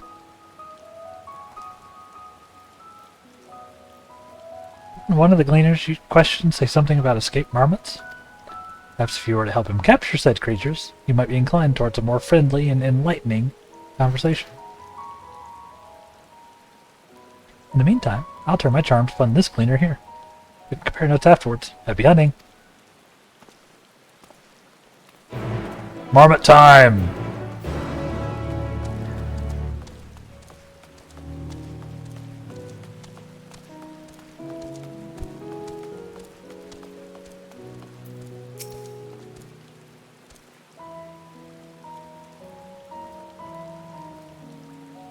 You wish to help me find the marmots. You wish to help me find the marmots? Nothing suitable to pay you for your services, but if you're offering out of the goodness of your heart, I'd welcome the assistance. The assistance. My name is Ehrenfeld, friend. Specialist in the collection of live specimens. That said, the capture of these Naxian marmots is a trial I've no desire to repeat. Grizzled mice, they call them. For mercy, there are no other marmot species on this tier at present, so there should be no mistaking our little fugitives. If you happen to catch any, stuff them in a sack. Gently, of course. Let's go bag some rats. Where to begin, you wonder? I've not seen any scampering around here, so we need to widen our search into the surrounding forest. Be on your guard. There are beasts out there that won't hesitate to prey on our marmot or you. I'll search the trees to the west. The eastern part of the forest is all yours. Good luck.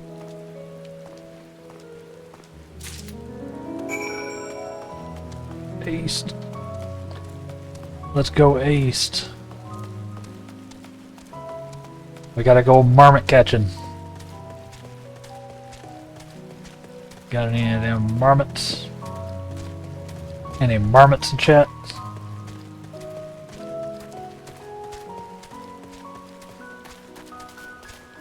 You a marmot? No. That's troll.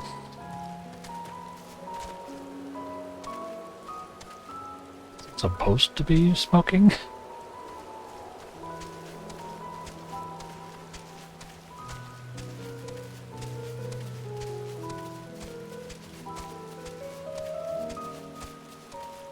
Trolls are kind of cute. In a very derpy way.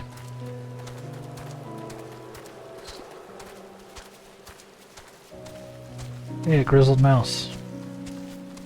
What? Not a hunting coyote.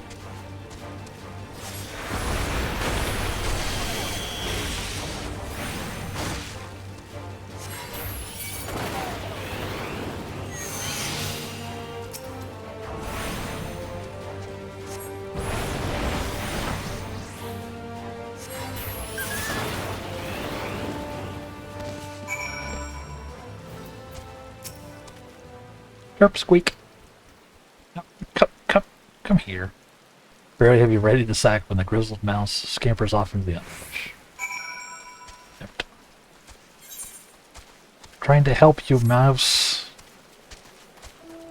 Mousecas. If you want to help this mouse, make sure you hit the follow button and turn on notifications. Kind of rude. Oh, bro.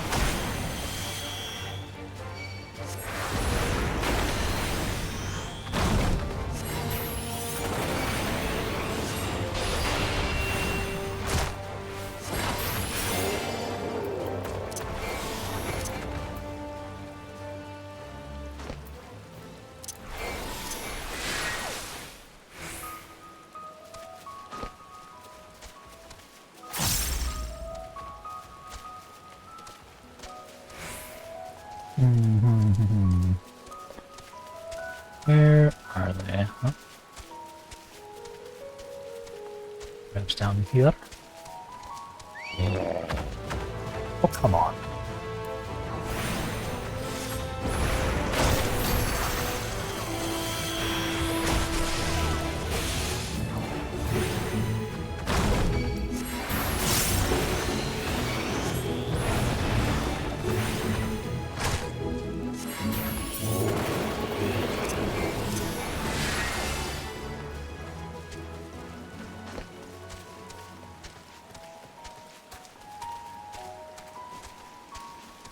Right.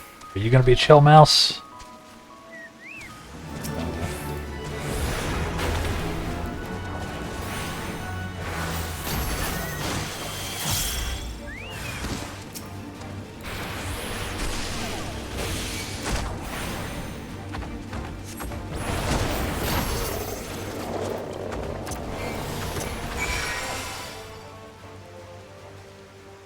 Trying to help you, mouse. Get him with the rat sack.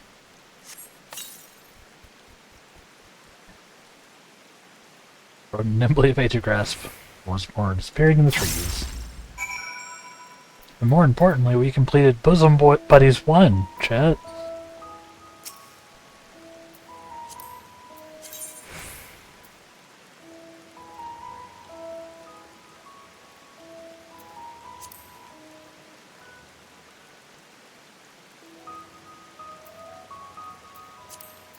It was complete.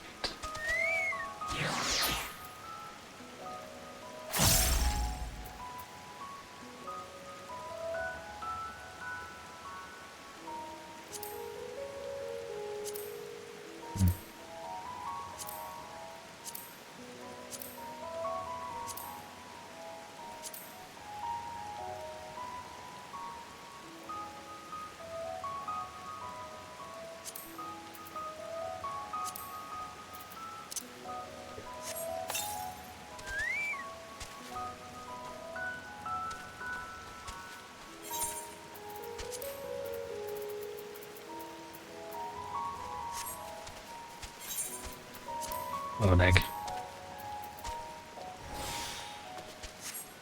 Just because. Oh. Mouse. Mouskas. Mouserinos. Trying to save you.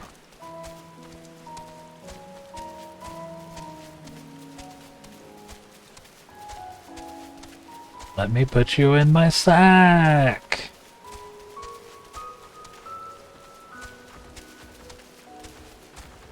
It's the safety sack.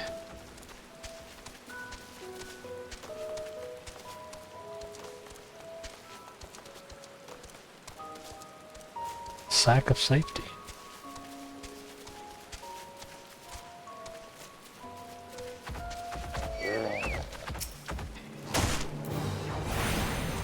I tried to scooch him.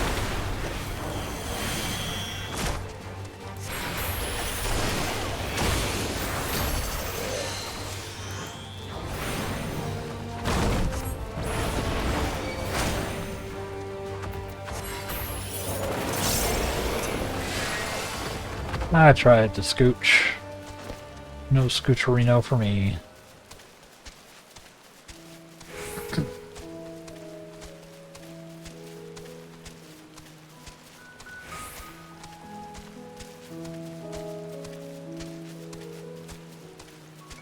There he is. Come here, little mouse. Come here.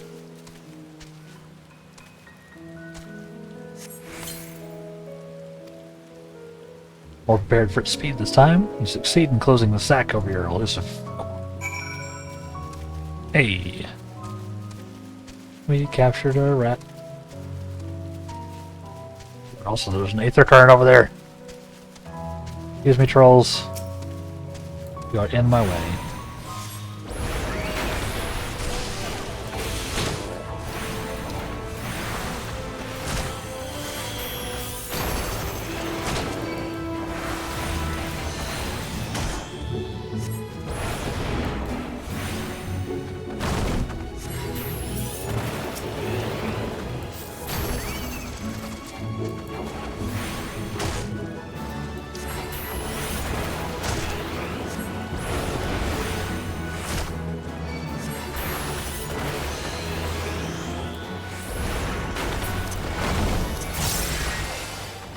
Give me that aether current.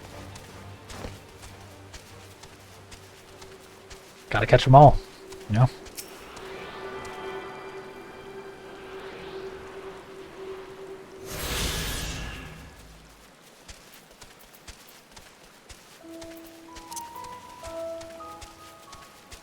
Back to town.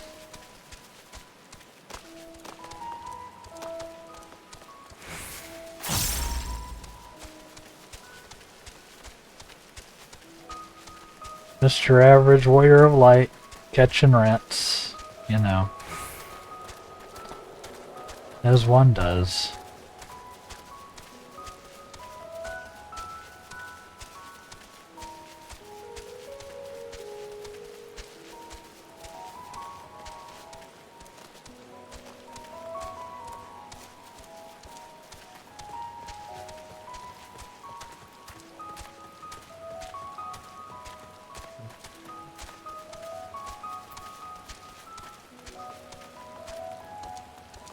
Oh,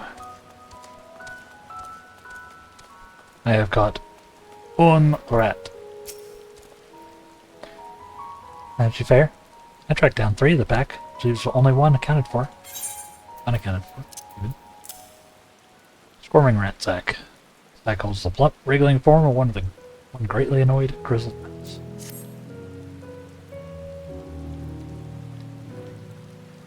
Ah, there's the odd marmot out. Wait here a moment while I put our friends in a holding cage. He's...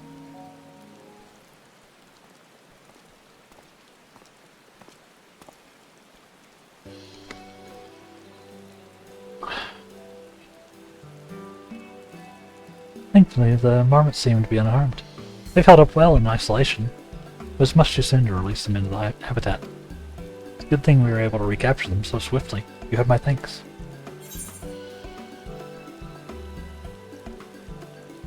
To ask you to capture them in the first place.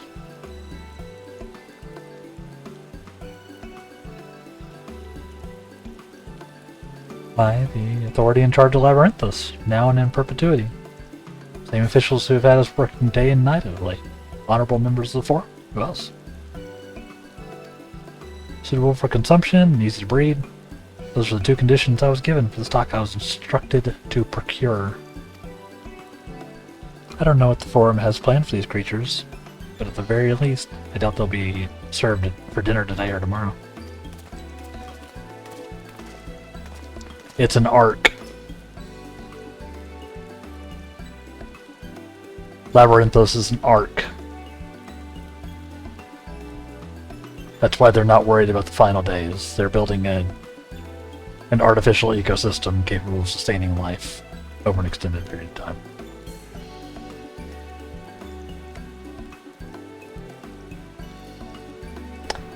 That's my guess. There you are, Allison. Yeah, there you are, Demlon.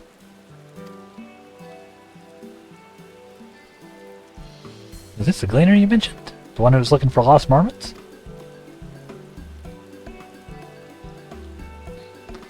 Interesting company you keep, friend. Who are you folk, anyway? I'm Kyle, the student of Baldessian. These others are my associates. Truth be told, Forum's decisions of late have not set entirely well with us. That is why we have made the descent to Labyrinthus. We hope that by seeing these decisions put into action, we might fully understand their reasoning. Wise and practical. Never hurts to try and gain a broader perspective, does it? Anyway, duty calls. Other animals to capture and enclosures to empty. Once again, sorry that I can't offer you more of your services. Or your services. No, you've told me quite enough, I think. Did you learn anything from your friend there? Yeah. I think they're building an ark. Sleep confirmed that the order for this ambitious operation did indeed come directly from the Forum. However, the Gleaners have not been informed of its purpose. Yep. I'd say that fits with everything we've heard thus far. We've also discovered that the operation has begun. When the operation was begun. Forum contacted the Gleaners Guild ship, put their people into this great work, some 4 days after the Talaferoi made their chilling declaration. They're building an ark. As seasoned travelers, The Gleaners keep abreast of news from every corner of the world out of necessity. So I am inclined to trust that their calendar of events is accurate. Altogether, it gives the distinct impression that this undertaking was sudden and unexpected development. Yet I find it hard to believe that such a comprehensive restructuring of Labyrinthos and its archives could have been planned in so brief a window. Nay, this plan was long in the making. They were but awaiting the right time to put it into effect.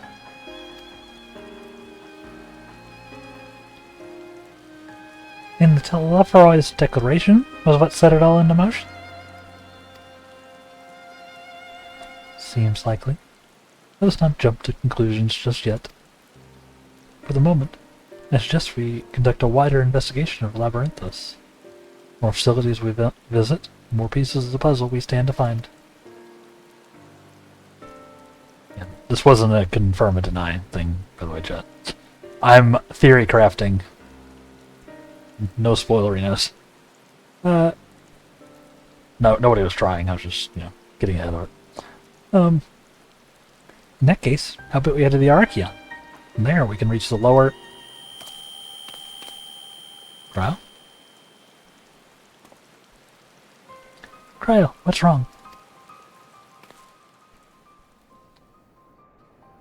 I'm fine, truly. My sudden descent has left me with a bit of a headache, that's all. Nothing will stop me from soldiering on. Let's be about it then. At least allow me to take the lead. I'm fairly certain I remember the way to the Archaeon. We follow the path east, through the forest, where you were chasing after that mouse, or marmot, was it? Anyway, 'tis the trolls you need to watch out for. Fair enough.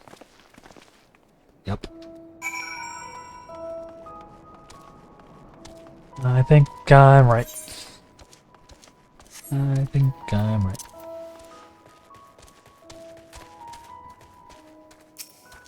Robin, let's ride.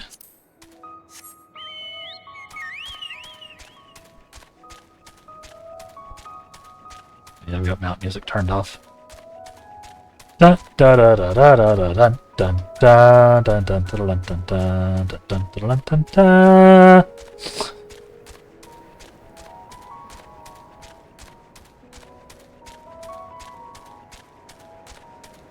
Thank you. I was missing that. Yeah. I turned it off because on Thursday I was doing a lot of wandering around zones. I wanted to listen to the zone music. Could probably turn it back on now. But we'll enjoy the vibes. For now.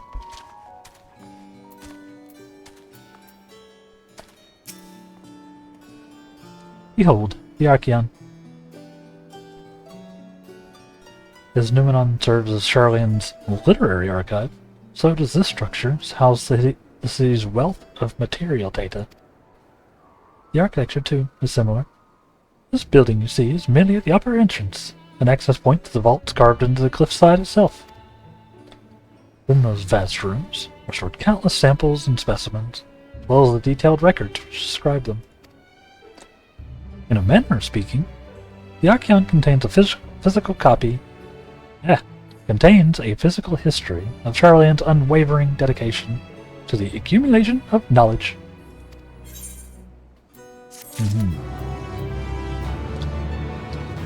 It's an arc. It's an...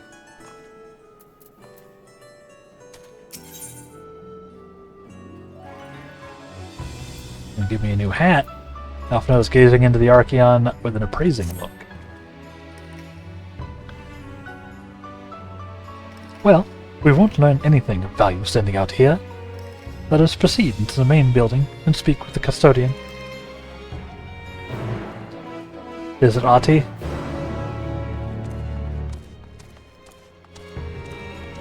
I would find it hilarious if it was Ahti. There's no chance of that happening. Go ahead and grab the chocobo. Torture. Ati is the janitor from Control and Alan Wake 2. For those who aren't aware. There's more than meets the eye to Ati.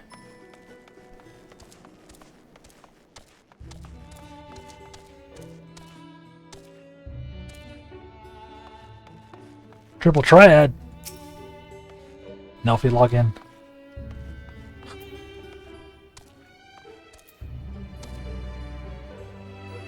Oh, I don't have any cards I haven't revealed, have I?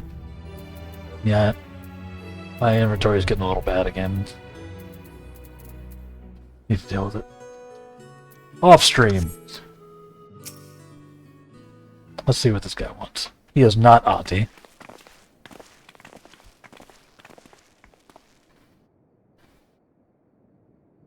Greetings. We are here to peruse the Archeon's vaults.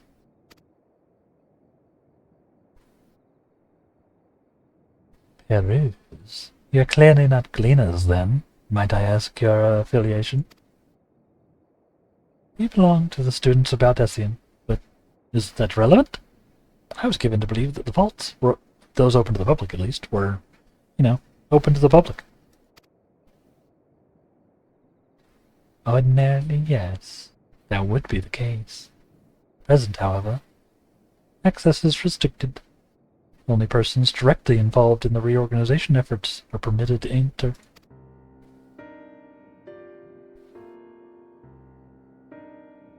Not us, then. Not us, then. Suppose we had better move along to another facility. This building has a lift which connects it to the middle tier, yes? Might we at least make use of that?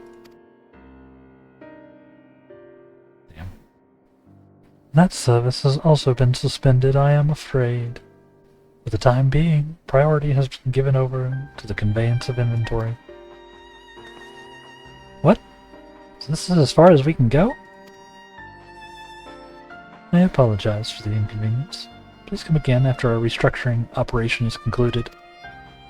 Yeah, I wonder what they're restructuring for. The apocalypse? 'Cause it's an arc? By that time, it'll be too late. By that time, it would be too late. We were so close to getting answers. We need to rethink our approach. Let's step outside for a moment, shall we?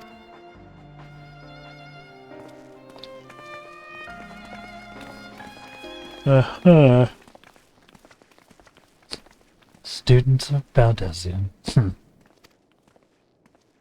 Rude.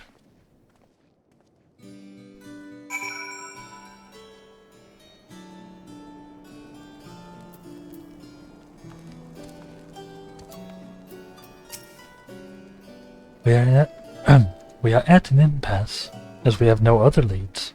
I should like to pursue this one further. But I doubt that our stone-faced custodian will be swayed by heartfelt pleas. You'll seek another means to access the lower levels.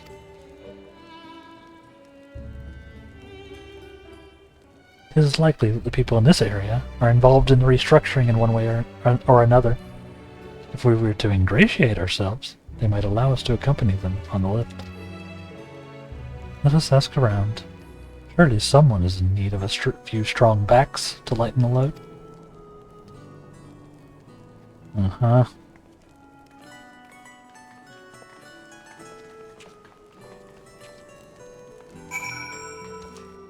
Omega suspicious. Oh, hey, an A3. This one's in water too! It's Queen XY. Why are you doing this to my brain?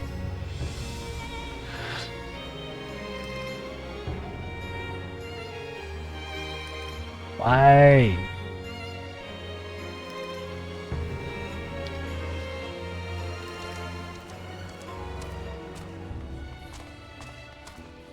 Gonna end up with a psycho YouTube video where I deep dive into the meanings of water around aetherites on Final Fantasy XIV. people would be like, it doesn't mean anything, man. It means something. There's something here. It's like a full-on conspiracy theory. Complete with like the, you know, when they do like the negative color switch to show that something is sinister.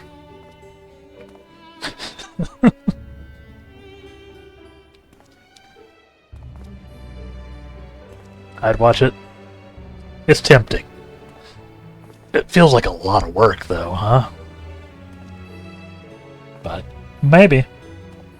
Maybe.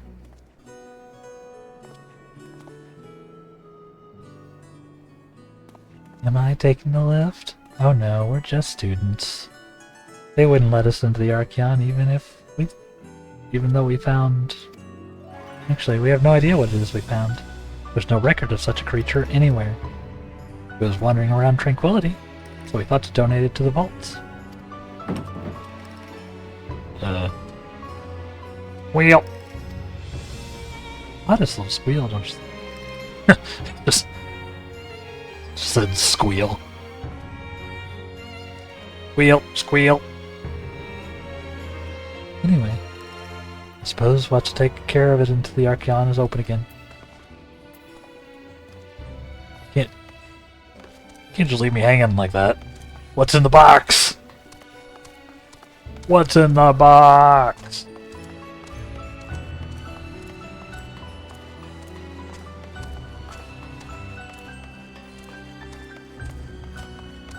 What the hell is a junkmonger? Oh. Of course. A junkmonger because they don't believe in like war and fighting in Charlian, so the weapons are sold by the junkmonger. I get it.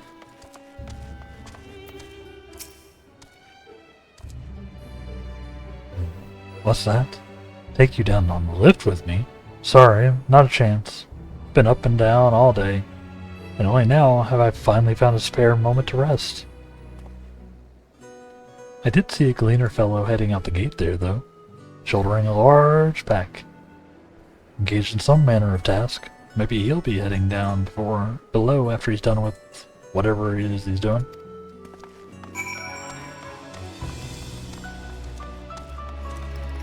Gleaner, you say?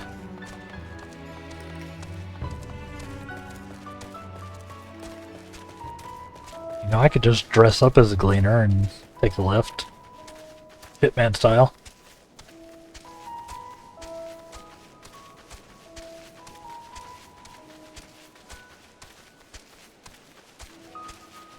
With, you know, less assassinating the person wearing the uniform. That feels unnecessary.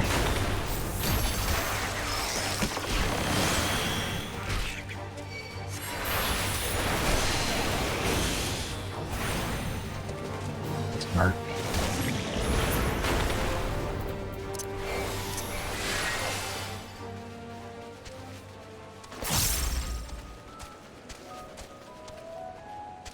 What are those?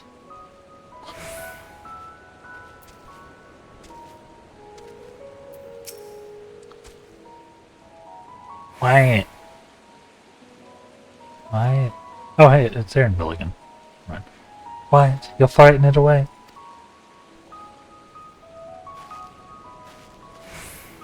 Oh, it's you again. I don't mean to be rude, but I'm in the middle of another task. The cloud I need to capture is close. Very close. You wish to help me with this too? You spend your time in unusual ways, my friend. I do, I know. Still, 2 hunters are generally better than 1. Very well. The canal here is a common gathering spot for birds of all kinds. The one I'm after today is the hornbill. Its feathers are green, and its cry a distinctive caw. Single it out and shoot it with the sleeping dart. So you don't want me to blow it up with a fireball? The effects are short-lived, so I'll lie in wait down by the riverbank to claim our quarry. Be sure to hit the right one. Green feathers. And caw. Caw. Search your surroundings to the hornbill. Move the camera as well as zoom in and out. Target the hornbill and use blowgun. Yep. I'm familiar. Green feathers.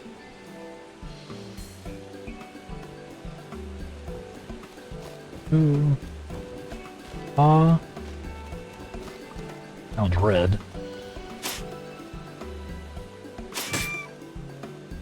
It's you! I hit the right bird with the dart, chat. I'm basically a pro.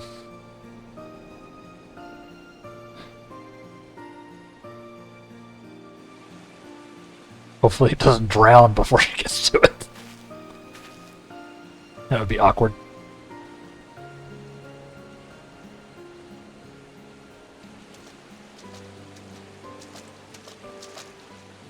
A fair shot. Nicely done.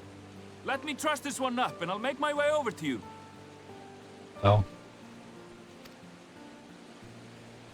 I thought Erenville was a woman. That is not the appropriate voice. I don't know why.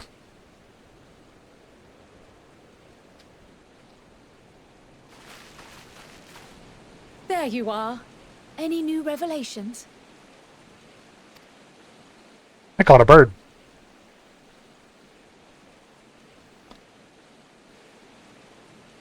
So you met with that gleaner again, this time to capture a hornbill. Yep. I understand catching and bringing in creatures from the outside, but what's the point of chasing after ones already here? Oh, it's a simple thing, really. Occasionally, we remove specimens no longer needed for study, or those we've had difficulty raising. But we can't simply turn them loose. Safely returning such creatures to their native habitats is another facet of a gleaner's duties. But not in this case, I'm afraid. I've been asked to bring the bird below. Okay, well now it just sounds sinister. Which probably is.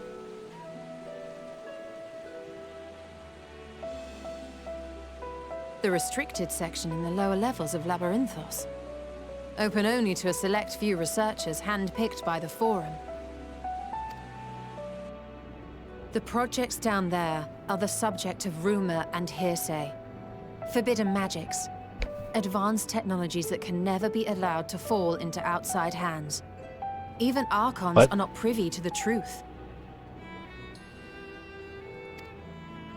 Now it sounds extra Those who sinister. are, the researchers involved in this secretive work, are not permitted to walk freely in the city, and are instead required to live in isolated quarters. Uh-huh. What could a facility subject to such strict security protocols possibly need with a hornbill? An experiment?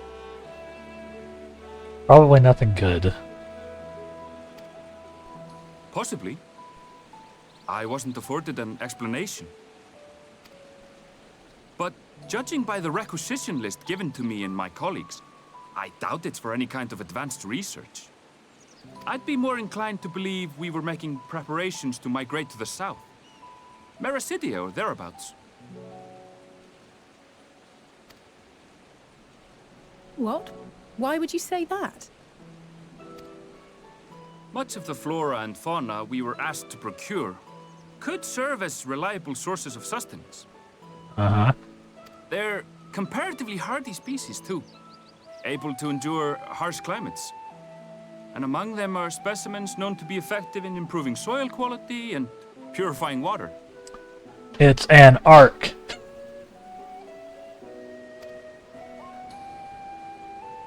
When you put it that way, migration does sound like a reasonable assumption. That's all it is, though. An assumption. Through our tasks, we gleaners glimpse only bits and pieces of the Forum's plans. Our prime concern is that our requisitions, be they living or otherwise, are properly preserved for the knowledge of future generations. Now, I really must be going. I regret that I cannot reward you as you deserve.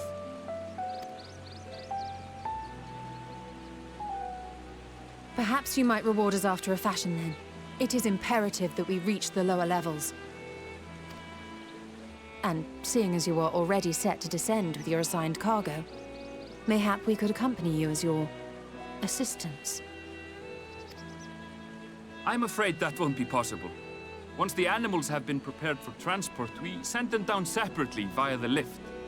I will of course follow after to make my report, but I can hardly pass you off as porters when there's nothing left to carry.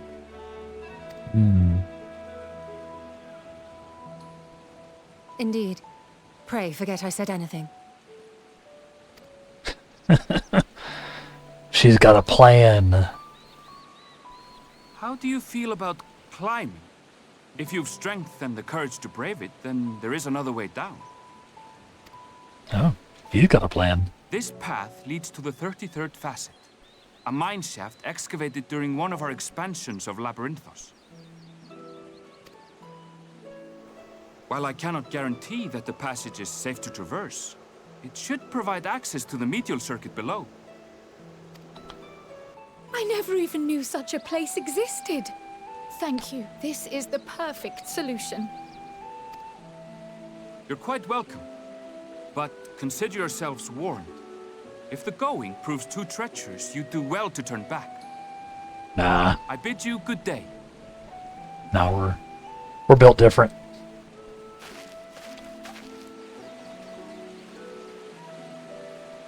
Into the mine shaft. Turning back is hardly an option, not when we've come this far. Let's go and take a look at this mine shaft.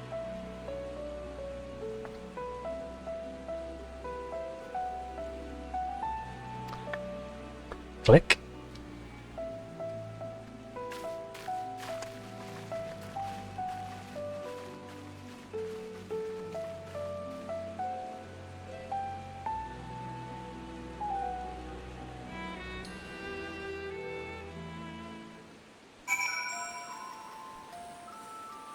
Yep.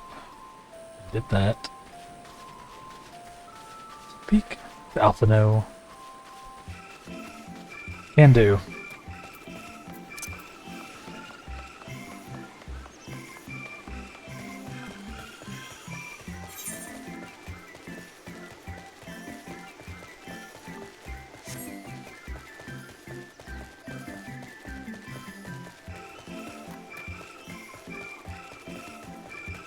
Labyrinth Screamer.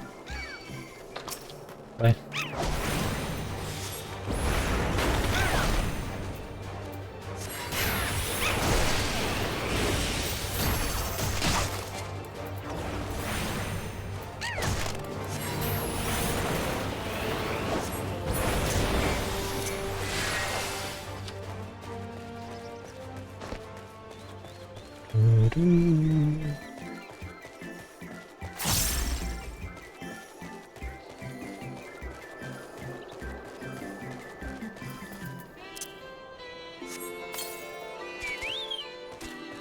Robin.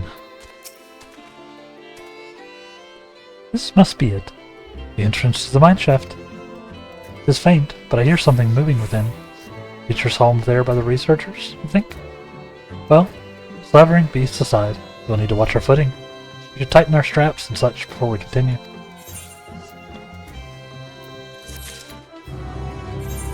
AKA, have a helmet.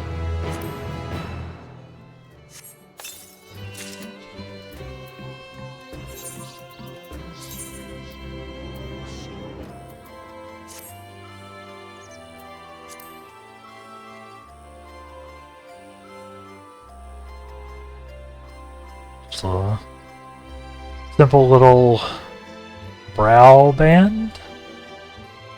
Interesting.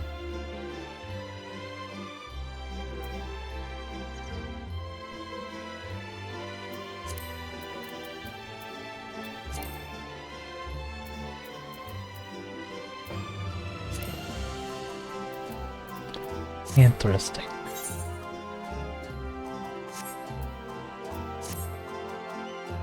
up to 508 now, though. I'll say is eager to be on our way. Assuming everyone's tightened their straps and checked their gear, I say we should head on in. Given the terrain ahead, though, it might be wise to leave some distance between us. We don't want to be stumbling over each other if it comes to a fight. Take it slow, and don't forget to check your surroundings from time to time. Meet up again at the other end of the tunnel. Okay, bye.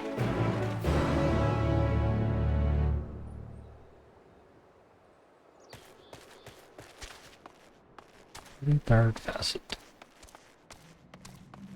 But before we go in to the terrifying cave, I'm going to take a slightly early break. A couple minutes early. So I can get up, move around, and then be ready to go for the last hour or so of the stream. So make sure you're stretching and getting up and moving around. Or if you're not getting up, at least moving around a little bit. Change your posture. Have some water, etc., etc., etc. I'm trying to get better about that. I always pronounce it etc., which is just not what it is. Etc. Yes. Make sure you're doing that. We'll be back here in a moment. BRB.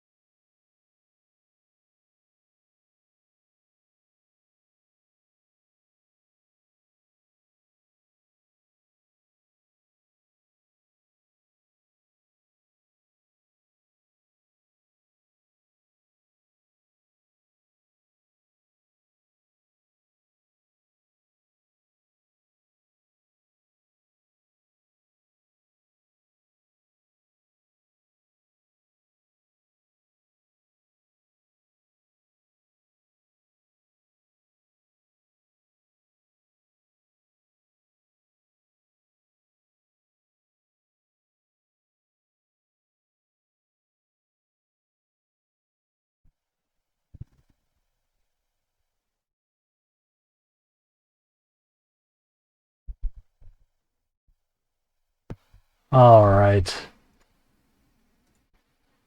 Time to go into the spooky mine of spookiness. Let's do this thing. Chat. After I click us back over to the correct screen, of course. See, I can learn.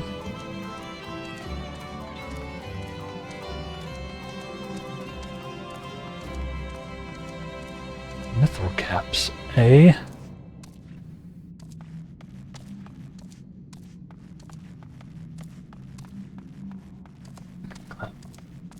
Yeah.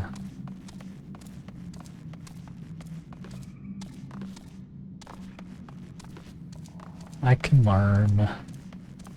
Shocking, I know. Been doing this for coming up on 4 months. I've learned at least 2 things.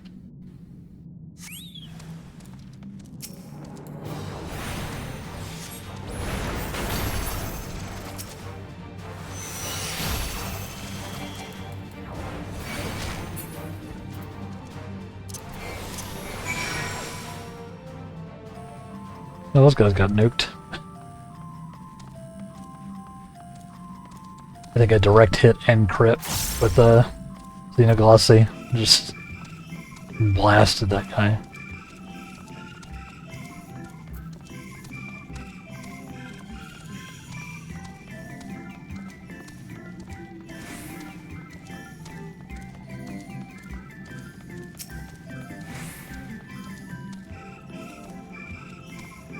He's gonna let me just get past.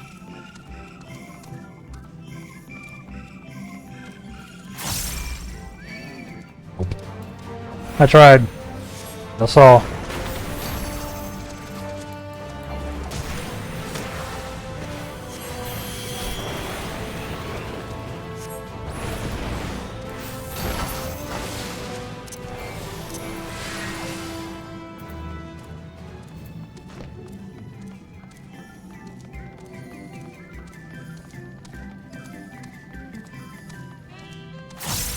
Alright. Next destination.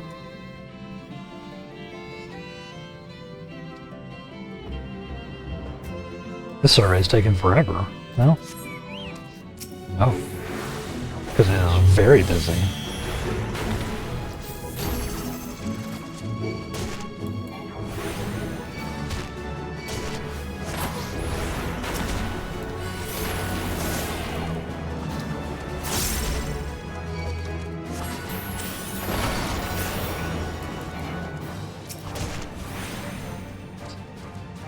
Rip my combo.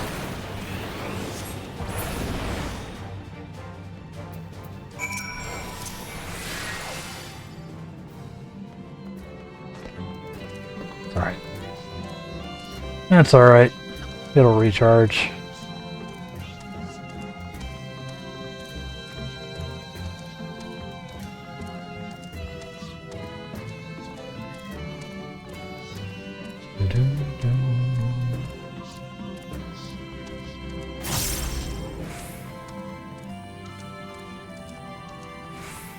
I mean, as far as mines go, this wasn't particularly terrifying.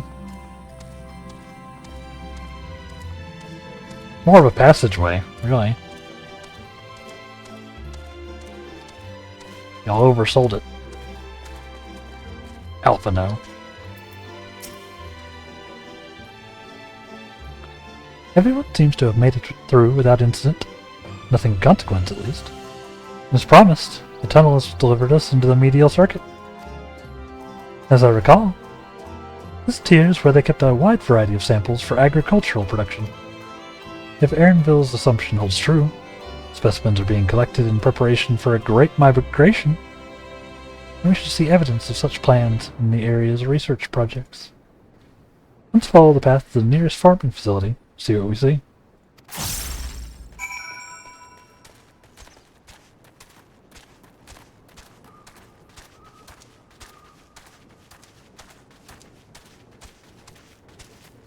I already know what they're planning off and all. I know. I don't know, I'm guessing. I am wildly speculating. But I'm wildly speculating that it is not. Guess we'll find out. Stray egg, stray queen, stray garlic. The hell? Oh.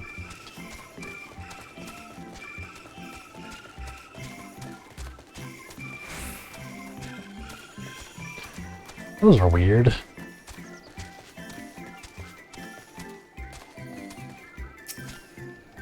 Destinate. That's what you do at a destination, chat. You destinate.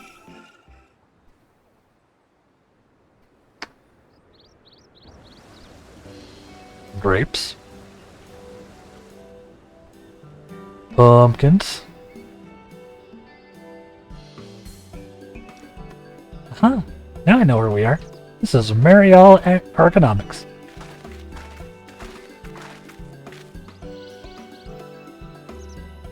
Labyrinthus is host to a wide variety of vegetation, which allows us to conduct studies on cultivation methods utilized in foreign lands. And in this facility, which coordinates and oversees those efforts. The fruits of their research go to feed their Labyrinthus colleagues, so I hear. More notable successes might make it to the Agora. Food so exotic you'd be hard-pressed to guess their origin, let alone how they might taste.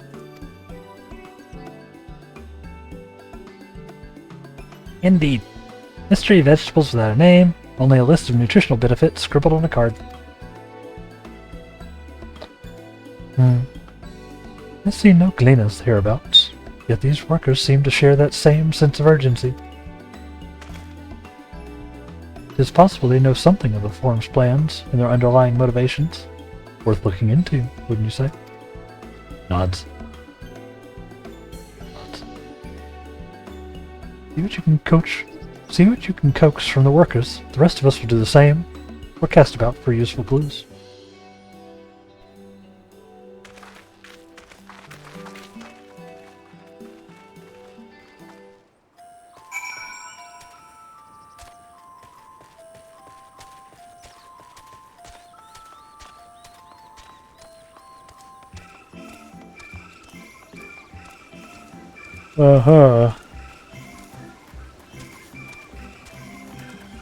Some wheat.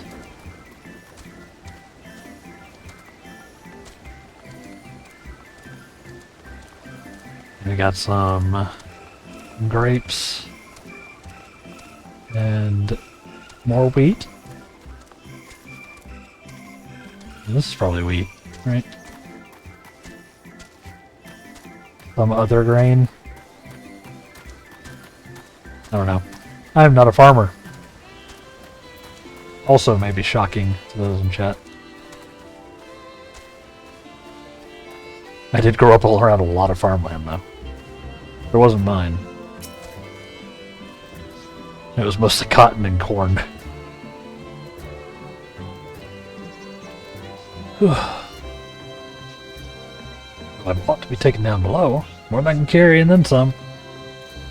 Most of our stock is sent off via the cargo lift. Some has to be earmarked for aerial transport. Hence the stack of crates atop that hill over there. God, hauling a lot up that slope was a job and a half.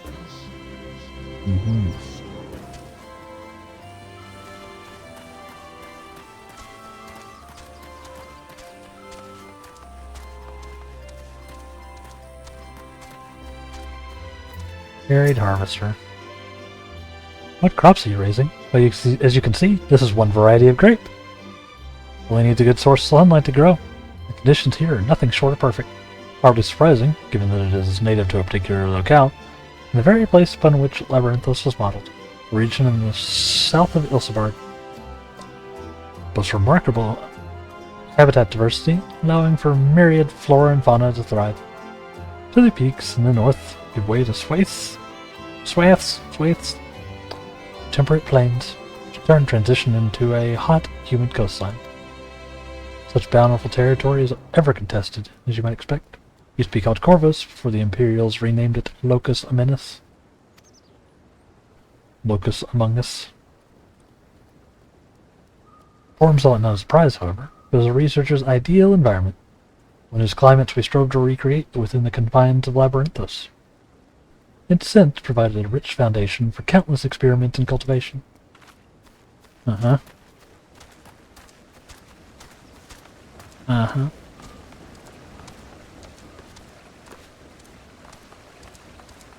Suspicious. Suspicious.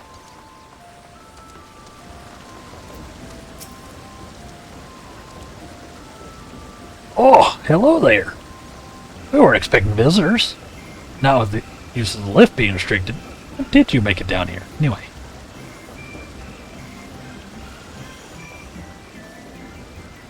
The mine shaft, you say? Well, you're a much hardier soul than I. They've really oversold this mine shaft. Under normal circumstances, and reward such tenacity with a guided tour of the fields, I'm afraid the forum has us fill an order list a mile long. Massive yet detailed requests. Literal wagon loads of crop samples. Hardly any time to put them together. When I first started this grand reorganization, I assumed we'd be shuffling around old stock to make new room for the new. Then came the orders for ridiculous quantities of seeds we'd already thoroughly researched. Passage strange, eh? I pressed for an explanation, and met with vague assurances that all would be revealed in due course. Not the most satisfying answer. It's an arc! Sorry. Again, wildly theorizing. Do not confirm or deny. We'll find out, one way or the other.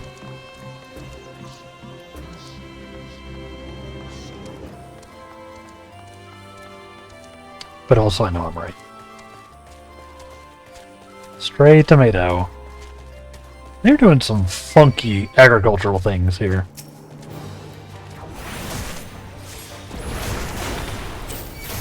I don't think tomatoes are supposed to be animate.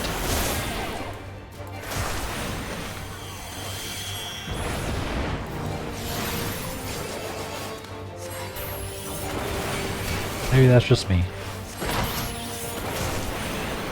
No. Oops.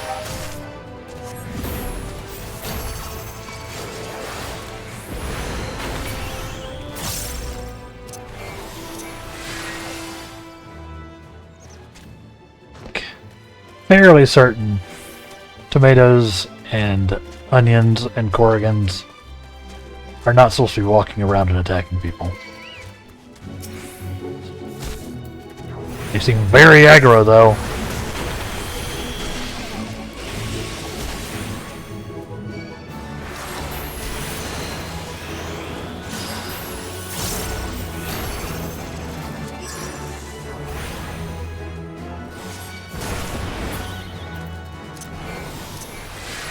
VeggieTales? Nah, these guys are less sinister than VeggieTales.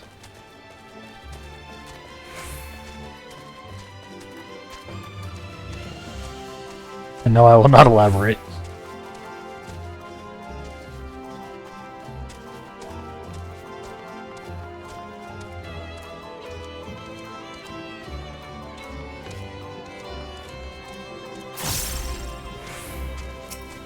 Stacked boxes.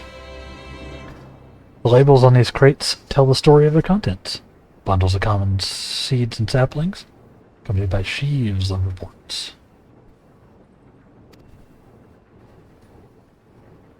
And a cutscene. They also contain a cutscene.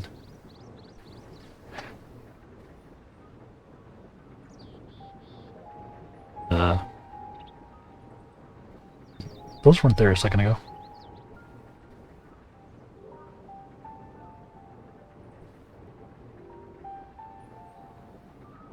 Hard to look away, isn't it? What?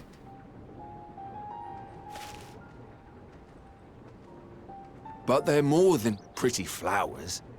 Heart blooms are attuned to ambient emotion.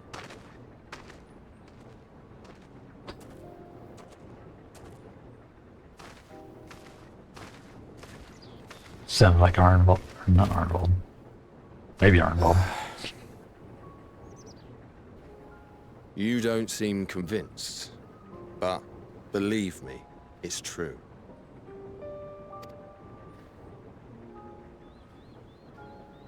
This ashen grey, for instance.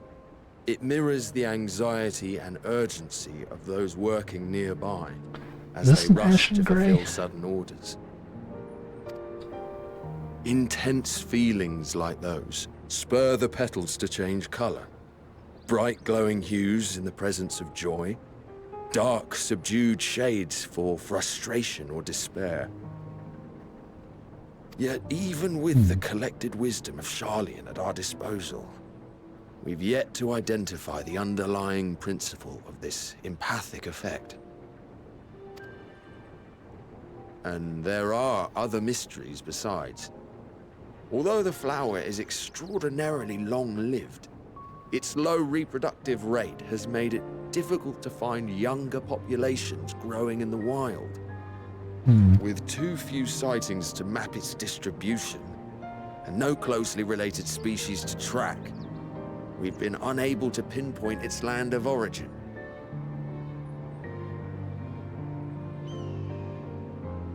Is that because it comes from the unsundered world? To further complicate matters, every culture, even dimly aware of its existence, has given it a different name and mythos. Our attempts to study it via the historical record have been an exercise in frustration. As an avid botanist myself, I should one day like to unravel the Heartbloom's secrets. But I'm afraid other duties must take precedence. I will leave you to your thoughts. Alright. Bye.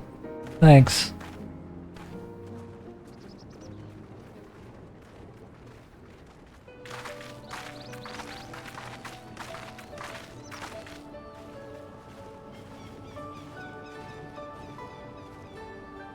Have you learned aught of interest?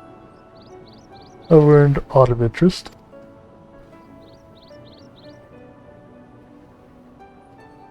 Like, these flowers are really cool. A flower that reacts to one's feelings? Strange. I must say, I have never heard of such a thing.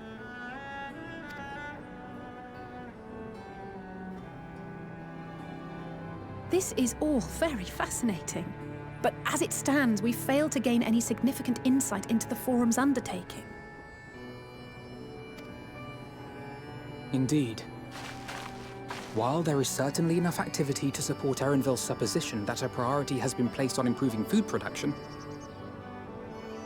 unfortunately for our investigation, these workers were never informed as to how their duties serve the master plan.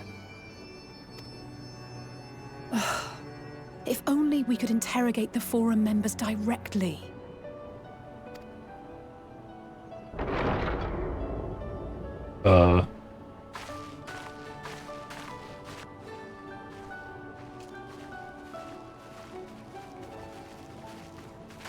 Isn't that the entrance to the Archaean?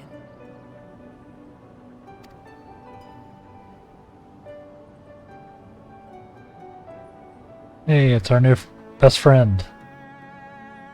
Look, there. I think that's Erenville. A little difficult to tell from here, but I think you're right. He did say he was coming down to make his report. Erenville receives his orders from the Forum.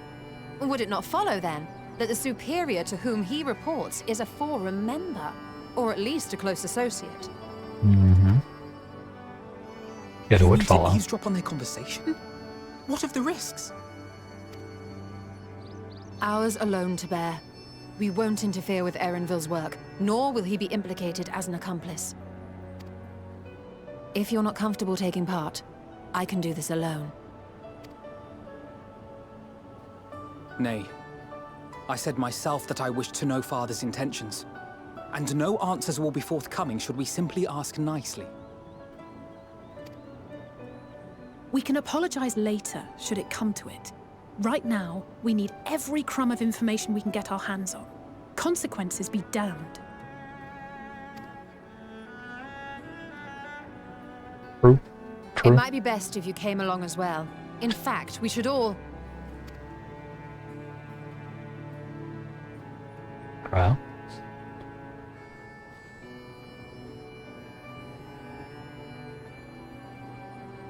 Cryo?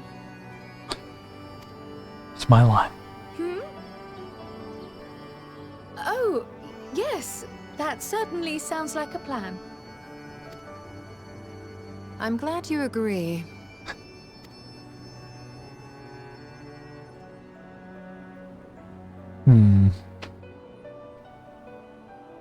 Quickly! Erenville is on the move. We need to get closer before we lose him. Nods.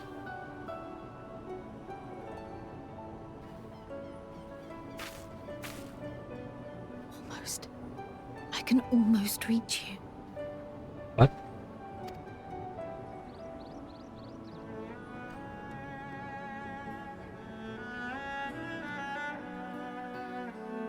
She trying to reach out to Heidelin? Is that why she's got a headache?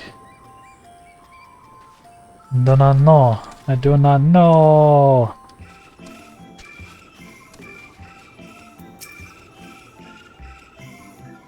Is Cryo still feeling unwell? Never seen her so distracted. She's right there. Keep an eye on her, but keep moving too. Cannot let our quarry slip away. She's right there, in between us.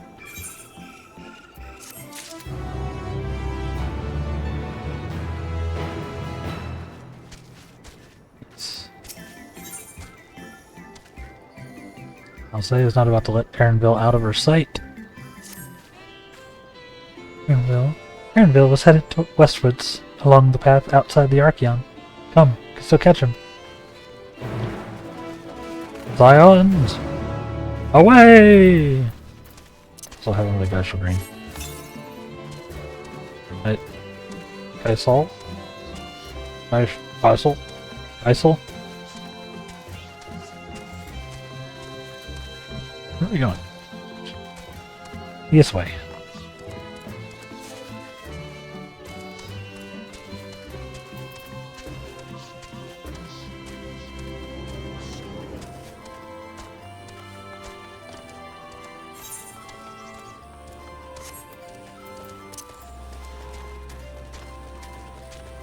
Run!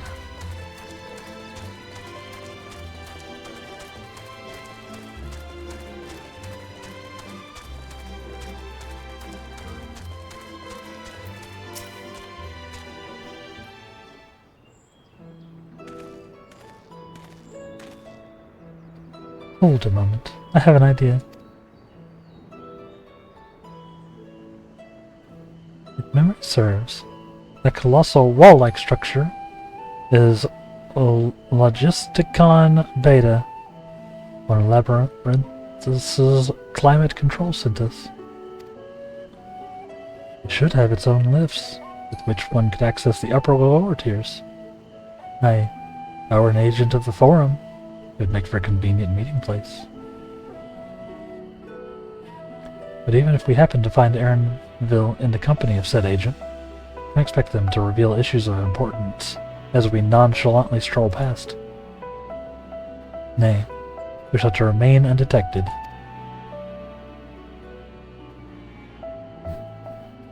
If only Graha and his vanish spell were here. Oh, but there are other ways of turning invisible.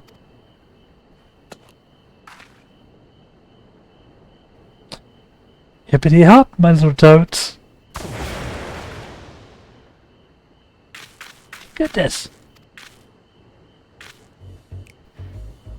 Rude.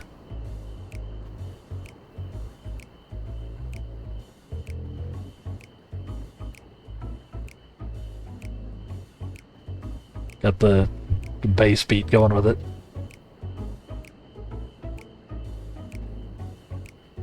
Unaccustomed to transfiguration. Worry not. It'll wear off with the passage of time. So you haven't done a dungeon yet, have you? Not in Endwalker yet, no. Nope.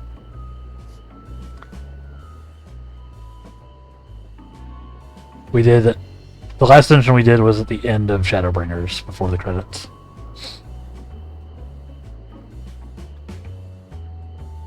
I I suggest you and your green companions hop along, catch up with Aaronville.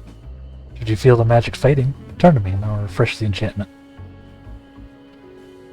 Yeah, this X-Pack is a long one. I mean, things happen. So I understand. And what am I meant to do in the meantime? Wait here with me. In your current state of mind, you'd be as like to leap into the jaws of a predator as you would learn anything of note.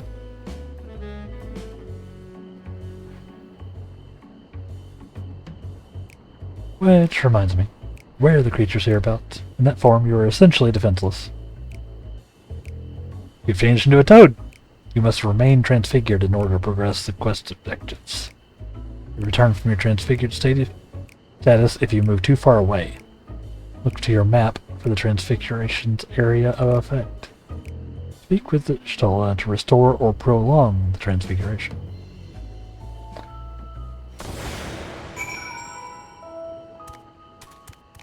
Alright. While transfigured, speak with Alpha now. Ribbit, ribbit, ribbit. Ribbit, ribbit, ribbit. Alpha Toad and Alatoad are now accompanying you. Keep them at your side in order to proceed with the quest objectives. Yep, same deal.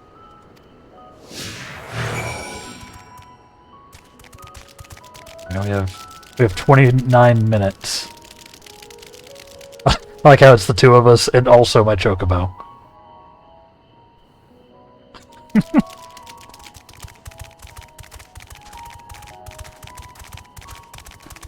Everyone's most requested class, Toad. Right?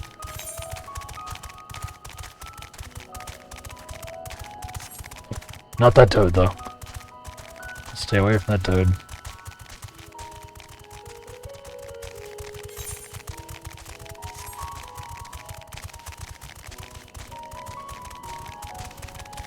Ribbit. Careful, Robin might get hungry. Nah, Robin would never eat me. We've been through it all.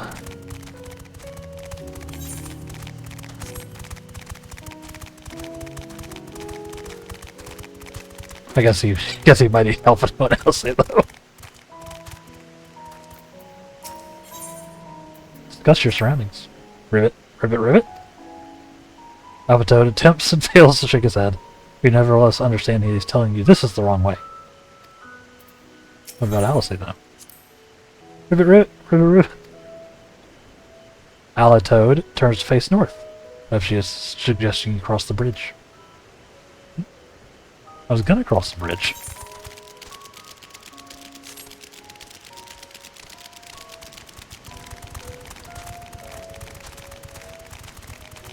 Yakao?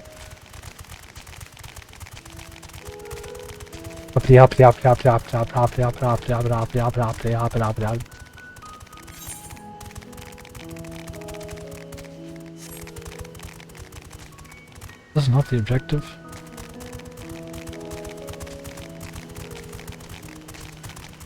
Maybe up there. Up. That looks like it could be a thing. We did it.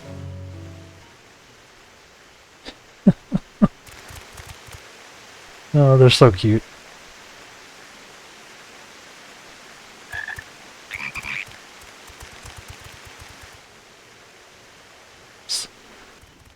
The most dialogue voicing our character's done since I trust you Shadowbringers. will find your compensation to be more than satisfactory. We wish to make clear that we are pleased with the efficiency and thoroughness of your work. So much so that we have come bearing new tasks in need of your competent hand.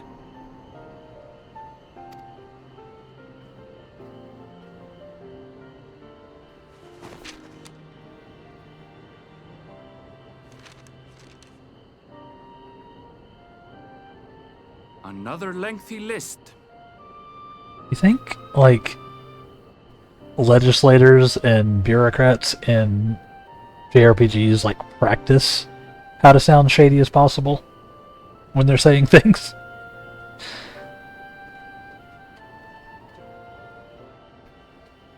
Because it really feels like they try. If I may speak frankly, the Gleaners have been pushed to the point of collapse by your unending demands. We are not familiars to be exploited. We are Sharlayan scholars, and we deserve an explanation for this unseemly treatment. What warrants such urgency?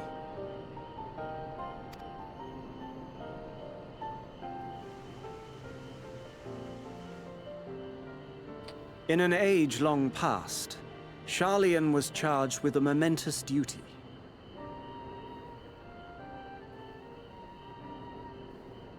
The Gleaners can get a new job. Yeah.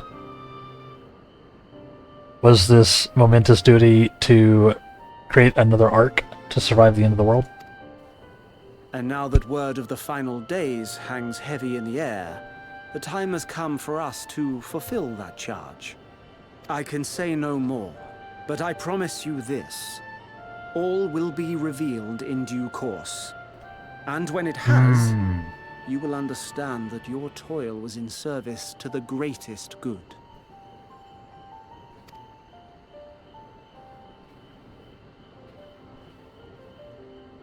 Then I will do your bidding. For now. But unless you wish the Gleaners to rise up in protest, I advise you to offer tangible improvements for our working conditions. Your promised revelation does nothing to address present circumstances. A fair point. Your concerns will be conveyed to the Forum, Where they will be promptly ignored.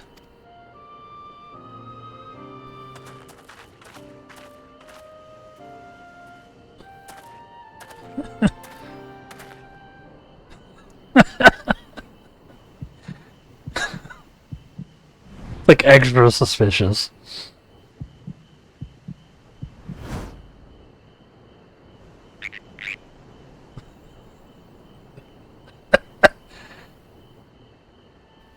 I hope that was informative.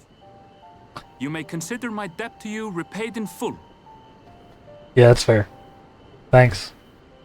While I do have my reservations about the Forum, I want to believe that they have our best interests at heart. They got somebody's best interest at heart. Which is why I'm reassured that you're busy sniffing out the truth of things. We can ill afford to place all our eggs in one basket, this master plan of theirs, without first understanding the risks involved. Exactly.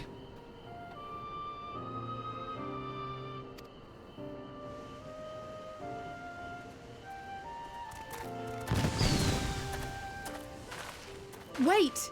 How did you know it was us?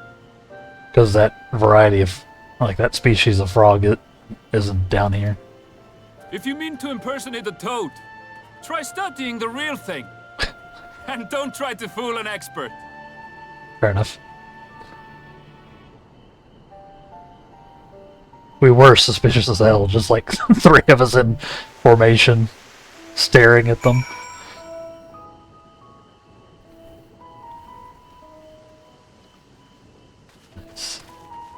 The greatest good. To raise my company's stock value. Then have a pizza party on me. Yelp. No, I don't doubt that they're doing what they consider the greatest good here. Because I'm pretty sure they're building an ark. But, you know, they're just doing it in the shadiest way possible.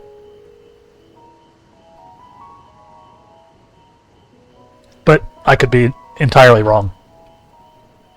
And maybe they're collecting all of these plants and animals in order to feed them to their ultra primal generation machine. Wouldn't be the first time. I suppose we should have known the Gleaner, who specialized in animal procurement, would not be so easily deceived. He seemed inclined to put his trust in us all the same. More importantly, perhaps, we've discovered a new piece of the puzzle. This momentous duty, Forum Agent mentions. Sharlayan has been called to action, and the Telafroy's declaration was the catalyst. Whatever charge it is they hope to fulfill, they deem it of sufficient import to disrupt all of Labyrinthos, not to mention ignore Eorzea's request for aid. Yep. It's shady.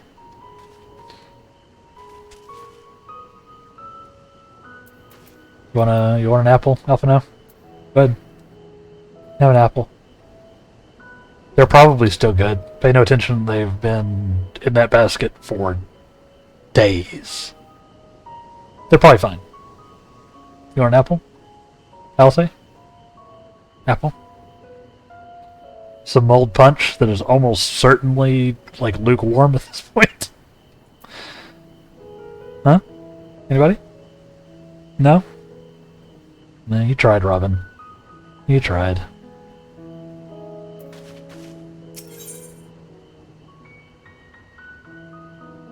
Alcé is staring off in the direction Aaronville departed in. Thoughtful look on her face.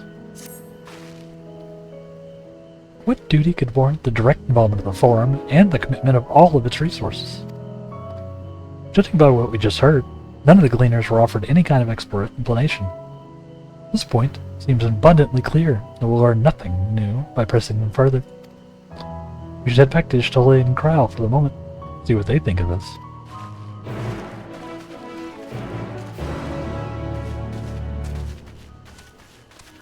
We should.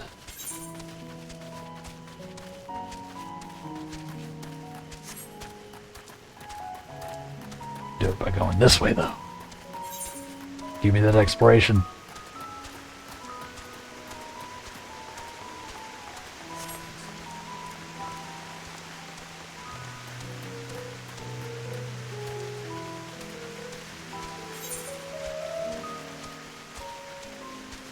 Did I really hop this far? Did I really go this far?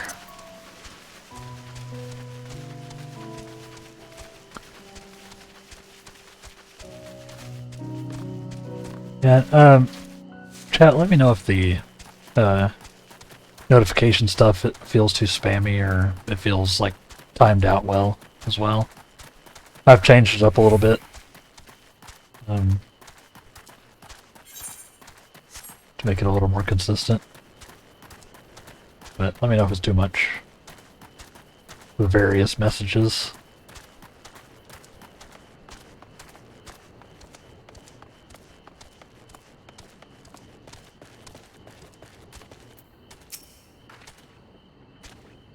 Welcome back. Welcome back. I trust you found Aaronville then.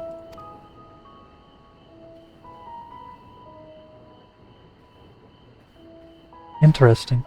I had a feeling you would learn something important, even if that something was simply a confirmation that no one knows much of anything.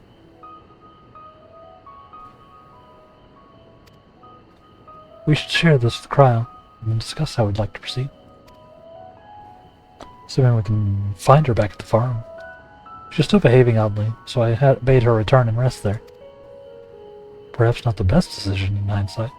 When checking near the flowers she was so entranced by, the rest of us can survey the more distant areas, just in case she decided to wander. Seems fine. Hasn't really interrupted anything, really. Cool. Yeah, just, you know, keep me apprised.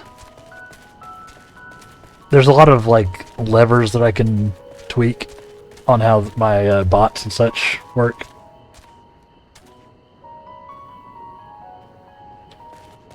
Although it might be good for it to pop in while you're on a break. Yeah, I could potentially try to time that out. They're basically on a timer. But I could time them out for like an hour. Like put them on, every hour on the hour, which should make them line up with my breaks, right? Assuming I do it right. Where am I going? Not the right way at all.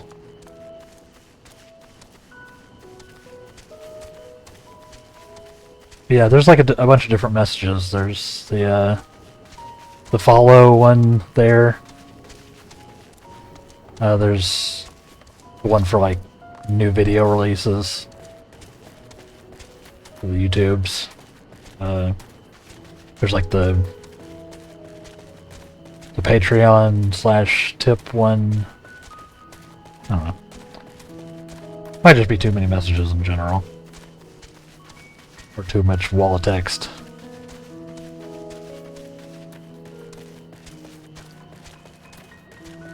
Yeah, it also depends on how active the chat is, right? Like whether y'all are in full lurk mode or regularly chatting. Because before I had them set up where a certain amount of chats had to happen before the timer started, which meant that they wouldn't end up back to back or anything. But it ended up feeling weird because then it would just like end up popping them all like back to back. I don't know. Maybe I'm misunderstanding how it sets up.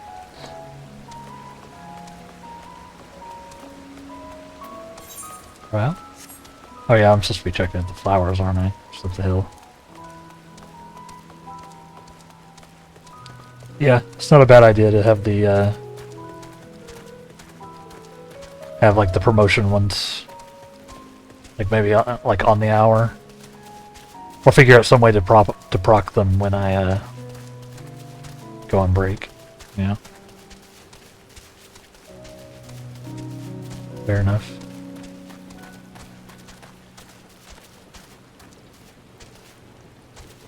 Hi, Cryle.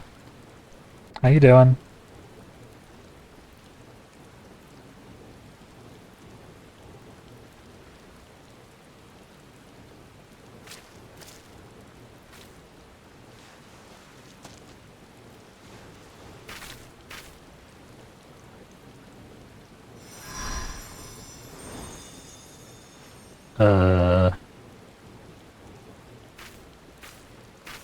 For you.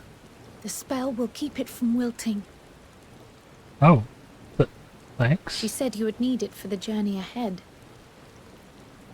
So she was trying to talk to Heidelin.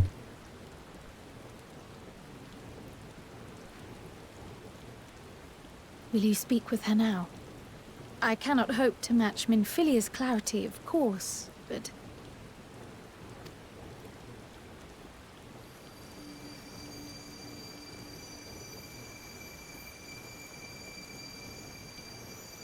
What? Thank you.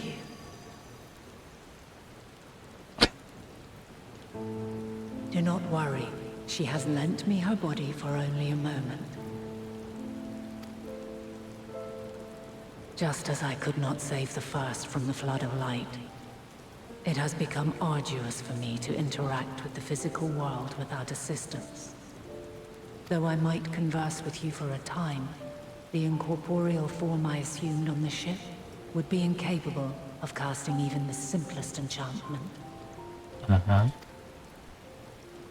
It is in the depths of the ethereal sea, the place to which all life returns, where my influence is greatest. Right. After Minfilia's sacrifice on the first, it was to the sea, here in the source, where I ferried her soul. I wished that gentle spirit to find rest in the world she loved so well.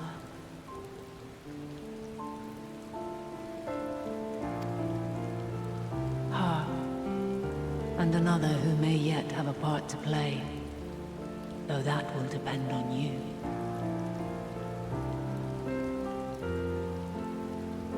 Other, huh?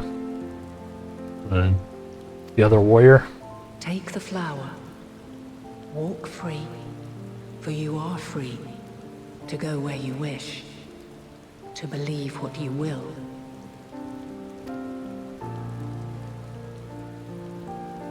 That bloom will be your guide, test and proof of your conviction.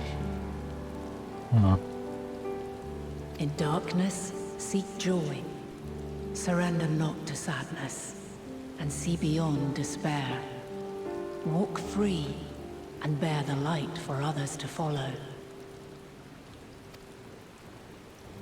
Together, raise it aloft and let it shine, till the end, blinding and radiant.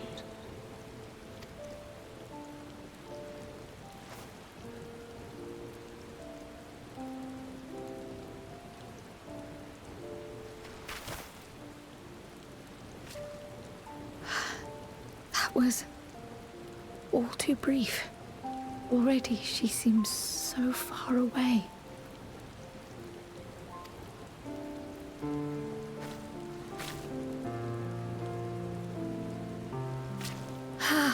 My apologies if I startled you. Ever since we began our descent into Labyrinthos, I had sensed another's will, straining to reach out. Even with my particular talents, though, I was unable to make a connection at first.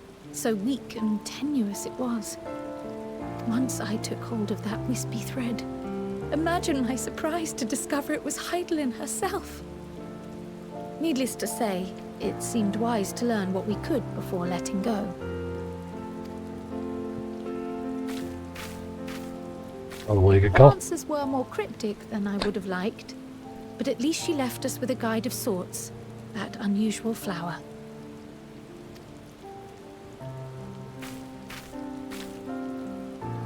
Yes, we are definitely making progress. You can't be serious. We've done nothing wrong. Uh-oh.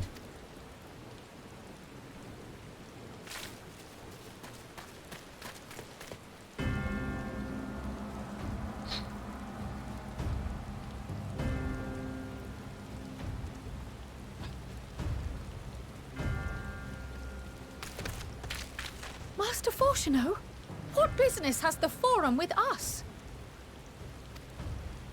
Obstruction and suppression, apparently.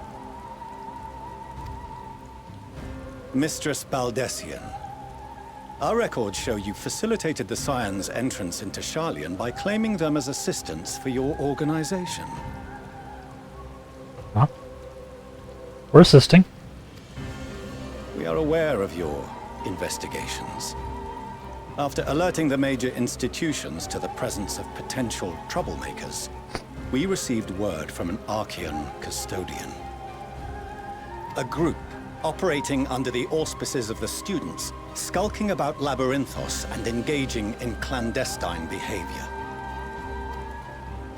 Clandestine? We may not have entered Sharlayan as Scions, but we did naught to conceal our identities. Our only purpose in this city is to seek the truth. I can think of no reason why our actions should warrant the Forum's intervention. 'Tis not our way to discourage the pursuit of knowledge, but the timing of such pursuits must be considered, not to mention their potential impact. Disguise yourself as a toad. Listen, he didn't even know about that. With the world in chaos, we, the true caretakers of wisdom, have committed ourselves to an undertaking that demands the utmost discretion. Uh-huh. And we will not risk its success by turning a blind eye to disruptive foreign elements in our midst.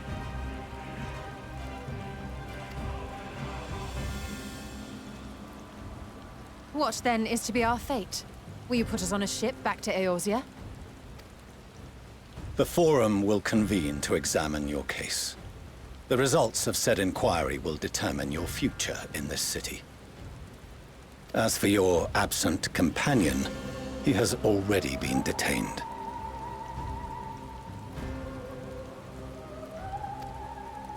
Grah! But why? Is reading a crime now, too? Reading is encouraged, celebrated even. Not, however, of the volumes shelved in the restricted section of the library. But he explicitly has access to this.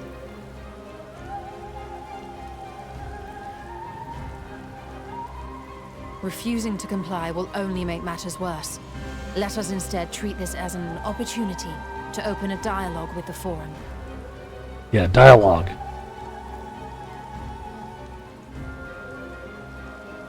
Silence is often one's best defense. I would advise against prolonging the proceedings with frivolous discourse.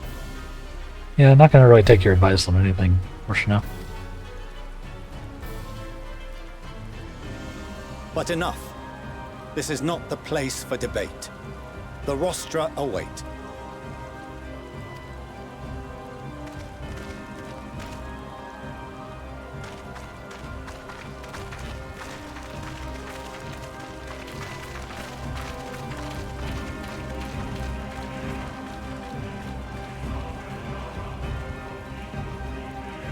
You know, you could turn them into toads.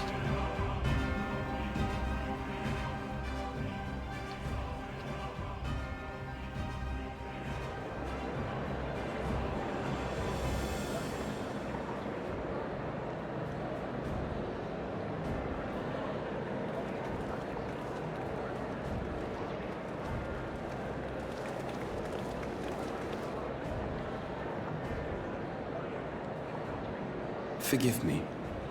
I was careless. We would have been detained regardless.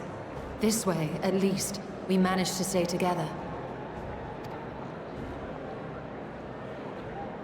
I trust your time within the Forbidden Archives was well spent.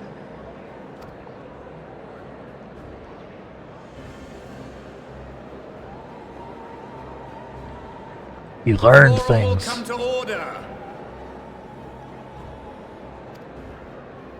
This inquiry is now in session. As Speaker-elect, I will be presiding over the day's proceedings. Master Fortuner, would you be so kind as to restate the matter which compelled you to summon your colleagues with such urgency?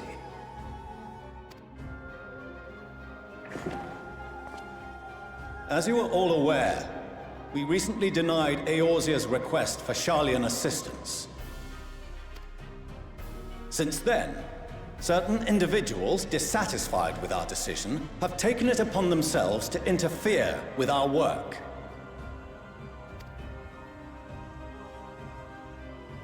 They entered our nation masquerading as associates of the students of Baldessian. But these malcontents are better known as the Scions of the Seventh Dawn. These militants wield influence with both the Eorzean and Eastern alliances, and are inextricably involved with the crises presently afflicting the world at large.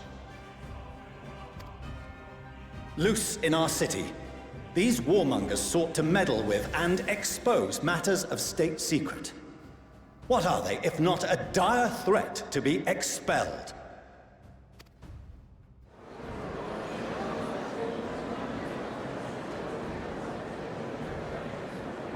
You have tarnished the good name of the students.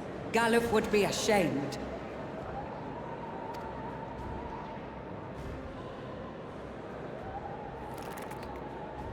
Get him, Crow. Galuf Baldessian was never one to forsake his fellow man. Even if this nation closed every door and retreated from the world, he would have found a way to help the Scions, help every soul of this star fight back against the coming doom.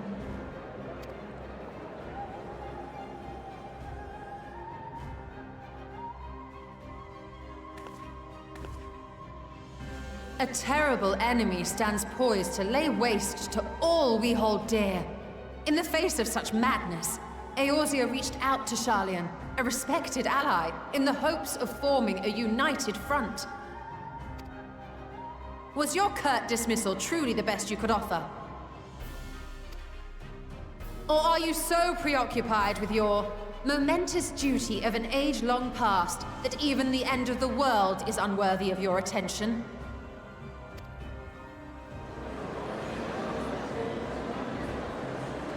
Whence came this revelation?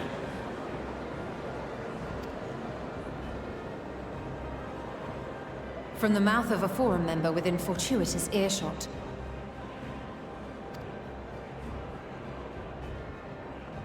Then it seems your findings support my own. Get him.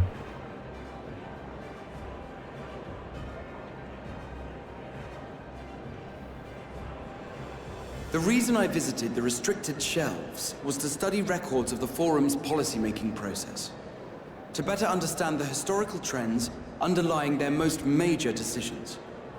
At first glance, the positions of neutrality in war and the accumulation of knowledge above all else appear constant and consistent, the unchanging pillars of Sharlayan society. And once upon a time, I might have left it at that. These days, however, I am more attuned to the subtleties of governance, and so I noticed something odd.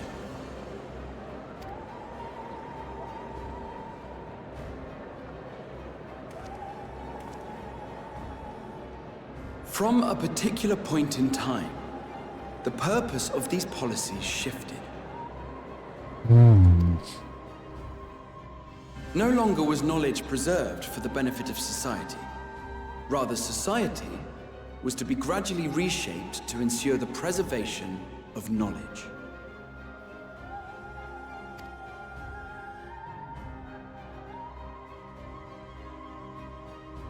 The most conspicuous and telling change was the one which befell Labyrinthos. Once little more than an oversized storehouse, an enormous allocation of funds saw it transformed into an advanced research and archival facility. An ark, you could say. I also discovered a fascinating account on the finances of our Dravanian colony. The settlement attracted students from far and wide, and the connections and tuition fees thus acquired were funneled into further improvements for the archives. Now, there is no question that our nation's progress is tied to the acquisition of wisdom. Nevertheless, the vast resources diverted for this purpose borders on the obscene. But returning to the matter of when, our change in course appears to have been made some 270 years ago. The very same period when Sharlayan scholars in the hinterlands began a formal study of the ethereal sea.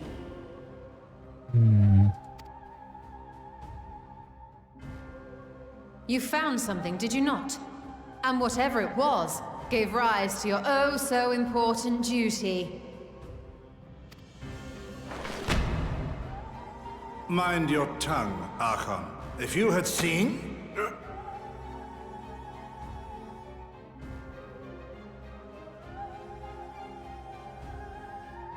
Yes. We are bound by a duty we cannot ignore. We're just gonna ignore that? Knowing this, what would you have us do? Abandon our vital work and join you on the field of battle? We will never choose the way of the sword. We will fulfill our mission, not through strife and bloodshed, but survival. Come what may, we shall live on. We must. Do as you must, then. But we Scions will fight until the heavens fall, until our last breath.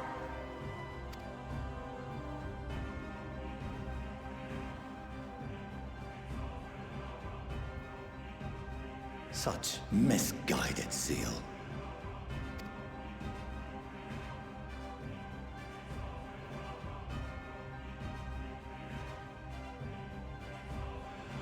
Father, Master Fortuno. I fail to understand the stance you have elected to take. But by the same token, I have yet to find a compelling argument to counter the challenge you put to us in Gridania. Still, in the midst of my uncertainty,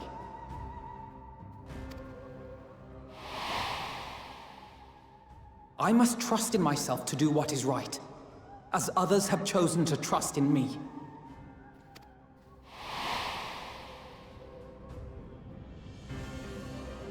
So I will continue, as I always have, weighing the consequences of my every action, and allowing my hope for the future to inform my decisions.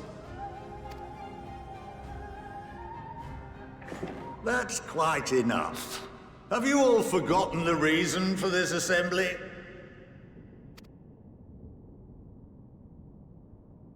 Skolok Monteshane. He's the head of the studium and an old friend of my grandfather's. Honestly, every discussion devolves into some interminable debate. Terrible habit. Let's return to the topic at hand, By their own admission, these Scions have resolved to fight alongside the Eorzean nations against the doom which swift approaches. But there exists no evidence of an attempt to incite our citizens to do the same. Furthermore, while our decision may well have been the correct one, we cannot simply bull our way through these disagreements without inviting doubts or objections. I like this guy. Put yourselves in their place. Who among you would leave a tome unopened if an elder forbid you read it with no reason given? No. If we're to quell further discontent, then we must conclude this matter with a fair and even hand.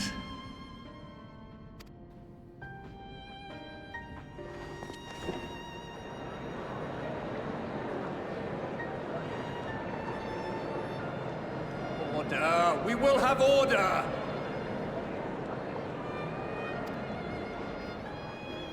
Master Montaigne raises some valid points. Keeping such concerns in mind, I propose we enforce the following measures. Until further notice, the students of Baldessian are to cease any and all activities within the domain of Sharlayan. You will also refrain from any further investigation into the Forum's decisions and duties. Failure to comply with these restrictions will result in the immediate expulsion of your Scion associates.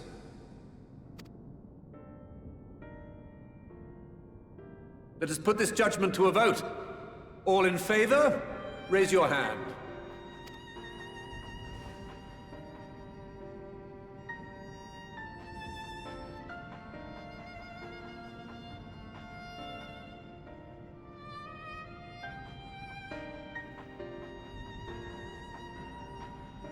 I count 51 for and 48 against.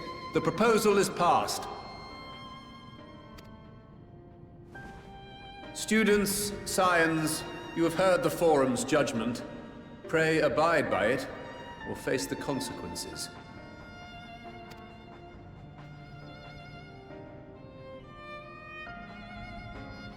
Honored members, I thank you for your time. This inquiry is concluded. Huh.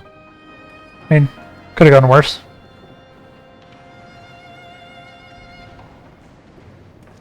Could have gone better, but could have gone worse. We're still here.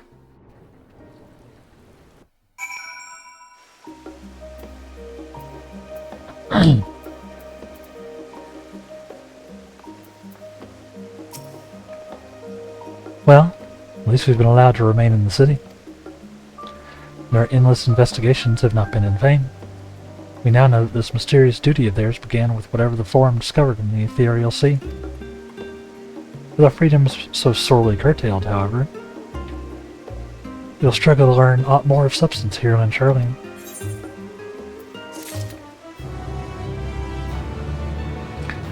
We will struggle to learn more here, but we have learned everything that we will today, chat.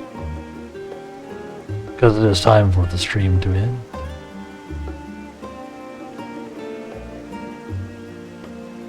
So, thank you everybody for watching today. I appreciate it. I hope you've had fun. But it is 3:03 p.m. Yes. Hope everybody had fun. We'll be back tomorrow to do some more of the old Final Fantasy XIV Endwalker. We're walking through the end. Just sort of walking into the end, right? Haven't even really kicked off, I don't think. Lots to do. Yeah, we'll be doing this again bright and early, 9 a.m. tomorrow. So make sure you follow if you haven't.